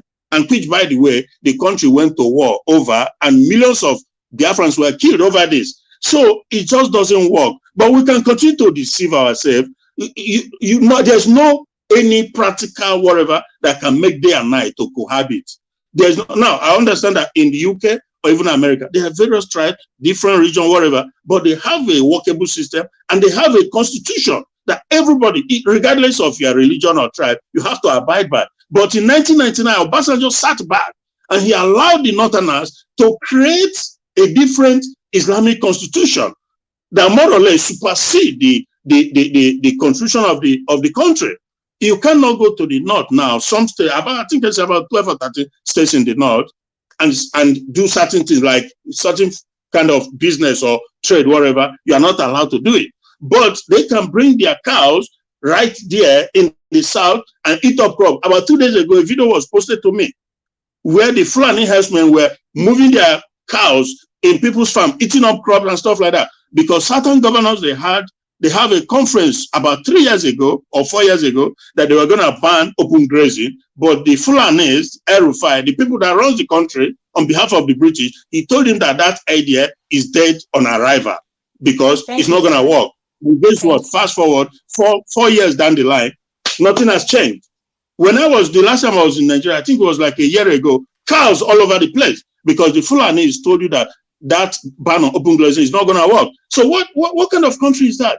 Where they have their own separate law, now trying to systematically, they are pushing it to impose Islamization of life. You may not believe it, you may not like it, but that's fine. But that is where the country is heading. Thank you very much. Thank you so much, sir, Mr. Christian. I really appreciate your inputs and your opinion. I'm going to go to Mr. James. Mr. James, before I go to your secretary, you have your hand up. Do you have something you wanted to say? I can give you 1 minute. Yeah, I wanted to say something like if you don't have solutions, you know, I don't think you should be wasting our time because it's kind of like repeating the same thing over and over. It's kind of boring. Like we need to at least come up with something, like come up with something different. Not the same, you know, don't repeat the same thing over and over. You know, it's kind of boring. I'm just giving you a solution, man. I've given you a solution. No, you Mr. don't like Christian, the solution. Mr. Christian, I'm sorry if you took it offended. I think he was trying to say, let's come up, you know, I know you were coming up with solution. I quite agree with some of the things you said. Please don't take it personal. He was just saying, let's focus more on the solution and not what divides us. Thank you. Please don't take it personal, okay? I'm sorry. Thank you. All right. Mr. James, I'll go to you 5 minutes, sir. It's all right. I'm sure you can hear me. Yeah.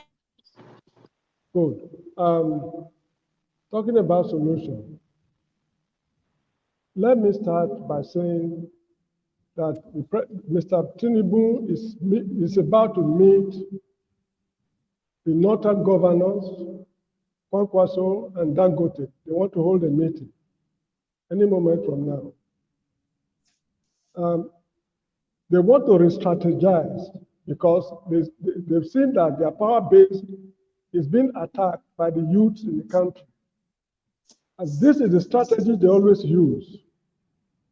Remember June 12th, when the country was in tatters, they regrouped and reinforced their grip on the country. And this is another June 12th that has taken place.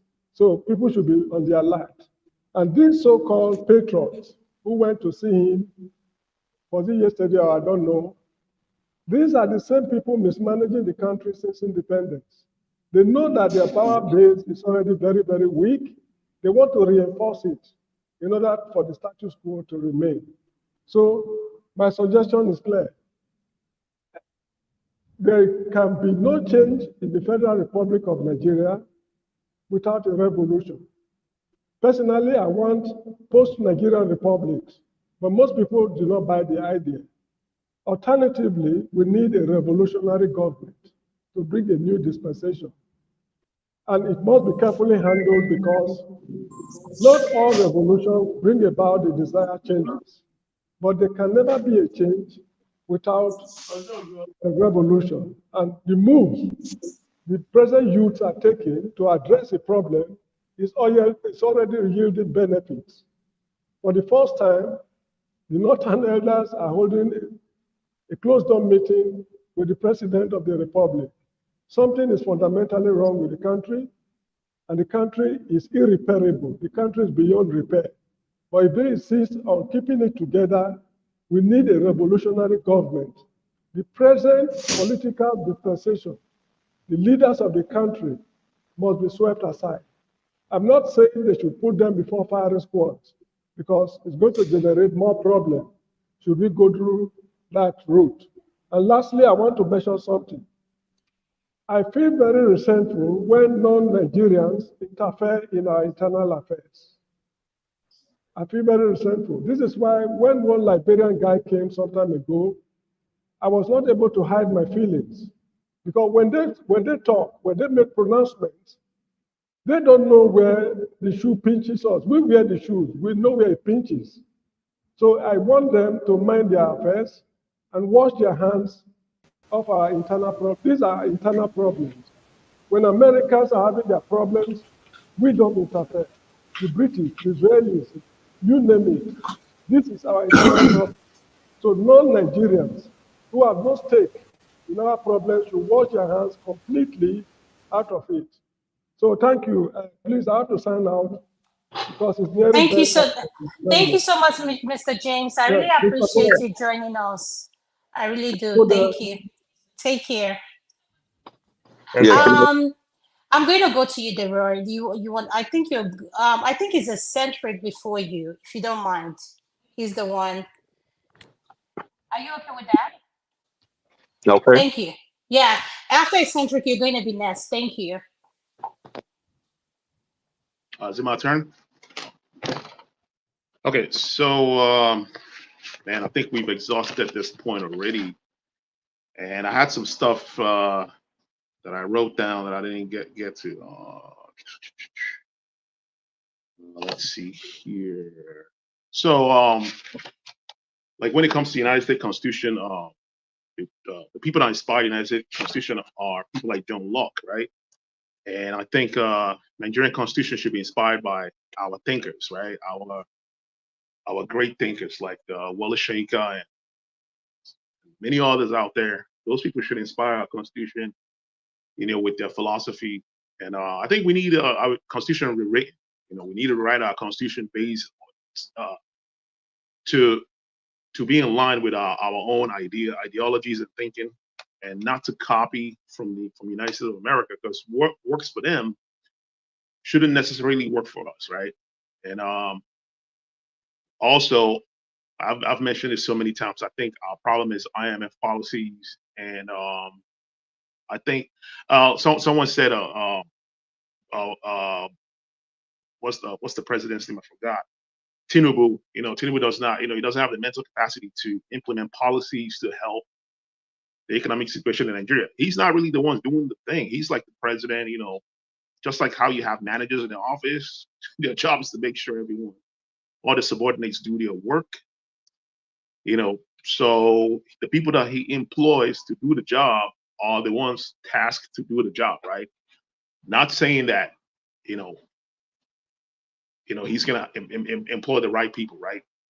You know, we have a nepotism problem. He's gonna employ people that are, you know, he's yes man, people that will do what he wants, and we know that he's corrupt, just like any other leader. You know, everyone always mentioned Buhari, and then stop at Buhari. All the presidents prior to Buhari were all corrupt. Jonathan was corrupt, pretty much. I mean, I don't have amnesia. I remember during his presidency, Nigeria almost shot down, right? You know, he's corrupt. His sister-in-law or whatever went to a foreign country here, I think St. Lucia or something like that, and bought citizenship for $500,000. Where did she get the money from, right? She stole 20 million from NNPC, right? So the elite class are corrupt. It doesn't matter where they come from, right? From the east, from the west.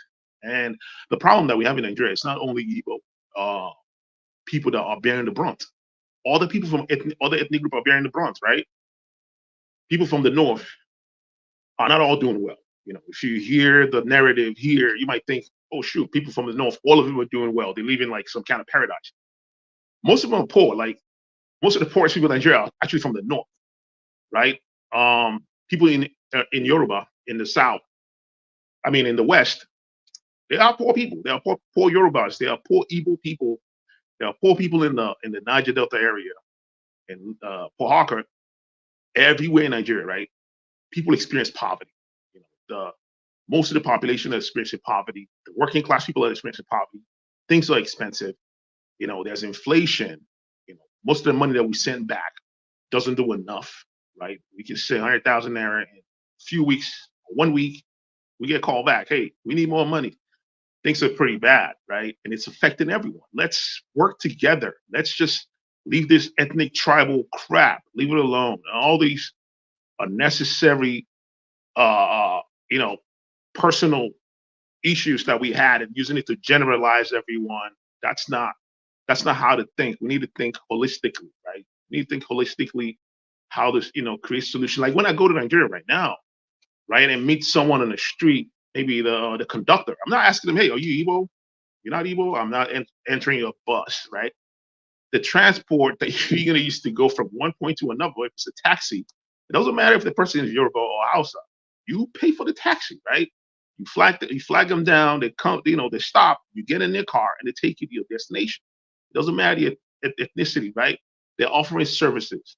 They are experiencing the same thing every other person is experiencing. Even the people that's complaining out here, they're all experiencing it, regardless of their ethnicity, right? Because the economic policy affects everyone, and it's kind of like nature, how nature works, right? When it rains, you know, that's why I tell people, like, God does not care if you're a Christian, Muslim, if there's a God, right? Doesn't care if you're a Christian, if you're Muslim, if you're atheist. An example of that is when it rains, right? It doesn't stop raining at house of persons or a Muslim's farm. It rains everywhere, right? When there's sunlight, doesn't matter. It doesn't discriminate. Nature does not discriminate, right? We should implement that same system, right? The country is like a body. It's like a human body, right? If a rogue virus gets in the body, all the systems form together to fight that problem. Let's model our society in terms of our body, right? There is a name for it. I forgot the name for it. It's like a system used in like making like things like gas cookers and all that. We can form a society that way, right? If we see a problem, if there's a problem, we should have a system where the mechanism automatically triggers to deal with that problem. If it's poverty, if it's housing, the mechanism should automatically trigger to deal with housing. You have 50 seconds left. Okay. If it's transportation, it should deal with transportation. If we have transportation problem, doesn't matter if you're Igbo, Hausa, Yoruba, everyone gets affected by it. Economic problem, everyone gets affected by it. That should be a clue. That should be a clue. You know, it doesn't matter. Our ethnic group thing, it's a distraction, right? Let's view it the way nature view everything, right? If it rains for everyone. If there's poverty, it affects everyone. The person that's the cattle herder, it's a working class person, right? They are trying to survive. The cattle, the cow is going to be used to make food for everyone, right? We can create structure for them to have places where they can graze peacefully without destroying other people's farmland. But they're not the enemy. You know what I mean? I've talked about this a few months ago. They're not the enemy. They're the working class people. Thank you. Segregating us, ourselves. Thank you. Exero, welcome to the show. I'm going to come to you next. Let me get to the Roy before I come to you. Go ahead, Roy. You can unmute. Your 5 minutes starts now. All right. This is the last thing I'm going to say. For the people that, I think two people in the panel said, if you're not Nigerian, you should, not participate. All right. I came on the panel. The host allowed me to stay here and give my opinion, and that's what I'm doing, giving my opinion. Now, I didn't ask. Me or my ancestors did not ask to be wherever else in the world. right? But we're here now. That doesn't mean we have no input or impact of what's going on in Africa, because that's where we came from. My ancestors directly came from the land they call Nigeria today, right? According to DNA and so forth and so on, right? But I'm not even going to dwell on that. Realistically, could someone on the panel tell me approximately how many, we're going to use Igbos, right, live in Lagos and Kano State? Can anybody tell me the approximate number? I'm asking, so can anyone answer me that? I would say in the millions. Right. Just in millions. We don't know the number. Right. But it's a lot, right? No, realistically, I'm just doing it realistically. Do you believe those people are going to get up and leave what they built, their family? They've been there. They're half of them or most of them is born there. Do you realistically think they're going to get up from that side of the country and move to another side of the country? Realistically, with everything that they built, their entire family built for generations and generations in these different areas that they live. Realistically, do you really think they're going to get up and move from a referendum or whatever you want to call it? Realistically, it's not going to happen. Millions of people is not going to move from point A to point B. It's not going to happen. And why should they? They built these places. They help to build all these places around Nigeria. So why should they move? Realistic. Why should they move? They should not. Okay. Right? Okay. This back and forth about referendum. This, you guys take this part of the country. That guy take this part of the country. Realistically, that is, it will never happen. Realistically, it would never happen. So talking about it don't make any sense. Right? So you should be only talking about solution and how to solve the problem. If the government's the problem, get rid of their behind. Get rid of them. Right? But to say, But that can also be part of the solutions too. Realistically, it's not going to happen. No one is not. If I was there and I'm Igbo or so forth, you're not. I'm not moving nowhere. I'm not going nowhere. This is my place. I'm not moving. You can't move me. If you come move me, it's going to be a war. If you're trying to move me, right? Because I built it. My family built it. So you can't move me and tell me to go over here. No, I don't want to hear from you. Right? So why don't you just deal with realistically what could happen and what cannot happen? Realistically, no one is gonna move. They're not gonna leave their what they built, what their family built, and move. It's not going to happen. So why even dwell in it if it's not going to happen? Realistically, it's not going to happen. Realistically, Nigeria is not going to break up. It's not. Right? It's not going to break up. Right? So to realistically try to fix what problem is going on now. That's what I'm saying. Everything else is fantasy because the place is not going to break up. It is You have not. 50 seconds. Right? It's Go not ahead. going to break up. So what I'm saying is realistically, only deal with what is science. Realist. Be a realist. That's all I'm saying. Thank you, Leroy. I just want to say I'm sorry if if you don't feel welcome or your opinion is not welcome. This is a platform where we welcome anyone to come in and share their views. And one, you are African American. I can sense an accent. I don't know where originally you're from, but I just want to tell you, I'm sorry if you feel your opinions were not Jamaica. Jamaica? Oh, yeah, man. Yes, bro. I got you. Yes. From Jamaica. I came in Oh, when I was a baby. wow. Thank you for coming to the show. I really appreciate you. I'm sorry if you feel that your opinion, please do not take anything anyone express out of content, even though you may not agree with what they say.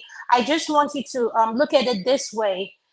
Some things do rub people off the wrong way. You know, people are expressing themselves, and sometimes people tend to express themselves when they're angry about something, but don't take it personal. Trust me, we all love ourselves in this platform. And they disagree with me a lot, but that's okay. I love them all. Thank you, okay? So hang in there. Sola, I'm going to come to you. Sarah, please, Sola's been waiting for quite a time. Then you're going to go next, okay? Is that okay? Sarah, can you hear me? Thank you. Sola, can you unmute your 5 minutes starts now? Thank you, sir. All right. Okay. So one thing again is we're talking about how we can, restructure Nigeria, and part of the thing we can do to restructure the country is by changing that constitution, because that constitution is no more or less like a decree to me. They just patch it, and when we should have changed that constitution was in that 1998. You see, after 1998, people don't understand that these politicians, they are now wise. They now know where the money is. They now know how to patch the bills, how to to embezzle themselves. That is the reason why the confab of 2012 or whenever they did it, or maybe 2010, did not work because it was killed by those politicians. Go and listen to Ezekume. Go and listen to Olisa Agbakoba. Go and listen to Femi Falana. Go and listen to, even at that time, Tunde Bakari. There was a lot of people that were there that came up with agenda. Part of the group, I'm sorry if anybody is offended, that killed this thing were the Northerners. Because if everybody goes, what about Jonathan? It will not go into.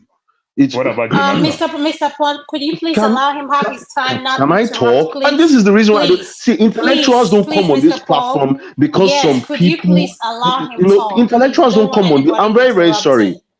I don't want to come on this platform before because Sola, don't look see him has attacked me. Mad. I just use one word. No, don't use one word. Just keep quiet, please. Keep quiet. Let somebody talk. Wait, since all the time I didn't talk, please. I mean, intellectuals won't come on this platform. I'm sorry. You come feel on. That way. Please don't. For 2 years, I've been listening to it, but people just come and talk. Sorry. What I'm saying is this. I said the North. I said all these people talk. Even Ezekume that came on channels today was also providing solutions. A lot of people, because I didn't mention Jonathan now, somebody is talking. Ezekume is there. Olisa Agbakoba is there. They came. There was a lot of people that came and said, look, we need to rejiggle this constitution. If we don't, this country will not move forward. All other people, the same Babasunde that is crying foul today that is talking, he wanted a third-term agenda. Why didn't he change it? So for us to move forward as a country, if we don't want to break up, we need to rejiggle the constitution. And also, this this 1 term, 6 years presidency is another good thing. I mean, that Igbo man, that senator, that Igbo man, I don't know where he is from, which side he's from. He said he raised it during Jonathan time. They killed it. Even Jonathan raised it during his time. Let us do 6 years. The Northerners came with some few people, and the Southerners and the Westerners as well. They came. They said, no, it's for you to elongate more time. We need to find a way to see how we can work together. But because if we can't, we will surely break apart. And the only way I'm seeing for us not to break apart is to rejiggle this constitution, is to put referendum, is to allow federalism to work, is to allow people to be able to make progress in terms of impacting in everyday thing that we are doing. Because these politicians, they are just playing us against each other. And it's making things very, very difficult for us as a nation. Please, I yield the floor. And I'm very, very sorry. I am out. Thank you. Sola, can you wait before you leave, please? Can you wait? Could you listen to me, please?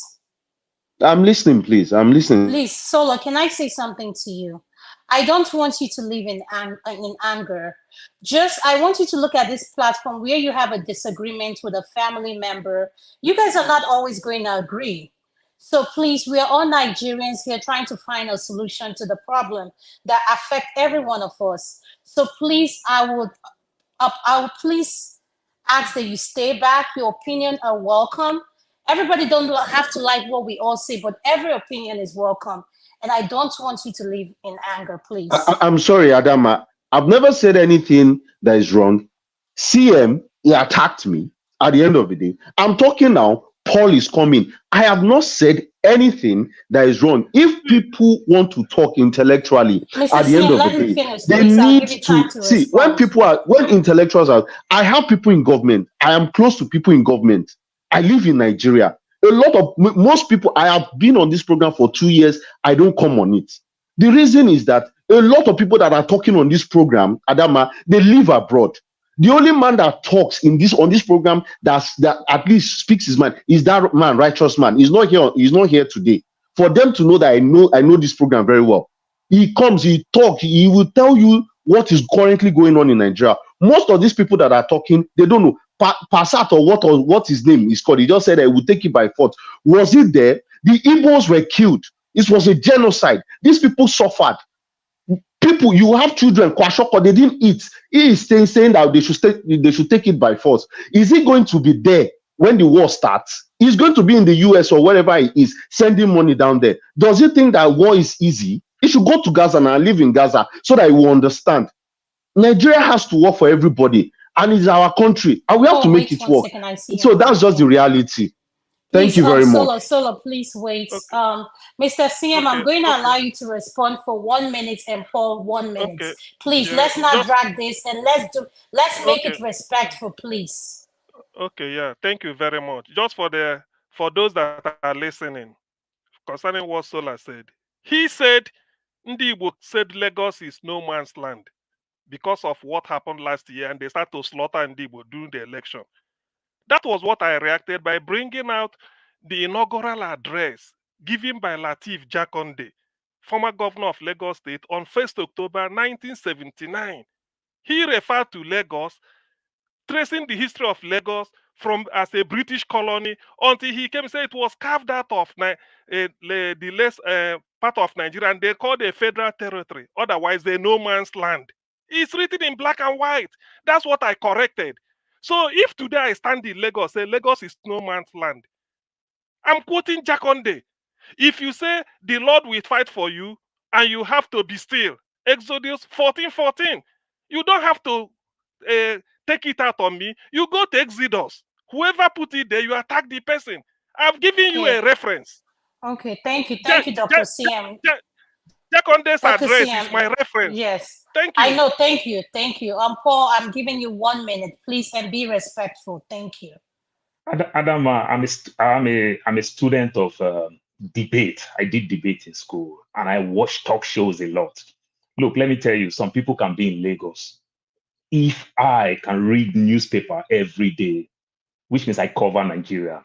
If I can call talk shows in Abuja, talk shows in Lagos, and somebody is in Lagos, I'm in America, I believe I covered Nigeria more than that person.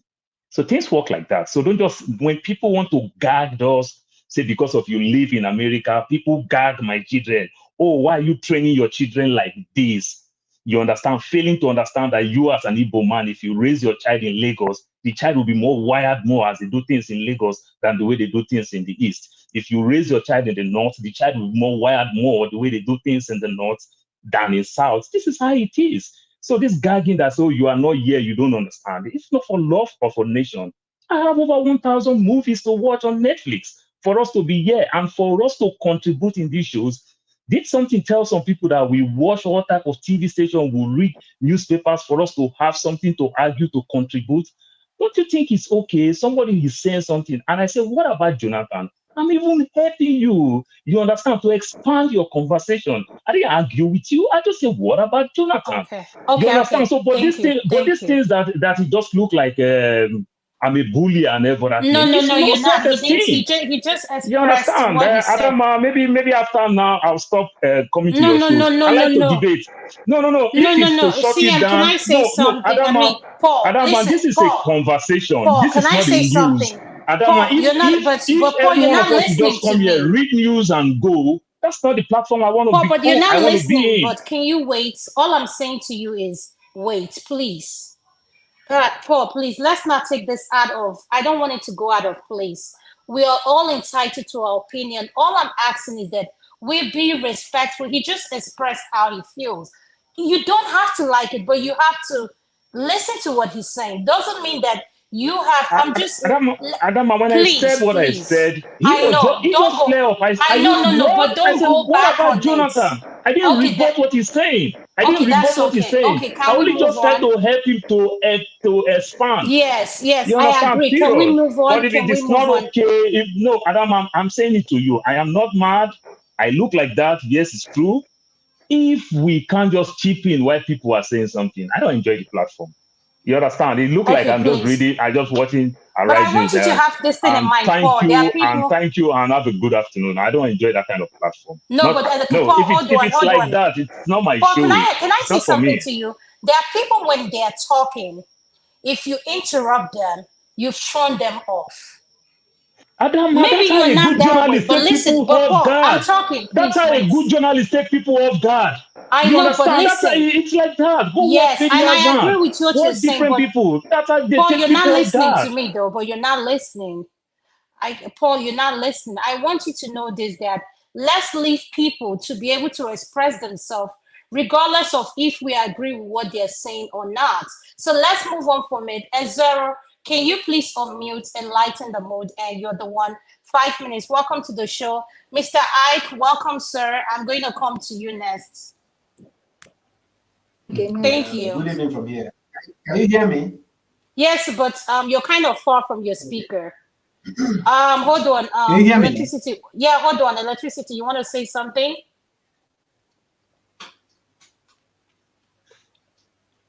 Electricity, you are mute. Yeah, okay. Sorry. To the gentleman, thank you for being here. Adam, thank you for hosting. Paul, you've been a part of this house for a very long time. And I think there's been more heated argument than this one you are currently facing. And therefore, saying you want to leave and you won't come back, I don't think. No, I'm just saying for Adama type of show that if everybody will be talking, nobody just say anything. It's just not my thing. That's all I'm saying. Once a while, it will be so. That is where moderator come in. Moderator can calm it down. But if it look like if CM is talking, I can't say anything. That is the rule. This is not my type of show. That's all I'm saying. You understand? I'm not leaving the show. But maybe that's how Adama, as a moderator, that's how she wants her show. It doesn't cut out for me. That's all I'm saying. No. Don't make this about Adama. No, don't. You just said the moderator is the one that controls the show. So if correct, you want to I speak, accept. and she said, hold on, whoever it doesn't matter being that because she's the moderator or not. It could be me that says, you know me personally, I don't like interjection. I let people speak and for others to wait. There will be time for bantering or not, but so don't make it about. I put you backstage, not Adama. I put you backstage. Oh no, I didn't get mad about that. No, not at all. Okay, so I'm just asking you. I'm appealing to you to calm down. It's not about her. She's the moderator and whatever way she feels, and I think she's done a great job so far.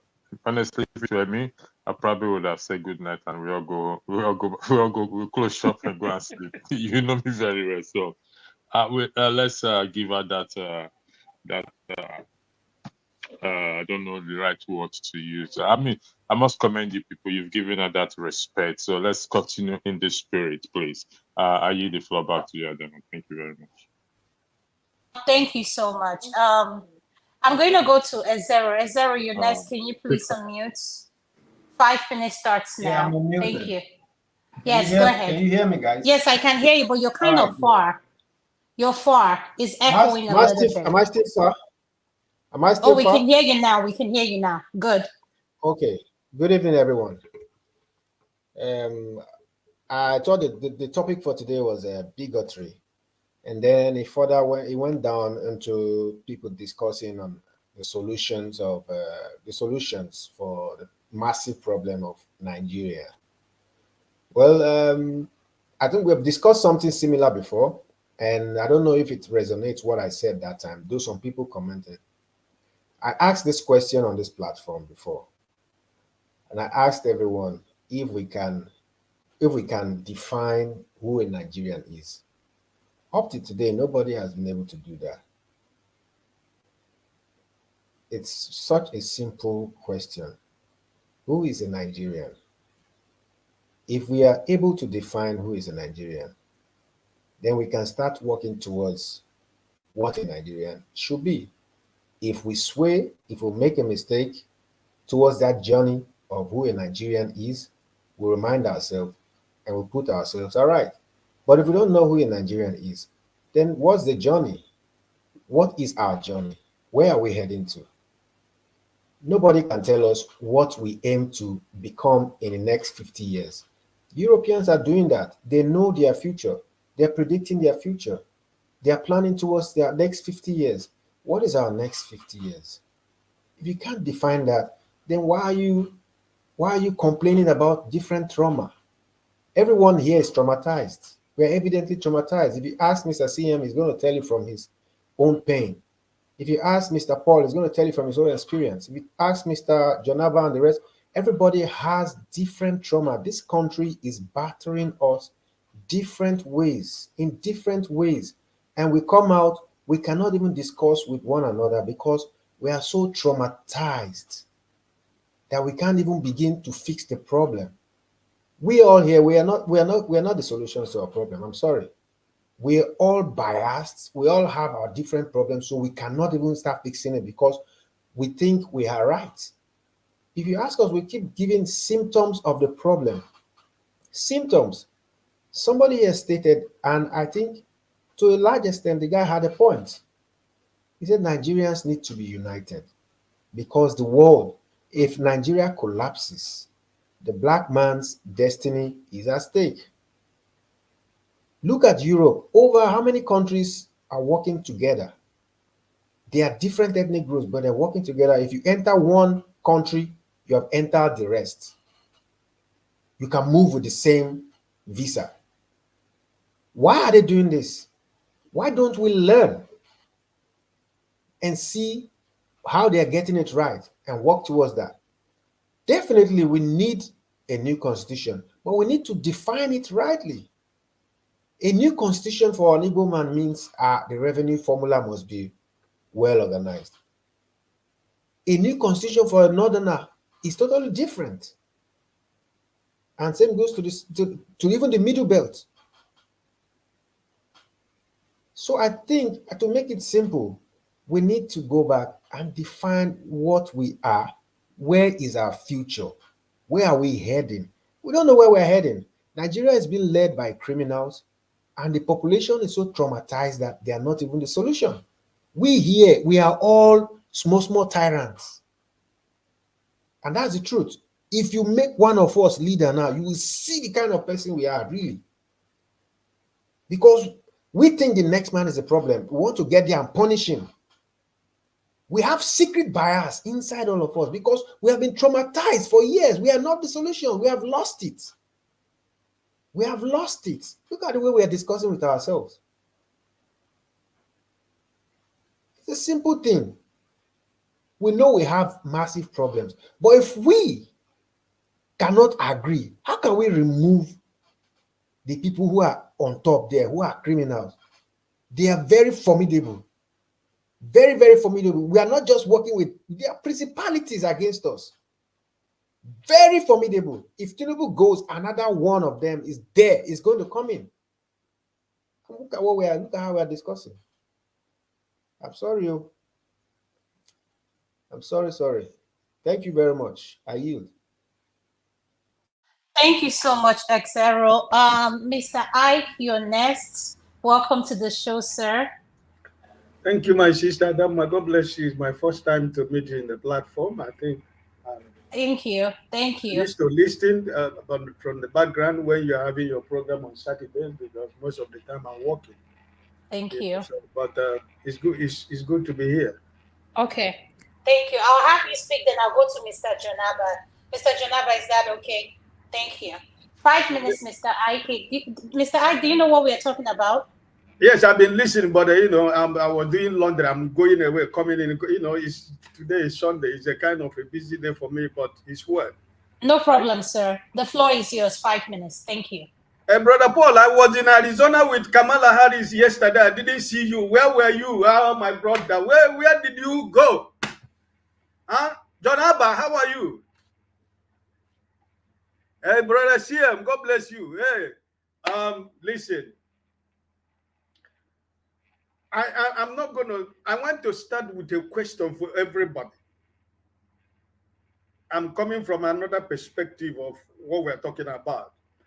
And that question is for everybody. If Sister Adama would allow me to everybody to answer that question sincerely and honestly. Yes, sir. If they are open to it, I'm okay with it, sir. Okay, listen. Thank you, sir. I know that 95% of us in this platform are living outside Nigeria. And I want to ask this question. How many of us that is in this platform, I want you to be honest to yourself. How many of us in this platform travels with Nigerian passport? Or how many of us are using other nationality passport to travel around the world? I want a sincere, honest question from all of us that are here. Well, I travel with both. You travel with America, you travel with Nigeria. Yes. God bless you. Is there any other person that is open to tell me that you have Nigerian passport and you travel with it everywhere you go? See, I have Nigerian passport. I don't travel with everywhere I go, except if I'm going to Nigeria. Okay. Brother Ike, even if you want Nigerian passport, you can get it. So why should I travel with it? Okay. Is it my fault? Listen, I'm happy. Why I asked that question is to tell you that from the beginning, Nigeria is a fraud. You know, like myself, up to today, I travel with Nigerian passport. I qualified to have EU passport for more than 7 years ago. But I'm still traveling with Nigerian passport all over the world. But do you know why I asked that question? Because when you travel with Nigerian passport, not going to Nigeria, it doesn't matter the country anywhere in the world. The insult, the embarrassment, the treatment that you receive at every immigration point with Nigerian passport, it doesn't matter how many stamp of countries that you have in your passport. It doesn't matter how many years of visa do you have in your passport. As long as it's green passport, every other person will go. They will ask you to wait. At my age, my children, my grandchildren, my wife, they travel with Dutch passport. And every time we get to the immigration point, everybody goes, Brother Ike, you have to wait. Even if it's the same immigration point that I pass almost every 3 months, it's still the same insult. It's still the same embarrassment. It's still the same degradation in front of other small African countries that all of you are standing in the same line. But you are singled out with the Nigerian passport. What does it tell you? What does it tell you? It's a fraud. Nigeria is a fraud. Listen, when I came to where I'm living today, when I finish, I'm going to go and bring it in my file. I sent my in-law to Nigerian embassy in Caracas to go and renew my passport. when he went there, because Venezuela is as bad as Nigerian immigration. When he finished to renew the passport, when he came to immigration, when he was coming back, they asked him for $200. He refused to give $100. They seized the passport. And he came back without my passport. And I wrote back to Nigerian embassy, look at what happened. And I said I need an emergency travel document that I can go to Nigerian embassy in Den Haag in Holland so that I can get my passport. When I finish, I will go and show you the emergency travel documents, Nigerian embassy of Nigeria, what they issued to me. Carton, you know carton, they use carton and write and print in a computer and printed my name and the other information. Carton. Even a certificate is even more valuable than what Nigerian embassy gave me that I can use to travel. From where I am living, past Europe, before I'm going to Nigeria. But I have to go to the government of the island, which is run by the Dutch government. I have to go to the governor's office. I present my case. And I was given a Dutch passport, emergency Dutch passport, for me to travel to Den Haag to get a Nigerian passport. But the document that my country issued me is not even something that you can present even when you are going to register a company wherever you're staying. That's a country. That's your country. So it's a fraud. Paul, you live in the US. You, John Ab, I know you live in the US. You have been to Nigerian embassy in New York. Have you been to Nigerian embassy in New York? Nigerian embassy in New York, a country like America, they treat you like an animal. They have no regard and respect for you. Nigerian embassy in New York. So this country we're talking about is a fraud. At this age that I am today, that I still suffer this humiliation in everywhere that I travel. And I've decided I am going to go get my Dutch passport because I am working towards my retirement. And I cannot continue to be humiliated in every country. Even the country that I know that I am going there to spend not less than $7,000 to $8,000 for vacation. Cyprus, my last vacation was in Cyprus. I was humiliated in Cyprus because I have a Nigerian passport. With all my children, with my grandchildren.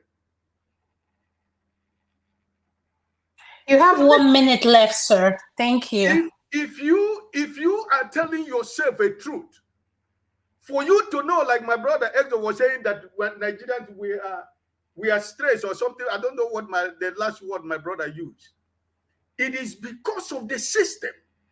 It is because what this country called Nigeria has made Nigerians to go through. That's why most Nigerians, when they're outside, the first thing that they do to fight for is to get that country's document so that you can travel in peace. I am telling you what I am going through. Even at my age, even at my status with Nigerian passport, talk less about most Nigerians who are stranded in Europe and other parts of the world, who might not be able to be in a position to stand against anybody, any government, anywhere, to defend whatever insult and humiliation you are going through. But for how long do I have to continue at the age of 60 years? So listen, I'm sorry to hear that. If you don't understand what Nigerians go through around the world, travel with your Nigerian passport, not going to Nigeria. Travel to any other country. Leave that American passport that you have, or British passport that you have, or that Canadian passport that you have. Travel with your Nigerian passport and go and queue in immigration. And you see that even standing with a Malian or somebody from Burkina Faso, they will allow somebody from Burkina Faso to go before you, and they will ask you to wait. I'm so sorry, Mr. Ike. I am so sorry. I am so sorry. That is so humiliating to hear your story, and I don't know what that feels like, but I'm sorry you went through that. I am so sorry, sir. Sister Adama, it's not just I just went through. It is something that I go every year. I am telling you that I travel almost more than 6 times in a year, but it's still the same thing. Oh. It's not just that I travel once in 5 years. I'm traveling by October, God's willing. God give me life. I'm going to vacation, but it's still the same thing that I go through, and my wife has taken so much pain. My children will see the way I am humiliated in front of them with my grandchildren every time we travel together as a family. I said, Daddy, what is really wrong with you? Burn this passport and throw it to the dustbin. And I have decided to do that. I am getting my Dutch passport because I am sick and tired of a country called Nigeria, because it's not working and it's not going to work. Yes, sir. Thank you so much. Thank you so much. You've given us a food for thought. You've given us something to think about. Thank you, sir. I'm going to go to you, Mr. Janaba. Can you unmute your 5 minutes? Somebody, I hear some noise on the background. For me? No. I don't know if it's... Okay, go ahead. I'm sorry, Pastor, you get that, but I'll bring a bottle. Sorry for your frustration. I use my Nigerian passport wherever I go. I don't get that frustrated like that. Don't go with holiness and worker, crayfish worker. You have to be strong. And then I'll bring a carton for you to put it in your printer where you can get that. Go through your printer, the one they use for you in this. And I'm saying you are not a billionaire. What do you put there? Yeah, no, I don't use glasses like you. Yeah, now I go. so I think so I think our frustration is a different way. And by the way, let's go back to. I'm using my. I can. You're just making it fun, but that's okay. I enjoy it. Don't worry, it's part of my 5 minutes. I don't believe a word that CMs talk about the camp in Benue State. I think he's finished to whatever he wants for his own good. I don't believe his heart is what he said, but he just wants to spin it to make his political statement or to get at me. So I don't believe CM for his heart is for people in Benue in camp. I don't believe him for 1 second. So, and then I think the solution to Nigeria forward, let's look into each other from the very micro way, then we take it to the bigger way. Our family have problems individually, family, community. They find a leader that rectifies it. So I believe that true leaders that work, Nigeria will be a great nation. But we don't see nations that are patriotic enough to unite us. And even if we are to go separate ways, we're still going to have boundaries. We still have to live together as a people that exist with different passports. We cannot be at war with each other simply because we now have a referendum whereby we can go separate ways. So I think it's time for us to tone down our rhetoric and have a better tolerance of ourselves. And then whatever we can bring to the table to discuss, it can be impactful. But coming from the fact that I know you were not being genuine to me, you have your biases, and it's nature. But sometimes we kill those things in us in order for us to work together in peace and in harmony for the greater unity or for the greater goal of the society. But there will always be differences between even twins. But true leader will bind the people together. And I'm looking forward to see those leaders when they emerge. We will see their rhetoric and we see that the leader have arose and Nigeria, even in Africa, I'm Pan-African, and we can talk about it. But the notion that the only solution we offer, and another thing is that all the leaders in the old leaders, they're supposed to go. They're supposed to get a homage visit from the youth That's the only way they can start moving forward. They're supposed to pay them homage visit. Thank you. Thank you so much, Mr. Jonaba. Olumide, can you please unmute your nest? Hello, everybody. Hello, thank you. Welcome to the show. Your 5 minutes starts now. Okay, thank you, Adama. You're welcome. So I just wanted to get a grasp of what is going, what you're talking about. Is it about the what do you have on the screen there? It's about providing solution for good governance in Nigeria. We were talking about bigotry first. Then I said, let's talk more about solutions. So we're talking about solution, things that will work. Yes. Okay, I see yes, that. Sir. I see that Yes. now. Thank you.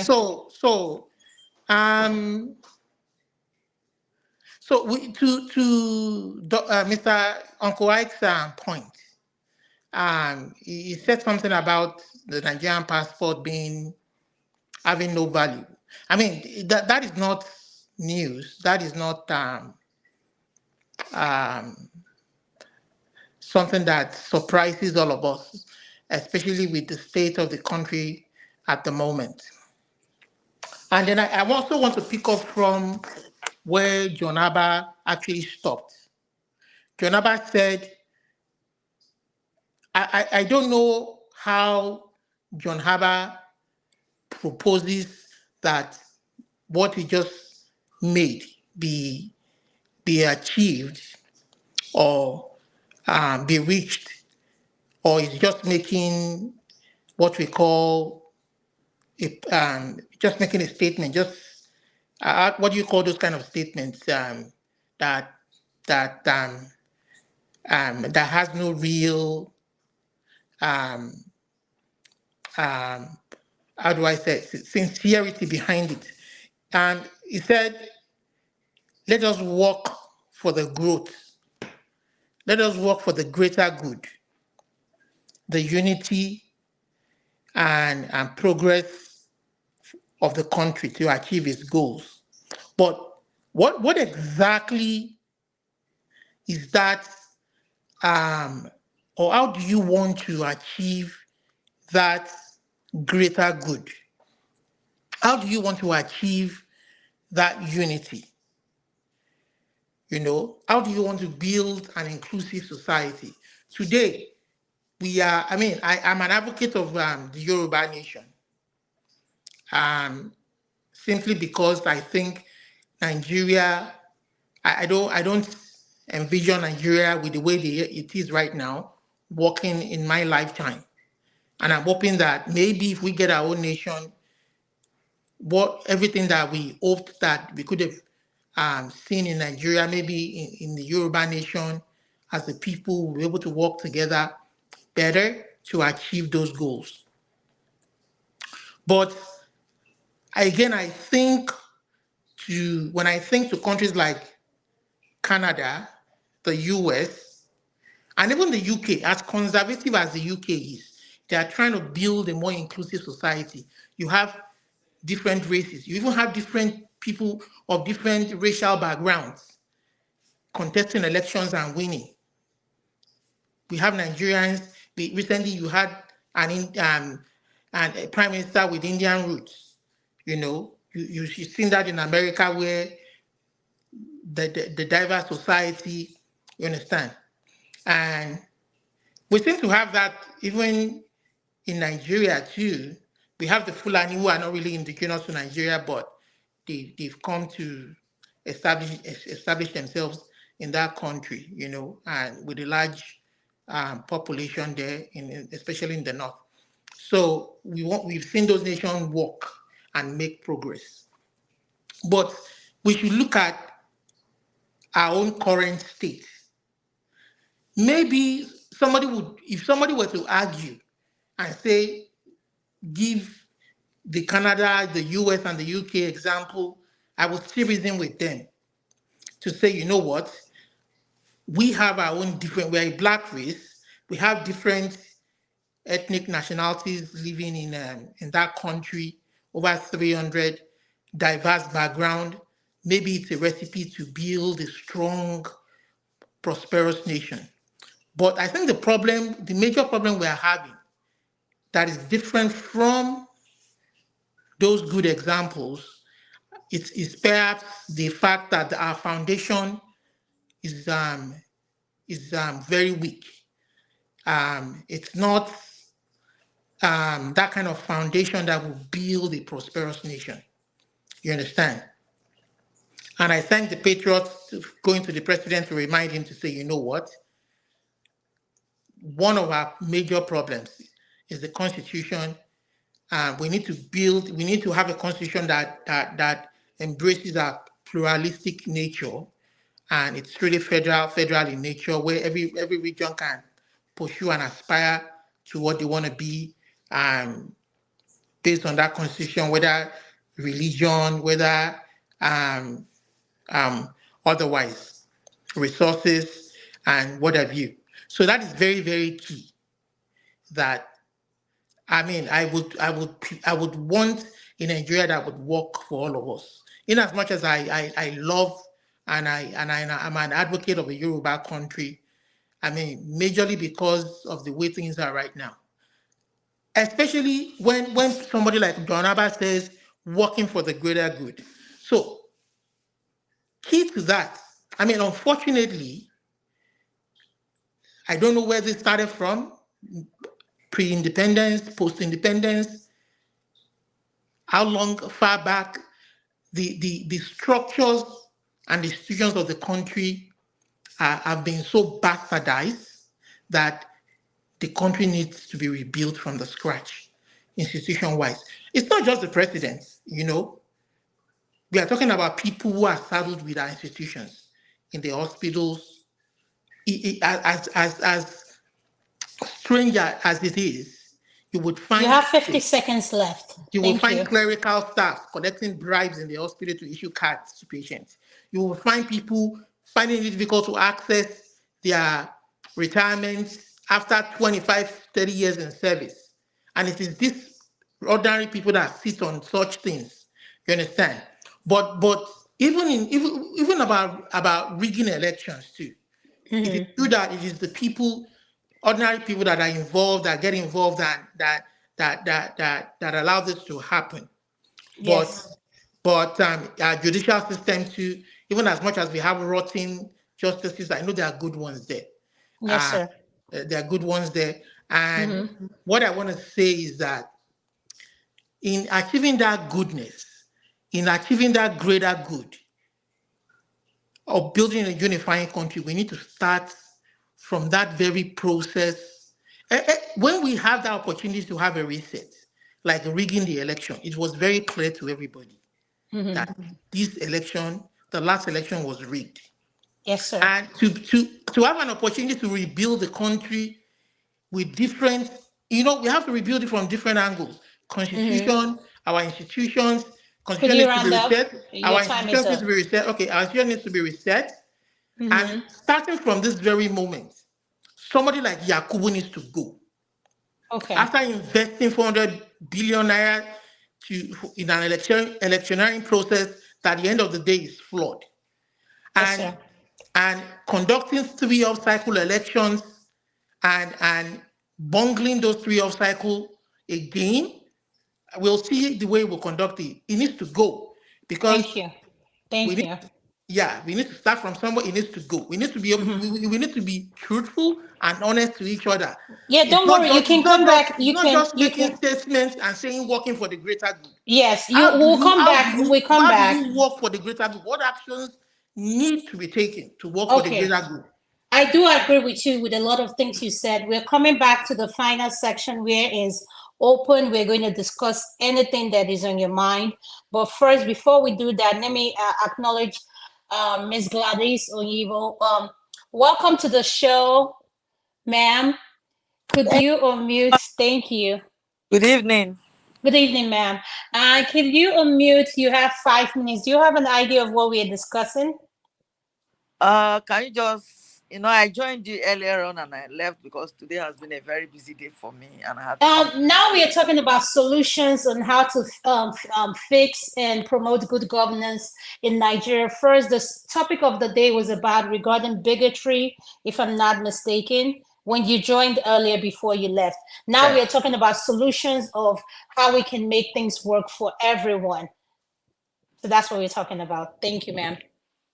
Thank you so much. I think my suggestion here, though I actually didn't listen to most of the speakers when they spoke, but I know that the solutions to how we can have a good governance in Nigeria is if we can come to a round table talk to have discussions on the way forward. It is not necessary for us to accuse each other. Of recent, I've heard people saying this set of people made this problem to be, this set of people made this problem not to be. That will not give us solutions to the problems we have. The solutions we can have is where we can sit down, talk at issues, how we can manage our situations. The situation is such that if we do not sit down to discuss about them, the problems will going to linger on. It's like an open-wounded stuff of a thing where you have a wound and you have not treated the wound. You do not want to handle it in such a way that you want the wound to heal. If you treat it partially, the wound will still remain there. But if you treat it with the whole of your heart, that you want this wound to get healed, the Nigerian situation is such that there's nothing we cannot manage. But the problem that we have is that those who have caused most of the problems we've had in the past, we still praise them, we still hail them. If I may have to mention one or two things now, if you don't mind. The situation we saw in the north was like a problem that was on for several years, but the people were held back from protesting or saying out their minds. But this very situation they now saw, they capitalized on it and came out and said, I think we have had enough of the hunger and the pains we have had. But in the past, some people were actually complaining about the problems that we had. And people asked them, do not complain. We are one Nigeria. We do not want such situations where people are trying to voice out what they have in their minds. But right now, except we sit down to discuss the way forward. If we do not discuss the way forward, how can we solve it? How can we manage our resources? The resources we have is just like one-sided. A group of people are enjoying it. Most of the things that we are wasting money on, payment of this, payment of that. Meanwhile, we cannot even manage the populace we have. Some people are complaining of hunger. Some people are not even complaining. They send their children to school in abroad. When they need medical treatment, they come abroad to take treatment. And the people they are governing, they do not mind if they have good schools, if their children are sitting on the floor to read and write. The hospitals we have, if we go to our hospitals, they have Panadols. Even where they have good treatment, they will not give it to you. You see that people are lined up or they are queuing up waiting to see the doctor. It's not like here in abroad that you can go to any clinic or you can go to the hospital of your choice, depending on what you have in your hands, and you get treated. But in Nigeria, the situation is such that if you go whereby you do not have payment or you do not have the money to pay, the doctor will tell you until you bring your money. The doctor does not care if you have to die. But if we can fix up our hospitals, fix up our schools, most people will stay back and school in Nigeria. Nobody will want to jump back to abroad. The lifestyle here in abroad is not as easy as people think it is. People manage what they have. Even in situations where people are doing businesses or those who are working, you see most people keeping up to 2 to 3 jobs. But in Nigeria, we do only one job. Maybe 9 to 5 or 9 to 4, we'll close from the day. Let us come together. Forget our tribal sentiments. I'm Yoruba, I'm Igbo, I'm Hausa. Most of us will have relatives who are Yorubas, who have relatives who are Hausas, especially in homes where our people have intermarried with other tribes. Are we going to drive away our cousins, our first cousins and second cousins, because of political problems? If we have the fear of God, we'll be able to sit down together and do not apportion any blame to any person. But if whereby we need to apportion blame to those who have caused some of these problems, we'll tell them straight to your faces. We think we want solutions to these problems. How are we going to be governed in the next wave of life? I call it next wave of life because the wave of life that is going on in Nigeria, people are suffering. You see a lot of children who are having kwashiorkor, malnourished. They don't eat well, but they never complain. They kept quiet. But those that used to complain in the past, they will tell them, if we don't want to support the government. But now, what has happened in the past few days has shown us that Nigerians are hungry and angry. We need to come together. I think that's my own suggestion. Thank you so much. Thank you so much, ma'am. I like your inputs and I value your opinions. Thank you so much. Now, the next segment, which is going to be our final segment, is going to be whatever you want to talk about. Let's talk about it. I'm open to that. But before we start that, let me go to electricity. Electricity, what do you have to say regarding this subject? Thank you. Elder John Abbas already weighed in respect to Mr. Ike. I really don't know why you went through or you were put through that, because I have also traveled in the past. I've traveled with Nigerian passports and I never had any issue. I mean, I went to the US, Spain, Poland twice, and I think Switzerland, if I'm correct, in the past. And I never had any issue with my Nigerian passport. So I don't know why that is. So I apologize for that inconvenience you were put through. And so we'll find solution. We always come here to find solution or to discuss solution. We can't continue to hate each other. What unites us is more than what divides us. Until we come to that point of agreement that what unites us is more than what divides us, I think we will make a way forward. So I yield the floor back to you, Adama. Thank you very much. Thank you so much. Now I'm going to open up the floor. I'm going to start with Sarah. And you have 5 minutes to say whatever topic you want to discuss. This is the final segment, so you can so you can say whatever you want to talk about. Well, I'll just repeat myself a bit, and then. But that thing about the Nigerian passport, I think I don't know, but I read through somewhere that passports are classified into different. I think different. There's a classification for passports, and if your country falls within a typical classification, you'll be given more scrutiny. And I think right now Nigerians are traveling a lot, so there's this fear of a risk of not going back to your country if you're on a visiting visa or something like that. So we are placed on that category. So that is why there's always this tough scrutiny on the Nigerian passport. It's not just Nigeria, there are some other countries that are equally in that bracket. So, but I think when things improve, when we eventually improve the country, we will be classified, but we will be placed on a different category. But talking about improving Nigeria, I still ask this question: what is Nigeria before we start improving it? Because we seem to lack that particular, we don't understand where we are in. Have we agreed on how to move forward, or we just want to start dealing on the symptoms?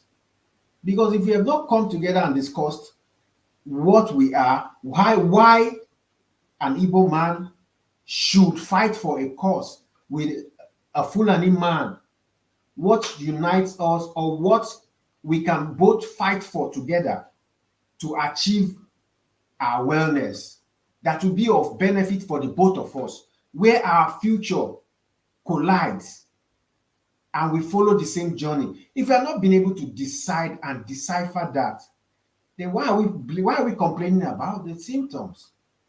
We should, as men of honor, be able to sit down and say, okay, I am this and you are that, and we have this much differences.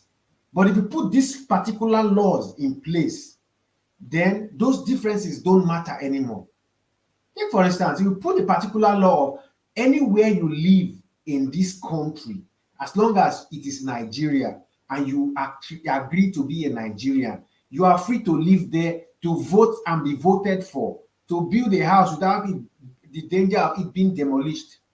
This kind of laws, wherever you decide to live tomorrow, if anybody says you are a foreigner, go back to your state of origin, that person has committed a crime. We should be able to decide that and decide, okay, this is what we are going to call Nigeria. But if we don't want to decide that, or some people don't want to agree to come together or disagree to agree, then we'll keep deceiving ourselves. We are deceiving ourselves because we all have different struggles, different trauma. But as men, I still repeat, if we cannot decide where our journey is going to take us to, I bet you in the next 100 years, we'll still be discussing, it's Fulani's problem, it's Yoruba that is the problem, it's Igbo that is the problem. We will still. I've seen one particular picture where they painted the Arabs in the last centuries. The last century, they were busy worshiping God and praying. They showed the Europeans they were busy building their country. In the mid-centuries, they were still busy worshiping their God. The Europeans were building. Come to this century, this particular day and time, they are still busy doing the same thing. Religion, religion, religion. While Europe has moved to AI, to the AI. That is what is happening in Nigeria. If you go back 1914, I'm sure our forefathers were discussing like this. Why will I join with Fulani? Why will I join with Yoruba? Come to the middle before the war, we are still saying, that's the reason why we had the war. Come to today, we are doing the same thing. We are doing the same thing. We are not dealing with the factors, the main factors on ground. We are busy beating ourselves from our different experiences. We should try to be more scientific about this. We are humans, we will definitely have problems. But if we can fix laws that will make sure that I will not be, pushed, I will not be put down, I will not be oppressed, no matter my tribe, religion, or what have you. If those laws are strong enough, I will not bother who is the president, because we already fixed laws that the president should not have a foreign account and should not take from and we've already fixed laws that the center should not hold ultimate power. Well, I yield the floor. This is just my own take. Thank you so much, Zero. Uncle Ike, we're going to go to you. Whatever that you want to get off your mind, this is the time for it. So whatever you want to discuss, sir. Thank you, sir. I really listen. Electricity and John Abba was trying to console me about what is going on. Listen, I've been traveling since 1989. If you check 1989 till today, I've been traveling the world. It's not today that I begin to use Nigerian passport. But I am using myself as an example because of what other Nigerians go through at every immigration point. Because if you are a traveler and you meet a Nigerian at an immigration point, you see some of them going through stuff. It might not be me, because it's not everybody that, like Exero said, it's not that I've never been intimidated by anybody in the countries I've ever traveled, because I know what I stand for. If you know your right, I mean, it's easy for you to, get away with, because you are standing on your right. But most of our brothers and sisters, when you are somebody who traveled the way I travel, you see what Nigerians are going through around the world.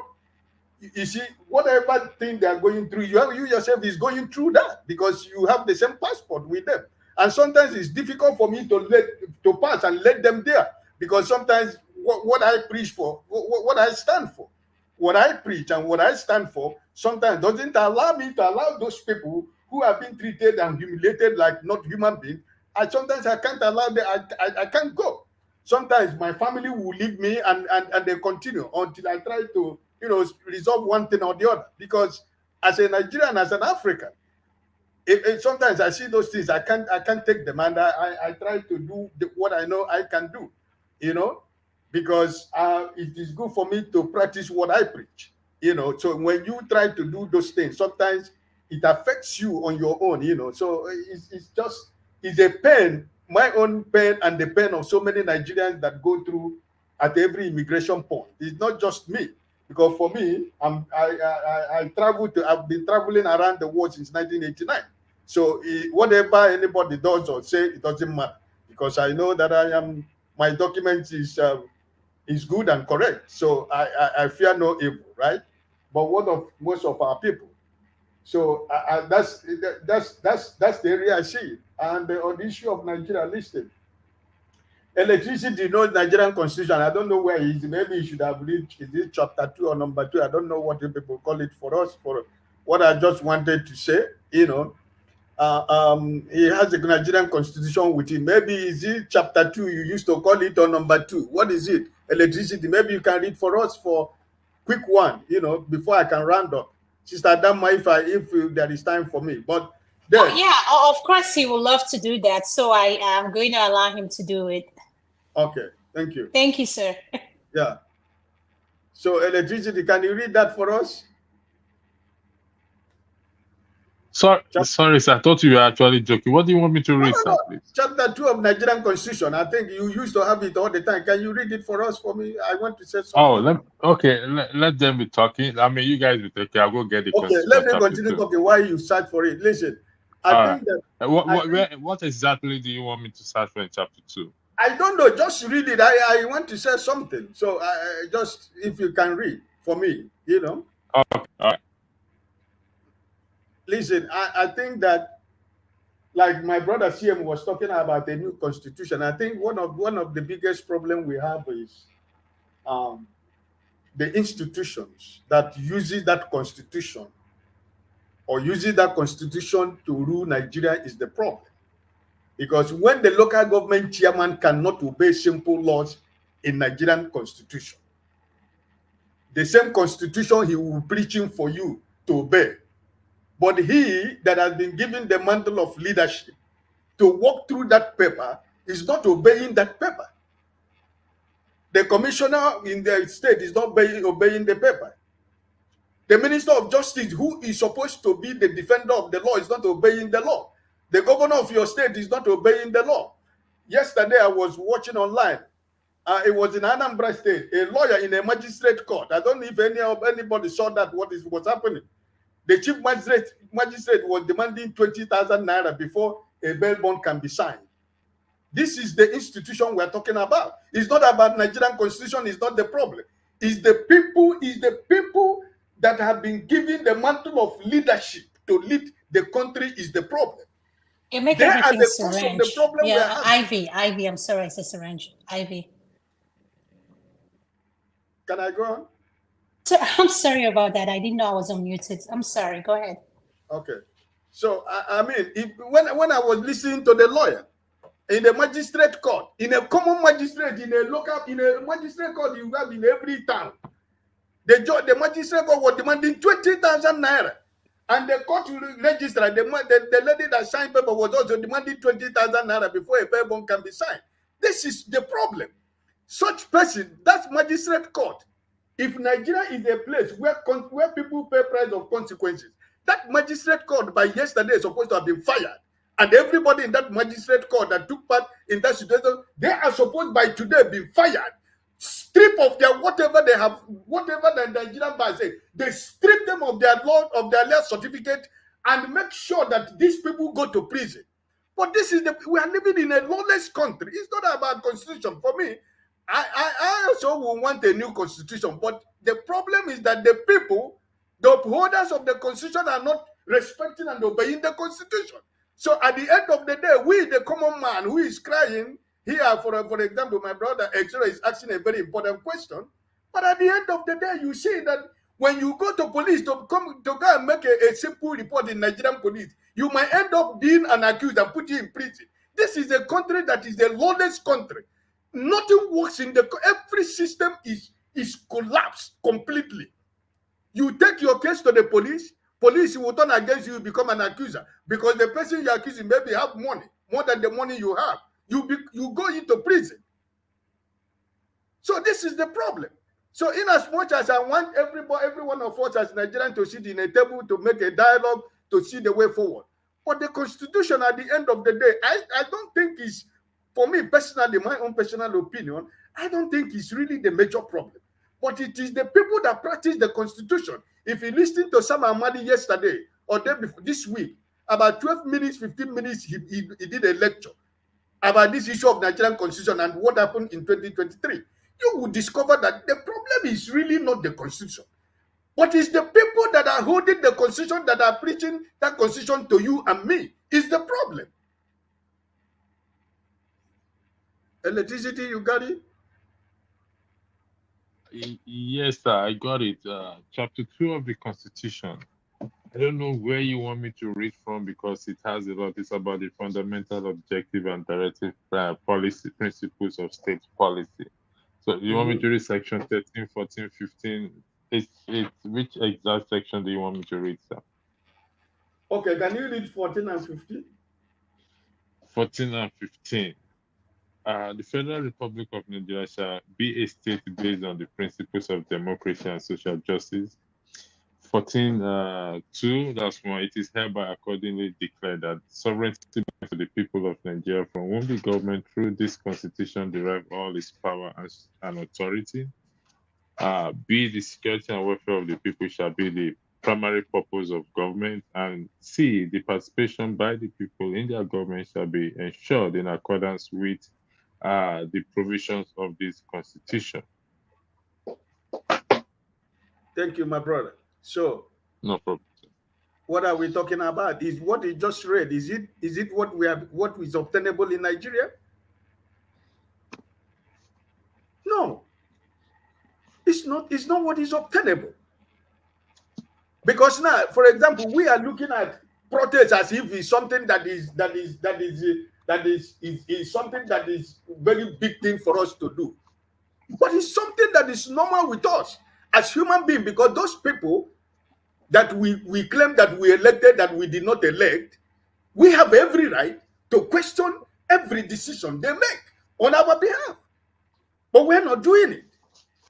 Rather, when it is time for us to do it, everybody will say, Emiloko, everybody will go to his tribe. You know, everybody will try to defend his brother. Oh, don't worry, you know, leave this matter. So that's the problem. So we have to be honest with ourselves. We have to make sure that there are consequences. People who do anything that is contrary to the constitution we are talking about, they are made to pay the price of what they have done. Yakubu is still walking about in street of Nigeria and is planning to conduct the election in the next 2 months or 3 months. Is it the country we are talking about? Sorry. I yield. Thank you so much, Mr. Ike. I really appreciate your input while electricity is getting the constitution. Are you happy with what he read, sir? Okay, thank you. I'm happy with what you read. I'm okay. Okay, thank you, sir. Thank you for your input. Olumide, you're going to be next. Before you go next, let me come to Wale. Wale just stepped in, if you don't mind, Olumide. Thank you. Wale, welcome to the show.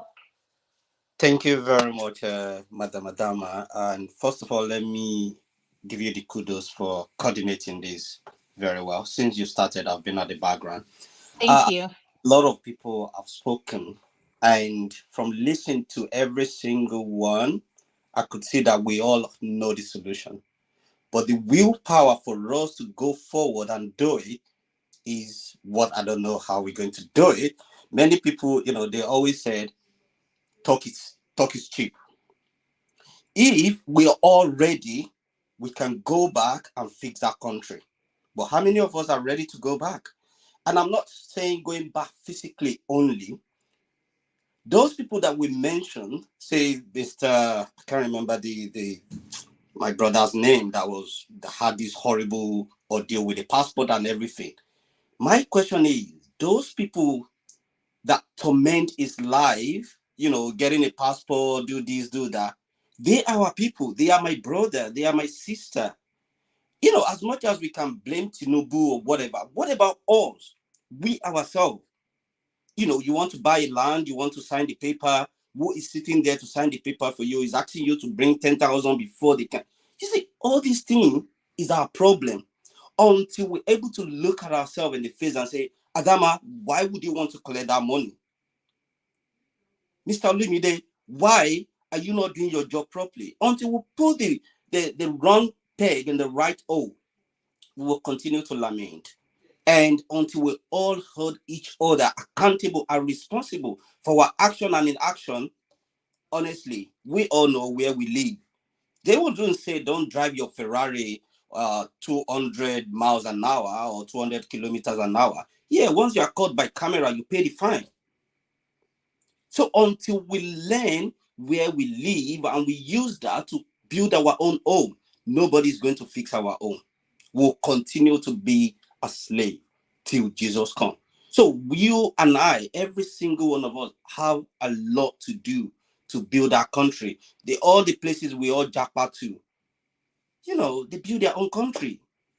Either they use someone to build it or, whichever way. So please, every single one of us, let's shed our sword. Let's look inward. Let's reflect and say, what am I doing that is destroying that country?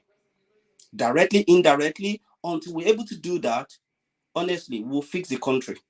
Thank you very much, everyone. Thank you so much, Wale. I appreciate your input. Olumide, I'm going to come to you. Could you please unmute? So this segment is, you can talk about whatever there is in your mind. You don't have to go by what we're talking about. Thank you. So, yeah, thank you, Adama.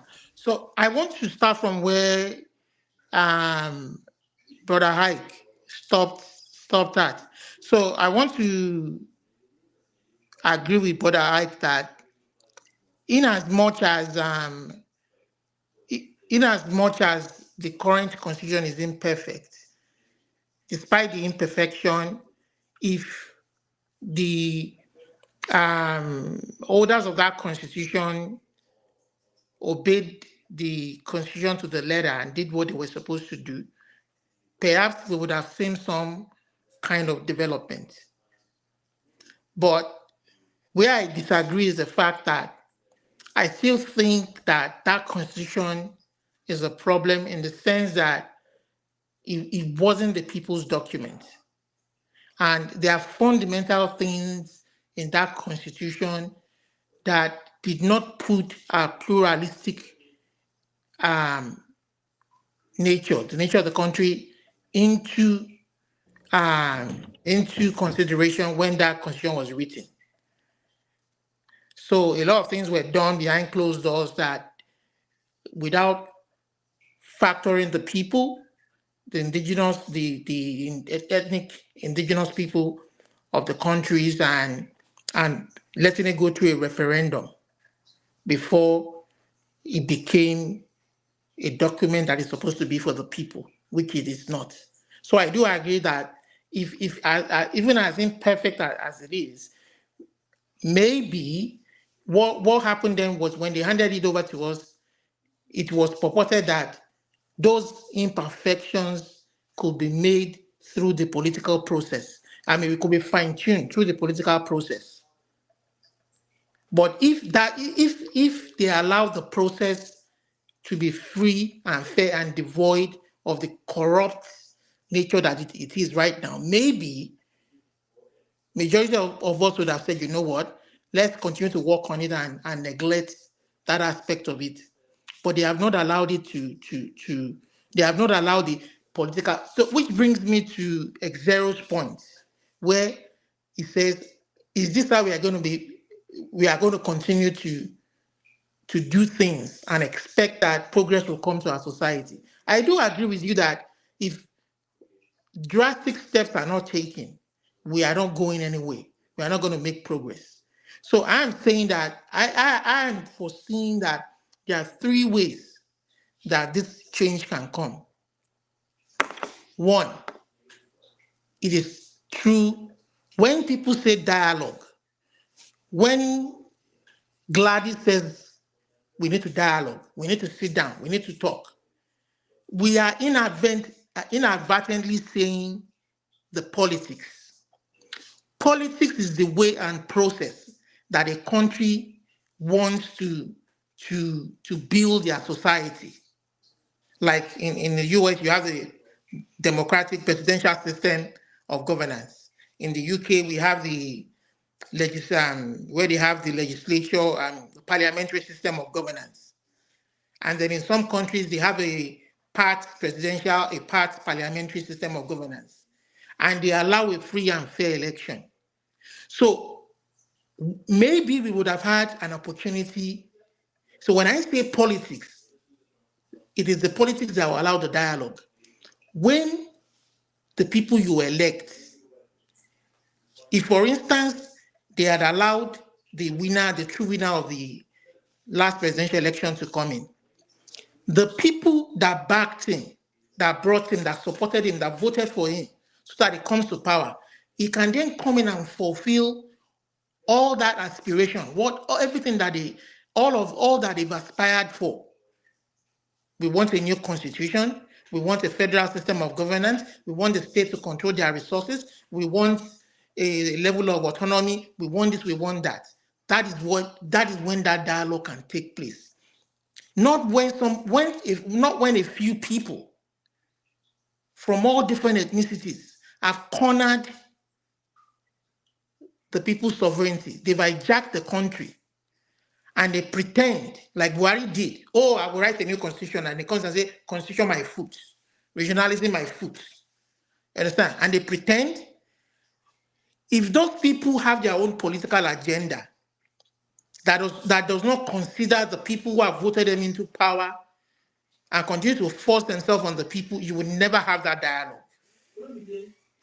That is how you will continue to see somebody like the Patriots go to the presidency and say, Tinubu, you have to do this, you have to call, Shumile and Timo busy to do this, to do that. You are making too much noise here.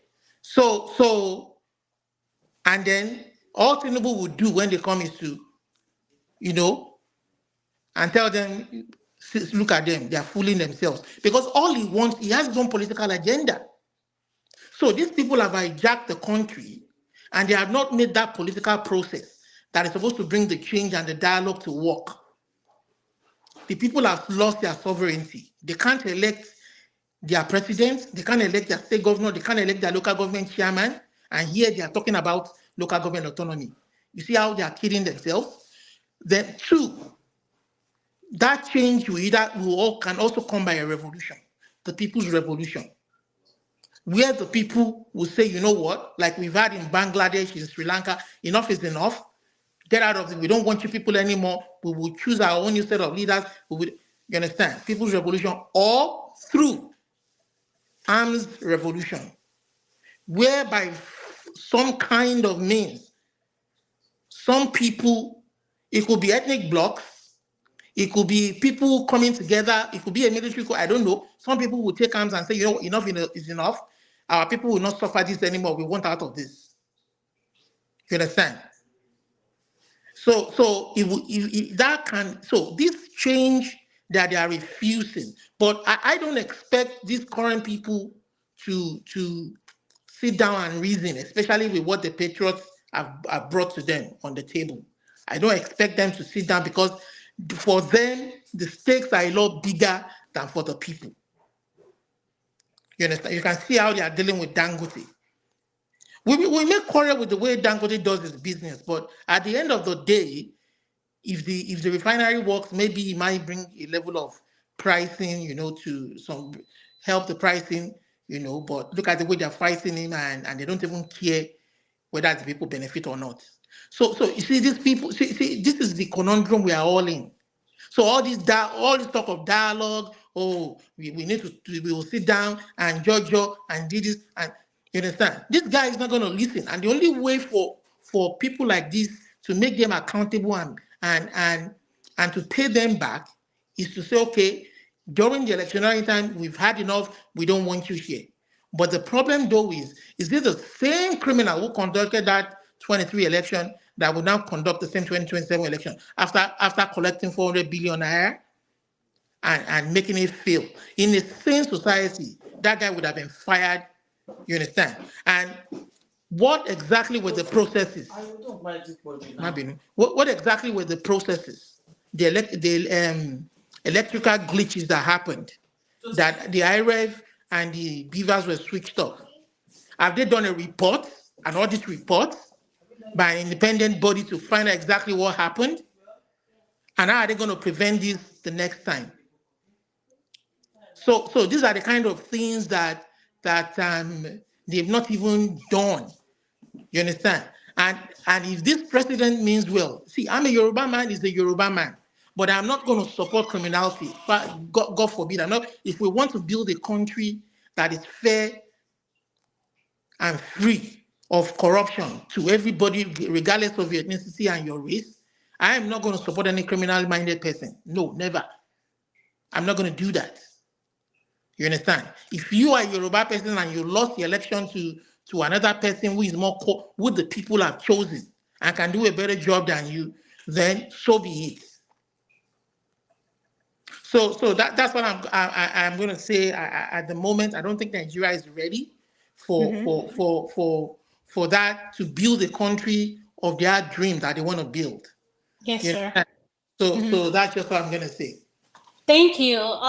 Madam Gladys, I'm going to come to you. Dr. CM, you're going to be last if you don't mind. Madam Gladys, you're next. Whatever you want to get off your chest, this is the time to do it. Thank you, ma'am. Thank you for joining. Thank you so much. I have a lot of things right there inside my chest and on my chest. The things bothering one can come out if we can actually speak to each other truthfully and honestly. The problem we have noticed is that we are not truthful to each other. We only complain. We sit in our different quarters and complain. We need to come together. We need to have conversation. We need to discuss what is the way forward, because our children are coming up. What they have learned from us, the parents or the grandparents, is that what they are still going to live with? A situation where there is so much tribalism, nepotism, corruption. They still come in and mean the same thing. Like I read recently where they said that some group of people have been asked to leave Lagos, that they must leave Lagos. If we are one, you need not discriminate against each other. The big cities of the world were developed by people from different parts of the continent. They go to such places and they stay back there, do their businesses. A lot of people here in America, their original homes, they are originally from Italy. Most of them are from Spain. But now they are here in America. If the original owners of America get up today and says, okay, oh yeah, go back to your various countries. These were the people that developed this country. So I don't know why Nigeria, as we are still talking of that they should get ready. We are going to fight. What fight are we going to fight for? Is that what we will leave for our children? Instead of us, we claim that we are Christians. I need to delve into that a bit. We claim we have and worship the same God, and we do not want to set eyes on each other. We hate each other so much. When it comes to religion, we want to separate, or we want to say, this one is a Muslim, this one is a Christian, this one is a member of Methodist Church, this person is a member of Redeemed Church. There's no need for such a thing. If we have the fear of God, we will not divide on the line of religion, or you say, where are you from and where are you not from? If someone is not good for a job, such a job should not be given to such a person. If it is that it's only one particular set of people that are good at doing certain jobs, such things should be given to them. We should not say maybe because they are from this part of the nation or this part of the world, such things should not be given to them. That is the aspect I want us to address. And the issue of electricity, that most times you see people in darkness, no light. Whereby if someone is rushed to the hospital and you need oxygen or you need some certain things, how are we going to revive such a person? A lot of people that should have made it alive passed on because of lack of care. Not just when we talk of electricity, yes. How are we going to improve on our electricity? We have a lot of youths roaming around, no job. So why won't we have kidnappers? Most of the kidnappers we have in the country, they are people that are graduates, that have graduated from schools. People use them. Then thereafter, they share what they have. That is like sharing blood of people. Because in some cases, when they will ask you for a huge sum of money, and you don't come up with such money, before you know it, they will buy the person. The person is killed off. out of anger, thereby having blood in our hands. But let us not forget that there is law of karma. These people that we think they have not governed us well, let us come together, forget our languages, forget wherever we are coming from. What is the way forward? How can we resolve this issue? If not, in the next 5 years, 6 years, we'll still be crying the same tears. Will be coming out from our eyes. How can we come together? Even if the people have to come together and sit down and say, okay, this is how we want to be governed. Those that have ruled us for years, what have we gained from them? Rather, they are busy buying companies, developing companies and developing businesses for their children, unborn children, and the one they have already have in this world, leaving others poor and leaving others hungry. How can we end this? What is the solution? It's very painful that each day in and out, when we lie down, we begin to think, what is the next thing going to be? They say protest for 10 days. 10 days ended yesterday. What is the way forward? What are we expecting to see? How can we resolve these issues? Not that issues that people will come, give us bags of rice, give us big sum of money, give us political appointments, and then we'll just jump onto the queue and forget that others are there still suffering. If they are settled, they keep quiet. Well, how long are we going to be settled and we stay quiet and die in silence? That's what I have. Thank you. Thank you so much, Madam Gladys. I really appreciate your submission, and everything you said really makes sense. The one that struck out to me is electricity. I don't know what I would do without lights. It's just the honest truth. I feel like people who stay in darkness, it affects them mentally. That's just my own personal opinion, because light does a lot of things for us. So that's just me. Dr. CM, you're going to be next, and over to you, sir. Thank you. Okay. Where are we? Thank you very much. Actually, I don't really. I think this those is the that time spoke. to get whatever you want to talk about. Now is the time to do it. Well, the thing, now, but the thing is, I think the only thing I could do now, let me add to what Olumide said, because to me it's like we think alike. The way he graphically described the situation and the solution he was preferring, and everything, and what that he said. What I will add is this: what Olumide said is known to even everybody. It's not that it's not being original. It's known. Most people know it. Now, not doing it is to invite anarchy, and that is what Nigeria is get. That is what Nigerians want. That is what Nigeria wants. They don't want to come around the table, discuss their problem, do it the way it is done everywhere. They're only trying to see what will happen, and it will surely happen. Nigeria will go apart, but from what I'm seeing, it won't be peaceful. To be honest with you, it won't be, because there is no excuse. I don't see the reason. All these things that we know the game they are playing. The people know, but they play the people against the other. For instance, for things not to, Tinubu want to play Igbos against Yoruba. He sent a Bayo Nanoga. And look at, till today, not even warning. It hasn't happened before. It hasn't happened. So they know the game they are playing. The North will be there doing their own. So Nigeria is on the calendar, to be honest with you, because there is no excuse we've not tried. There's nothing there's no simple solution to different people. What is it that we can discuss? Is it the oil in Bayelsa? Let Bayelsa control their oil. At most, Bayelsa may be richer than Ebonyi or Benue. But you have peace. You can go there and live. The oil is in Texas, but California is richer than Texas. How about that? So we know all these things. When they mention oil, or the oil, crude oil, you have this, you have that. Let the people, let the Ogoni control. That is what I stand for. Let them control what they have. That is when you know that Zamfara will be more developed if they account for their gold. But all these things, people will just pretend, oh no, we have one Nigeria. Nigeria will explode. It will surely, because we are getting close to it. The next protest they are going to conduct, it won't be like this. The next protest, bet me, it won't be like this. They've only flown Russian flag, and people are saying this. People will openly install it in their homes in the north, and then and then decide to say this is where they belong to. But all these things, when we come, I mean, people will feel that is not a sign for anything. It is. We've crossed the Rubicon. We can't make peace with each other. Yes, some people will say, before people used to say, no, no, no, no, no. We are together. After all, we've intermarried and do all this. You see, this issue of marriage, it doesn't work in Nigeria. Maybe if Rose Vivor, the mother, is not Igbo and the wife is not Igbo, he could have been governor of Lagos State. It didn't stop him from going to study architecture, University of Nottingham, one of the best in UK. Then went to MIT architecture, one of the best in the world, if not the best university in the world. He distinguished himself. Very sound, young, vibrant, full of ideas. For a place like Lagos that is waterlogged and all those being on the coast, he said it in one interview. Say you will not have to plan it. All these things will stop.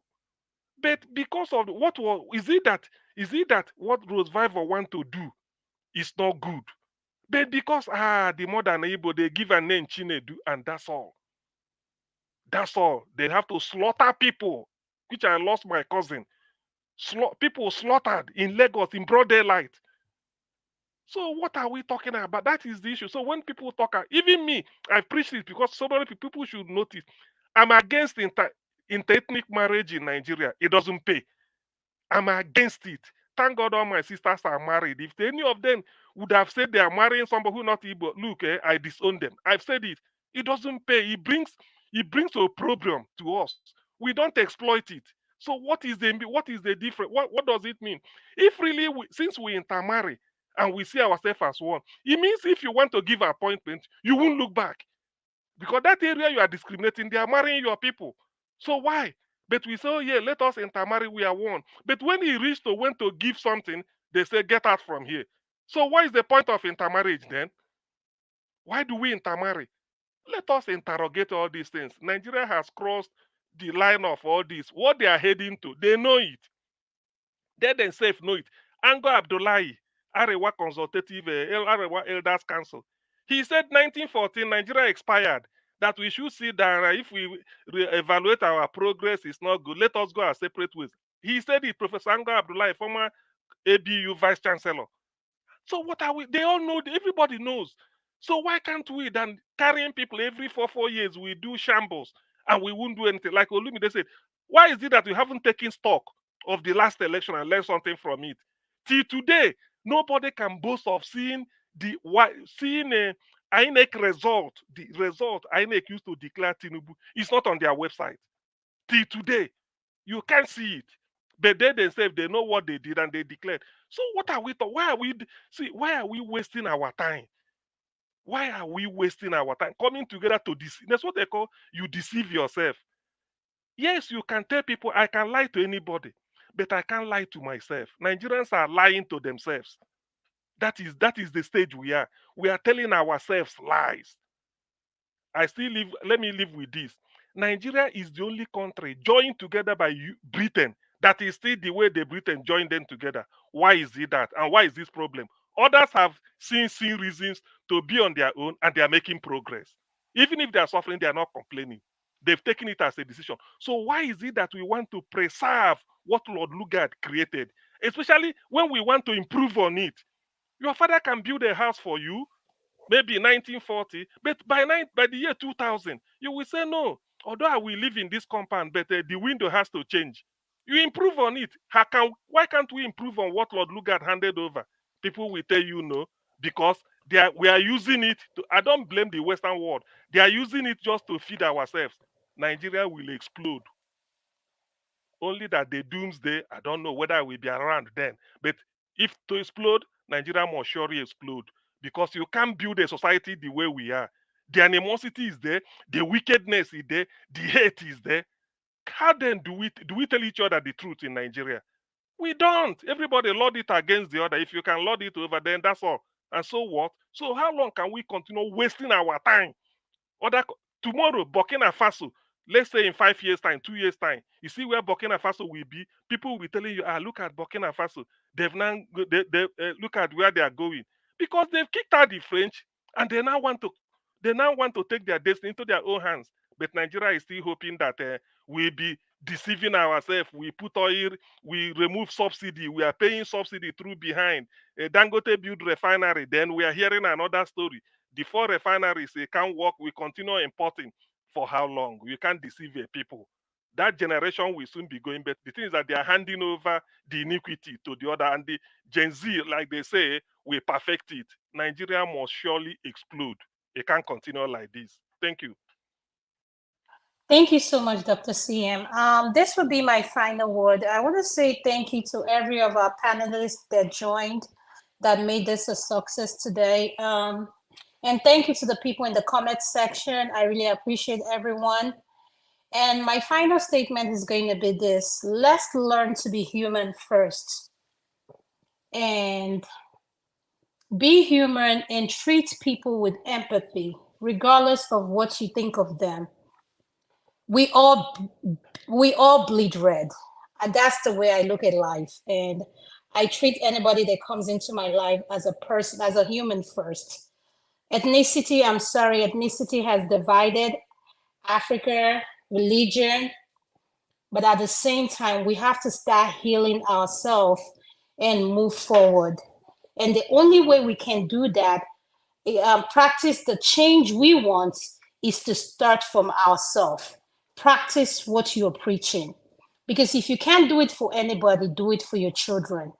Do it for those people that look up to you. So at the end of the day, I want us to keep an open mind, treat people with respect, be nice to people, be kind. You don't know what people are going through. So at the end of the day, let's learn to treat one another as human first, and not necessarily where they come from or what they look like. Thank you. Electricity, I'll hand it over to you. Thank you. Yeah, thank you very much. You've done a great job hosting this show. Mr. Hike, thank you for agreeing with the Constitution. Not just agreeing with the Constitution, you made me to read it.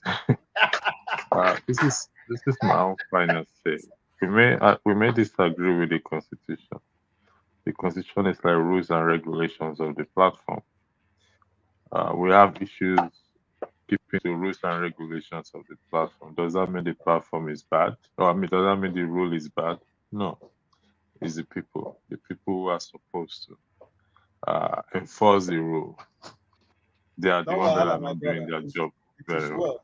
God bless So thank you very much as week. we bring the show to an end. So I'm going to play some few music. Hopefully we'll come again next week and have a very good night and lovely weekend ahead of you. Hello, my people. LEMFI, the International Money Transfer Service, is here to provide you with a simple and efficient money transfer experience with no fees and the best rate in the industry. If you are in the US, UK, and Canada, LEMFI is here to serve you and help you transfer money to over 21 countries. In all ramifications, they are better than their competitors. We at the Dr. Damages Show are happy to partner with them to satisfy your needs. To that end, anyone who signs up with them using the referral code DOCTOR will get $30 cash back the first time you send $100 or more. From now until July 10th, 2024, LEMFI will enter your name into a raffle draw where you can win an iPhone, Apple Watch, MacBook, gift cards, and others. For an icing on the cake, the first 20 people to use Dr. Damages code DOCTOR will get a signed copy of one of his books, This American Life Safe, or Chimamanda, The Adventures of Little Mermaid's African Cousin.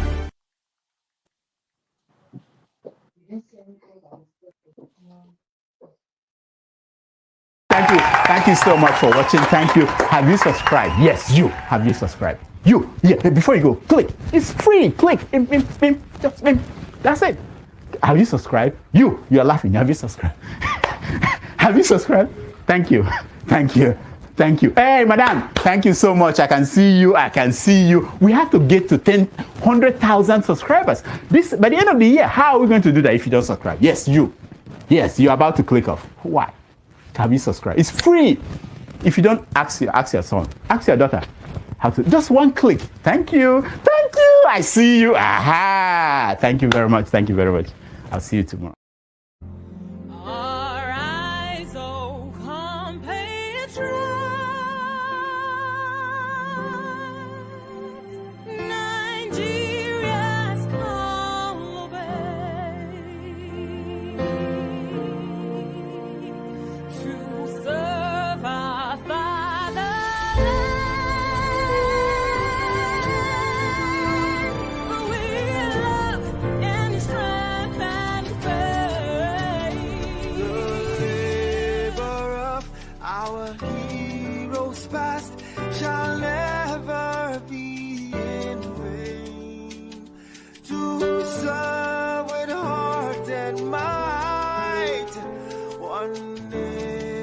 Bound in freedom, peace, and unity.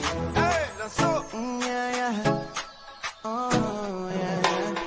Arise, oh, compatriots. Nigeria, call obey to serve our fatherland with love and strength and faith. The labor of our heroes past shall never be in vain.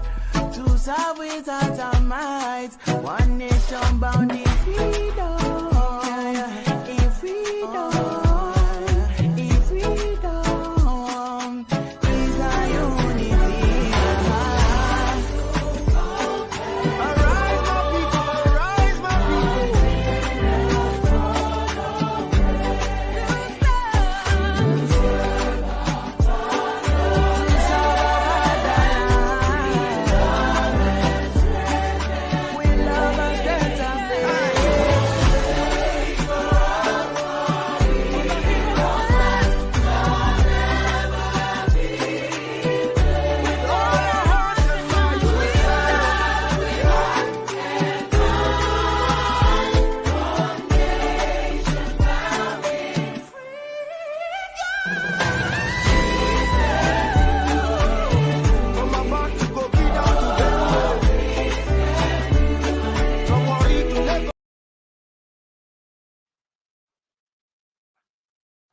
Never, ever accept because you are a woman as a reason for doing or not doing anything.